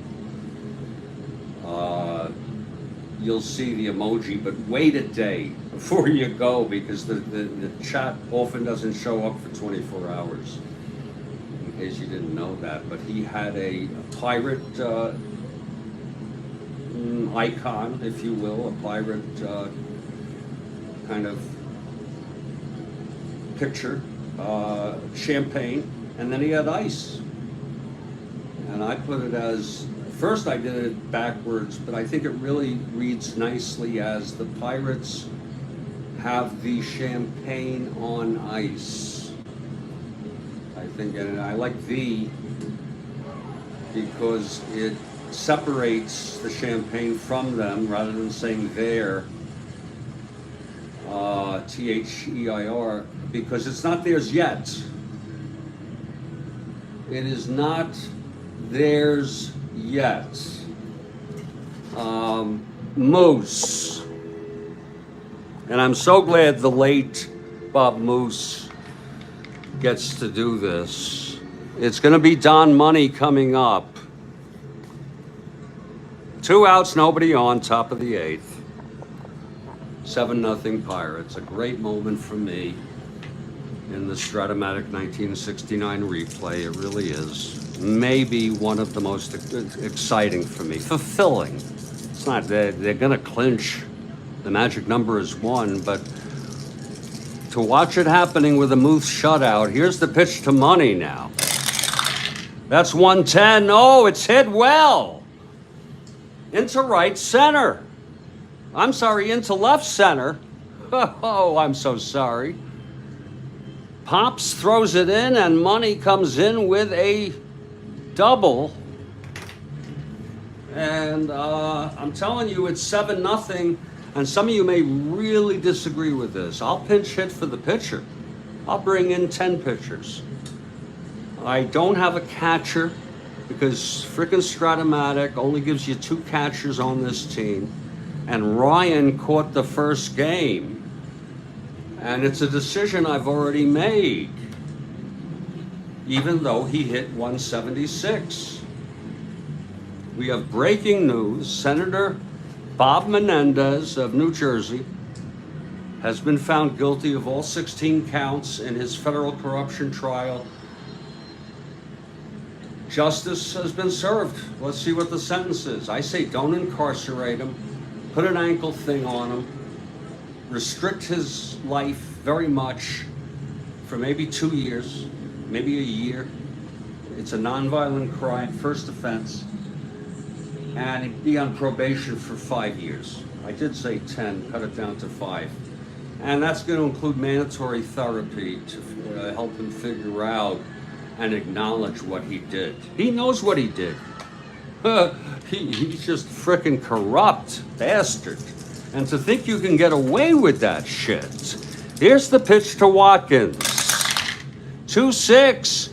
Whoa, Watkins flies it to right, running forward Clemente. And Roberto has it, and the side is retired. A nice running catch by Roberto. That was no runs, a walk, a double. A nice double play, too. And 1 left on. We're heading to the bottom of the 8th. And it will be Turk Farrell once again. I'll tell you, the last 2 pitchers have pitched very well. So well, in fact, that they've retired 11 in a row, 11 Pirates in a row. That's really something, starting with Boozer, even though he let up a run that inning. And Farrell takes them out his second inning, I believe. 2, 3, 4, 5, 6, 7. Shit, this is his third inning.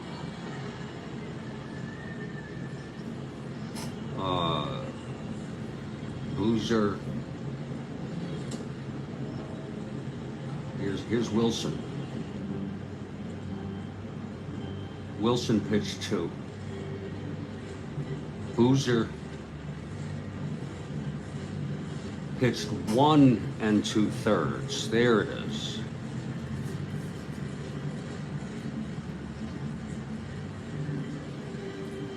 So it was a 2, 3, 4, 5, 6, and Farrell has pitched 1 inning. It's going to be Emmanuel. 1 for 2 today. Scored a run, knocked in a run. He's catching both games. He was 1 for 3 in the first game with a sac fly and 2 runs batted in.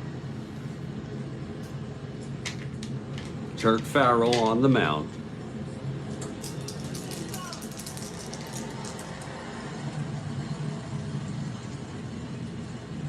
Oh wait, we got a question from Demos. Oh my, I am so sorry. Folks, that was great. I stopped it. Awesome to be able to interrupt that error. Folks, we have a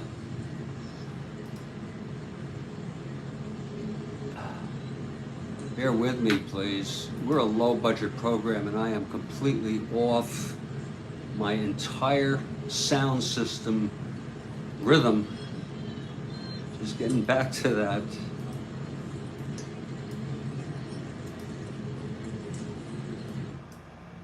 Just no qualms about it.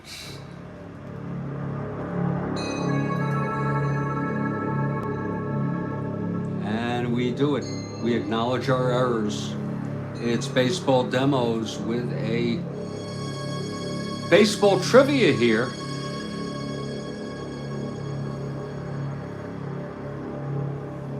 Who was the last pitcher to both win 20 games and lose 20 in the same season?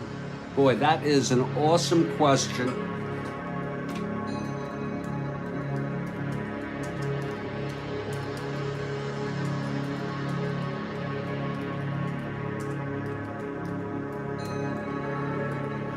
And you want to know something, folks? I would just have to guess. I would just have to sit here and frickin' guess what that could possibly be. Acting as a foreign agent. That is frickin' criminal, folks. That is terribly. It was in the 70s. Holy shit. I'm gonna take a guess here.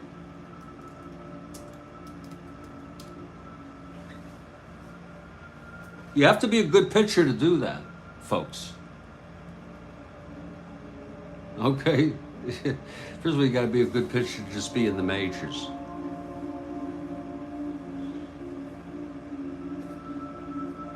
I think I might have remembered Rick Wise doing that, but I could be wrong.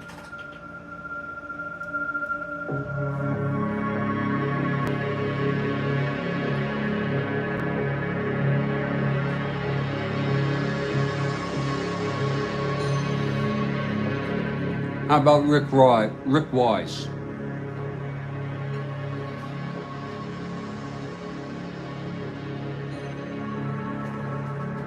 Demos, are you there?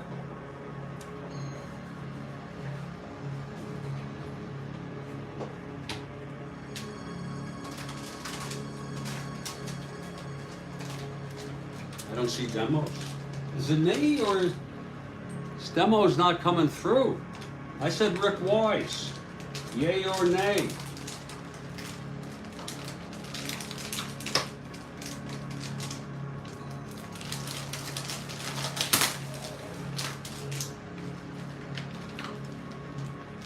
No one wise.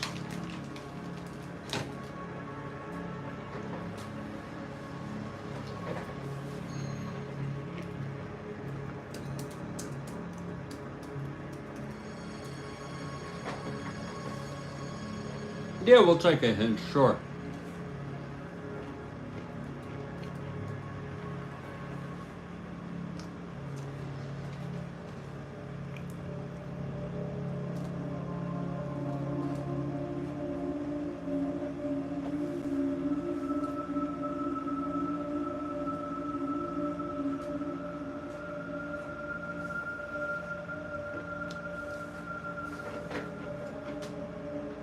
Mm.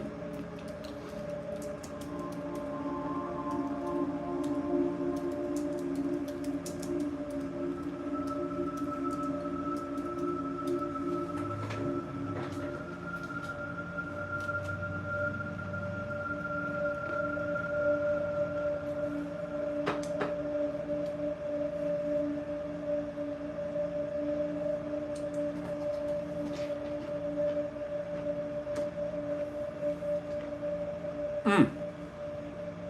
Don't tell me it's Phil. Don't tell me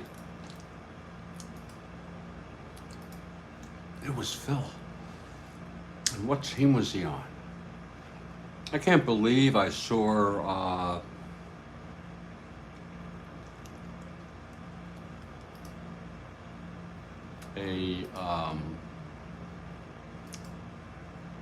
I saw him, Gaylord Perry, in a Padres uniform, so he was traded to the Padres at one point. Holy cow.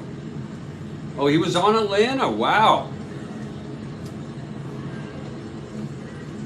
That means a few things. What was his record? Do you have that handy?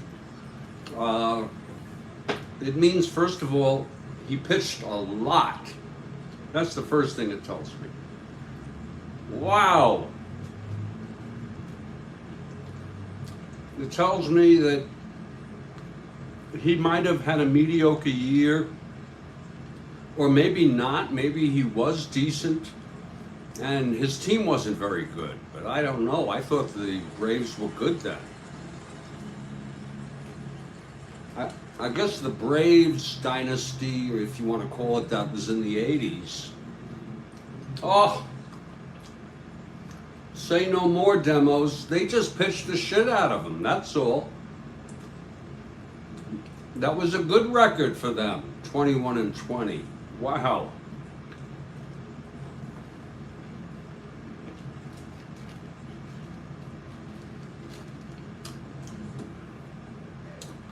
Chuck Schumer of New York, the minority leader in the Senate, has urged Mr. Menendez to resign from the Senate immediately.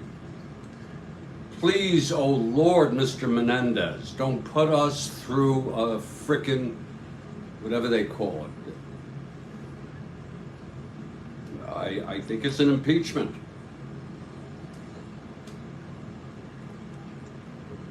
Of which he surely would be expelled. Don't put us through that. 1/3 of the team's wins. 21-20, demos. I don't know if I can handle all the excitement, seriously.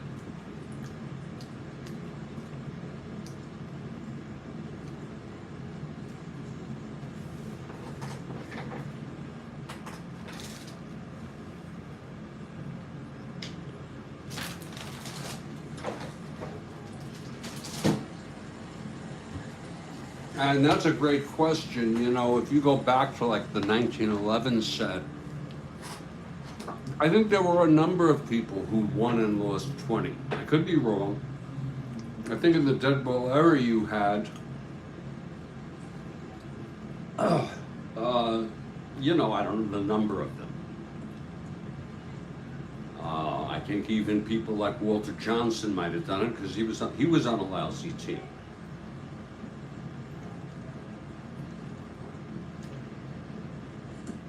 That goes with Ryan's winning percentage, which isn't so great, because he was almost always on a lousy team or a below average team, wouldn't you say?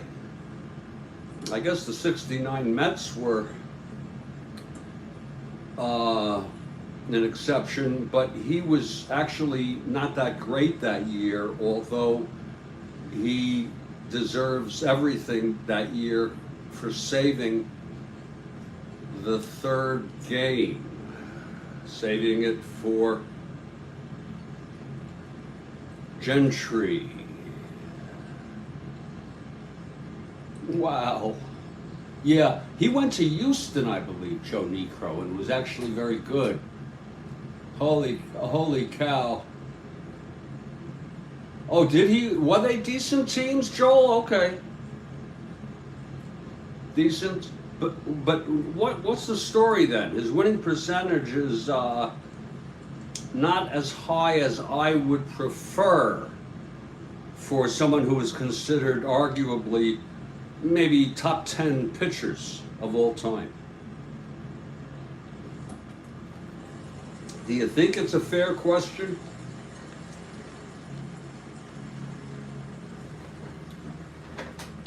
Or am I incorrect about his winning percentage? Maybe it's not as bad as I think. But here's Sanguillen now.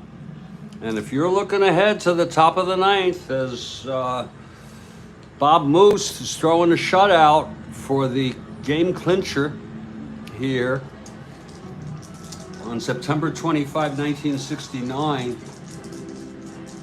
Oh, okay. Wow, Joel, you think he's overrated? Wow. Here's Farrell now, the pitch to Sanguillen. That's 5-8, right-handed. Lines it to short, caught by Money. That was right on the money. And that is 12 in a row by Philadelphia pitching. Now, you don't want much of this to go on because you don't want to sort of think that, oh shit, we're going to go into a thing where our teams, the early 70s, early 70s, when he first came over. Here's Hebner now at the plate, 5'10", left-handed, grounds to short X. It's on the money again, 327. Oh, shit.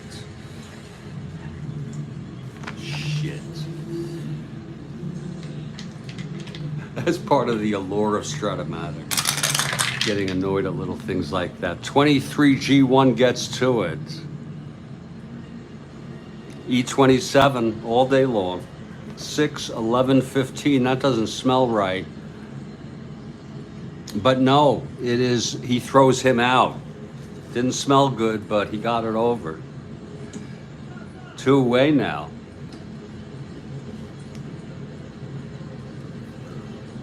$13 in a row for Philadelphia pitching here.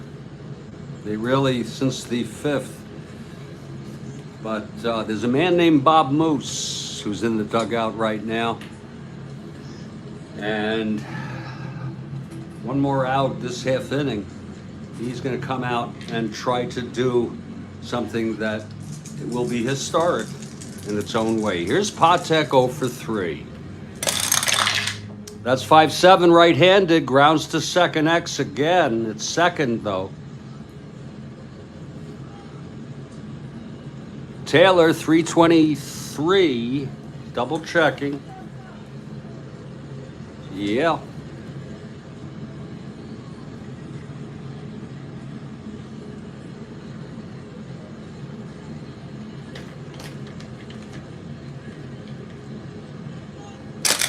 .323 to second. He gets to it, G2, 23, 5, 6, 7, and he throws him out. Well, that's interesting you say that, Joel.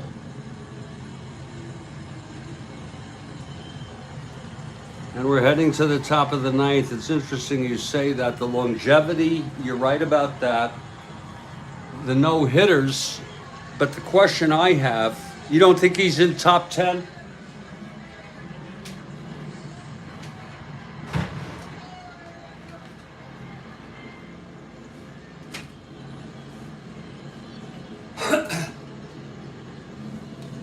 Uh, top 20 maybe. Okay.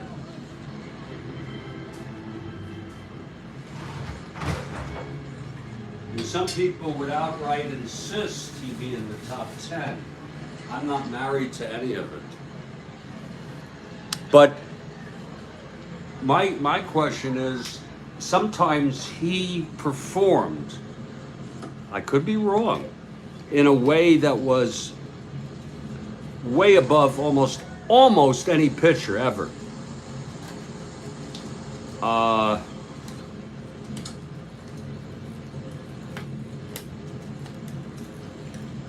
And how do we make sense of that?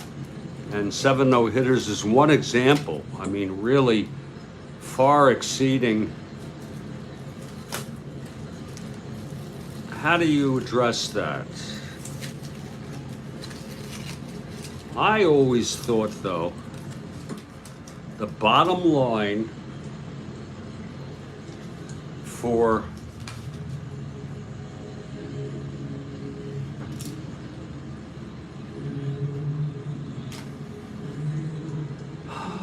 pitchers is winning percentage. Really, to me, that's where the tire hits the road.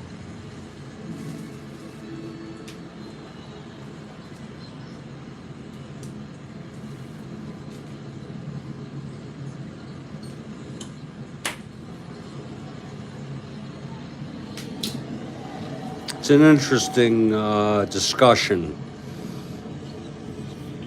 We're heading to the top of the ninth.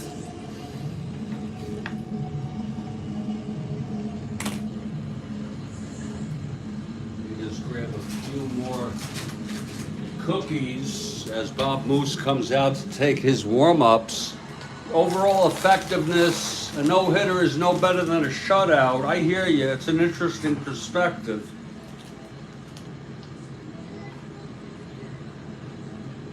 It really is.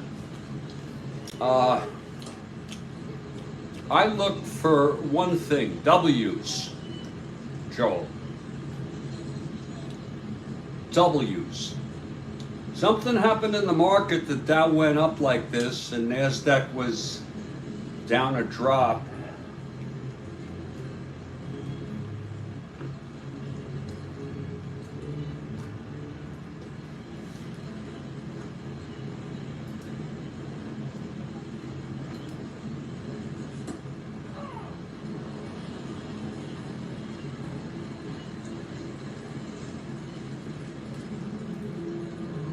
Blue chips and small caps surge, and big tech steps back.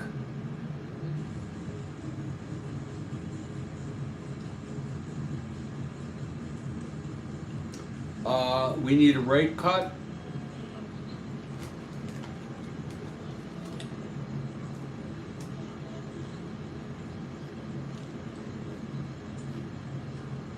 And I would love to see us get a rate cut down over the course of the next decade to where it used to be. I'm not an economist.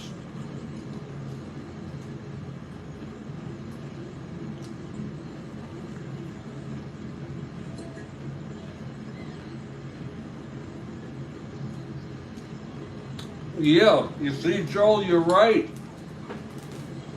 I'm just having some cookies. I think you're 100% right.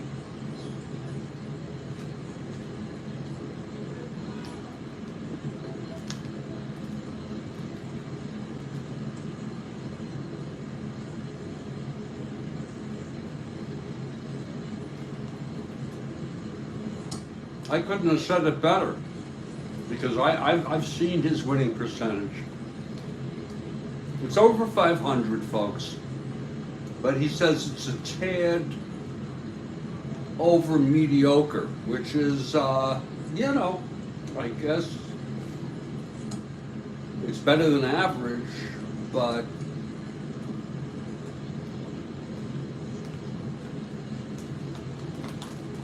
I'm not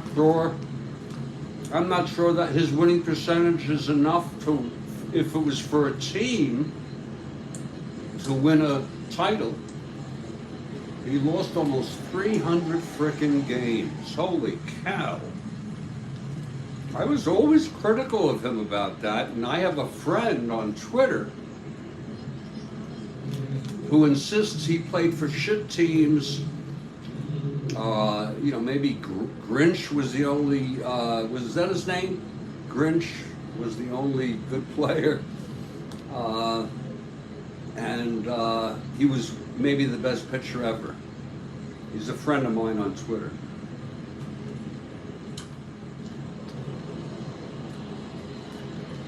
Nearly 300 games. This will be my last cookie, my God.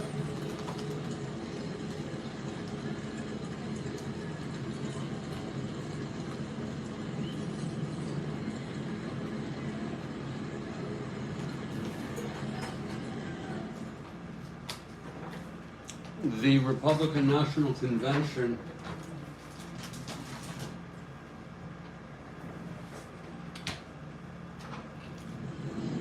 first vice presidential candidate from one of the two parties, major parties, with facial hair since Charles Curtis, who donned a mustache in 1932.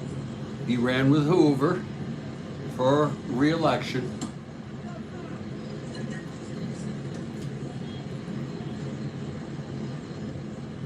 Holy shit. Demos, that's a bizarre record to lead an ERA 2.79, which by the way is not that great to lead.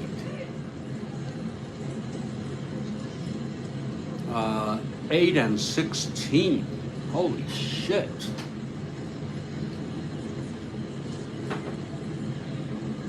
Wasn't that sort of the end of his career though? Not to take it away from him.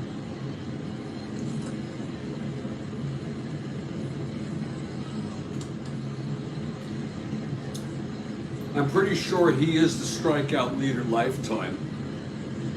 Maybe Carlton became it. I don't know. One of the two. Probably Ryan. If any of you know on that. It's probably either Ryan. I wouldn't be so quick to say who. Ryan, Carlton, I think there was a time when I think Carlton was the leader. And they all passed Johnson. Isn't that something?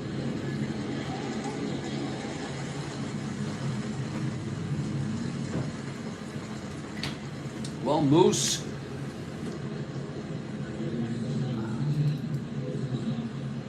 on the mound now, and this is it. There's going to be a hitter for Farrell. There'll be a hitter for Turk Farrell here in the top of the ninth. Whoa.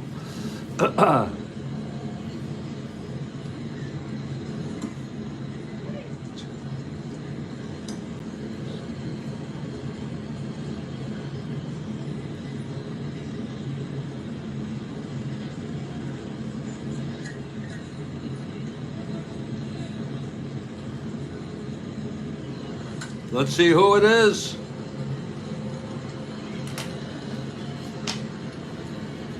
They've used the same cast as in the first game. They lost 8-1.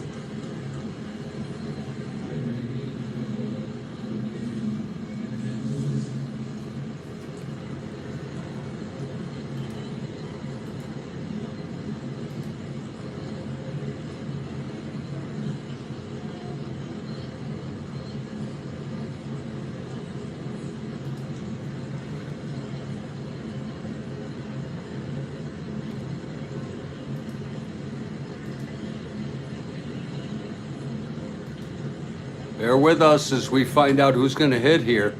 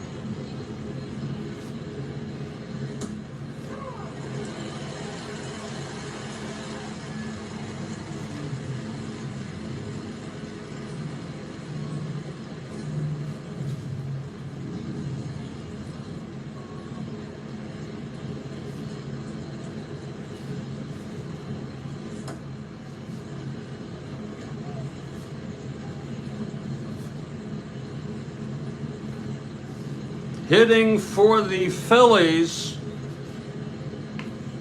is Lowell Palmer, the pitcher. Lowell Palmer.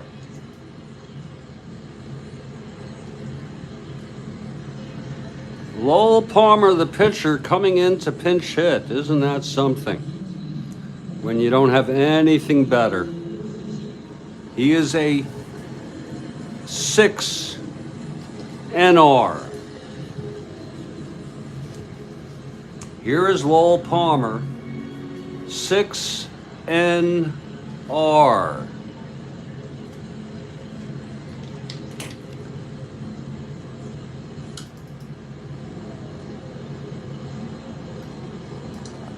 Here's Moose now. He gets the sign from Sanguian.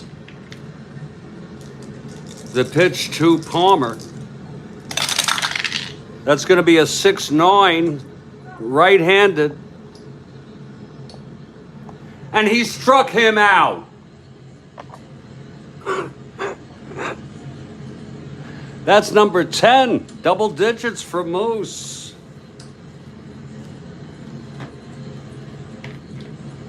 Fans are getting really excited now. Fans are all on their feet now. Moose. The windup and the pitch to Briggs. 1-5. Struck him out.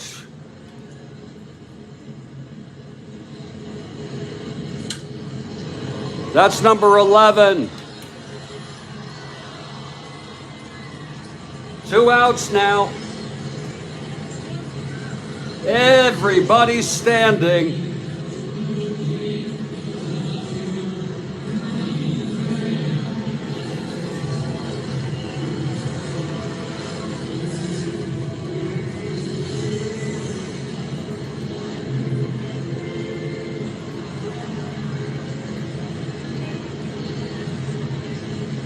Moose steps off of the mound for a moment. He gets some resin.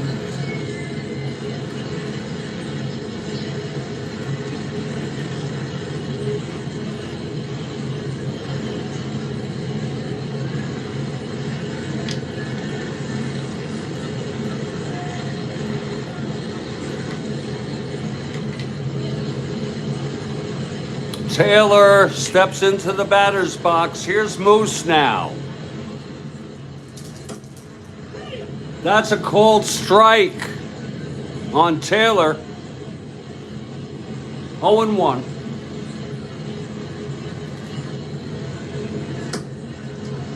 Low for a ball. 1 ball and 1 strike on Taylor. Moose with the shutout, 10 strikeouts, 1 out away from the division title. Moose gets the sign, he's set. And the pitch to Taylor. 6-6 right-handed, single 1-7. Stopped and at third, picked up by Hebner, over to Oliver. And the Pirates win the division.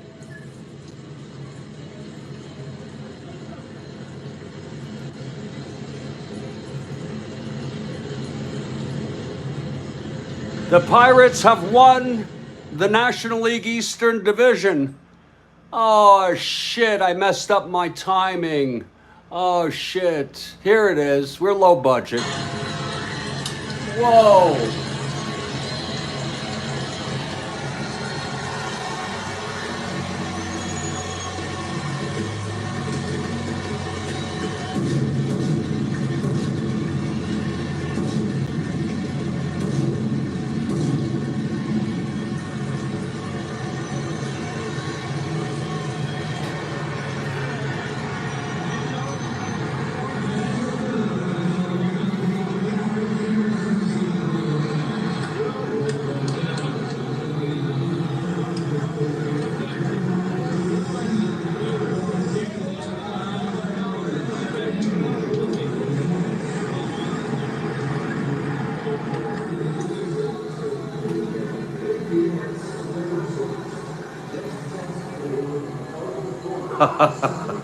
Congrats to me.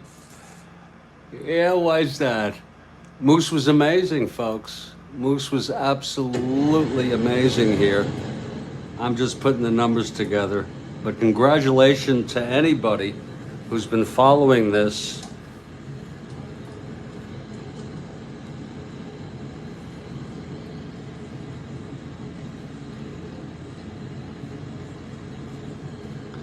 I'll be back with my recap in just about a minute. The happy recap.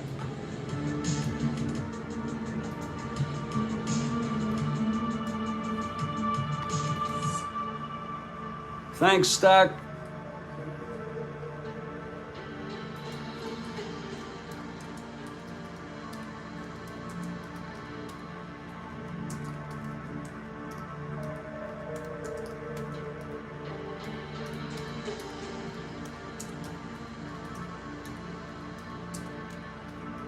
I could rattle them right off.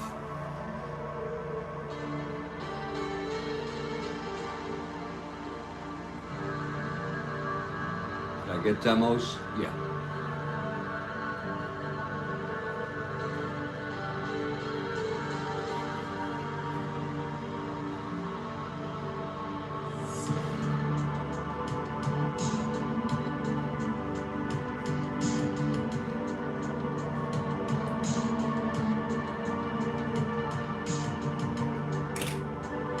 I'm going to step outside actually for 2 or 3 minutes. I hope it's okay with all of you. If any of you want to stick around for the recap, the happy recap.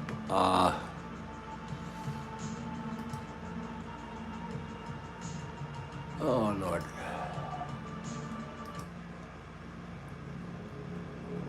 You have a nice afternoon, Kathy Harden.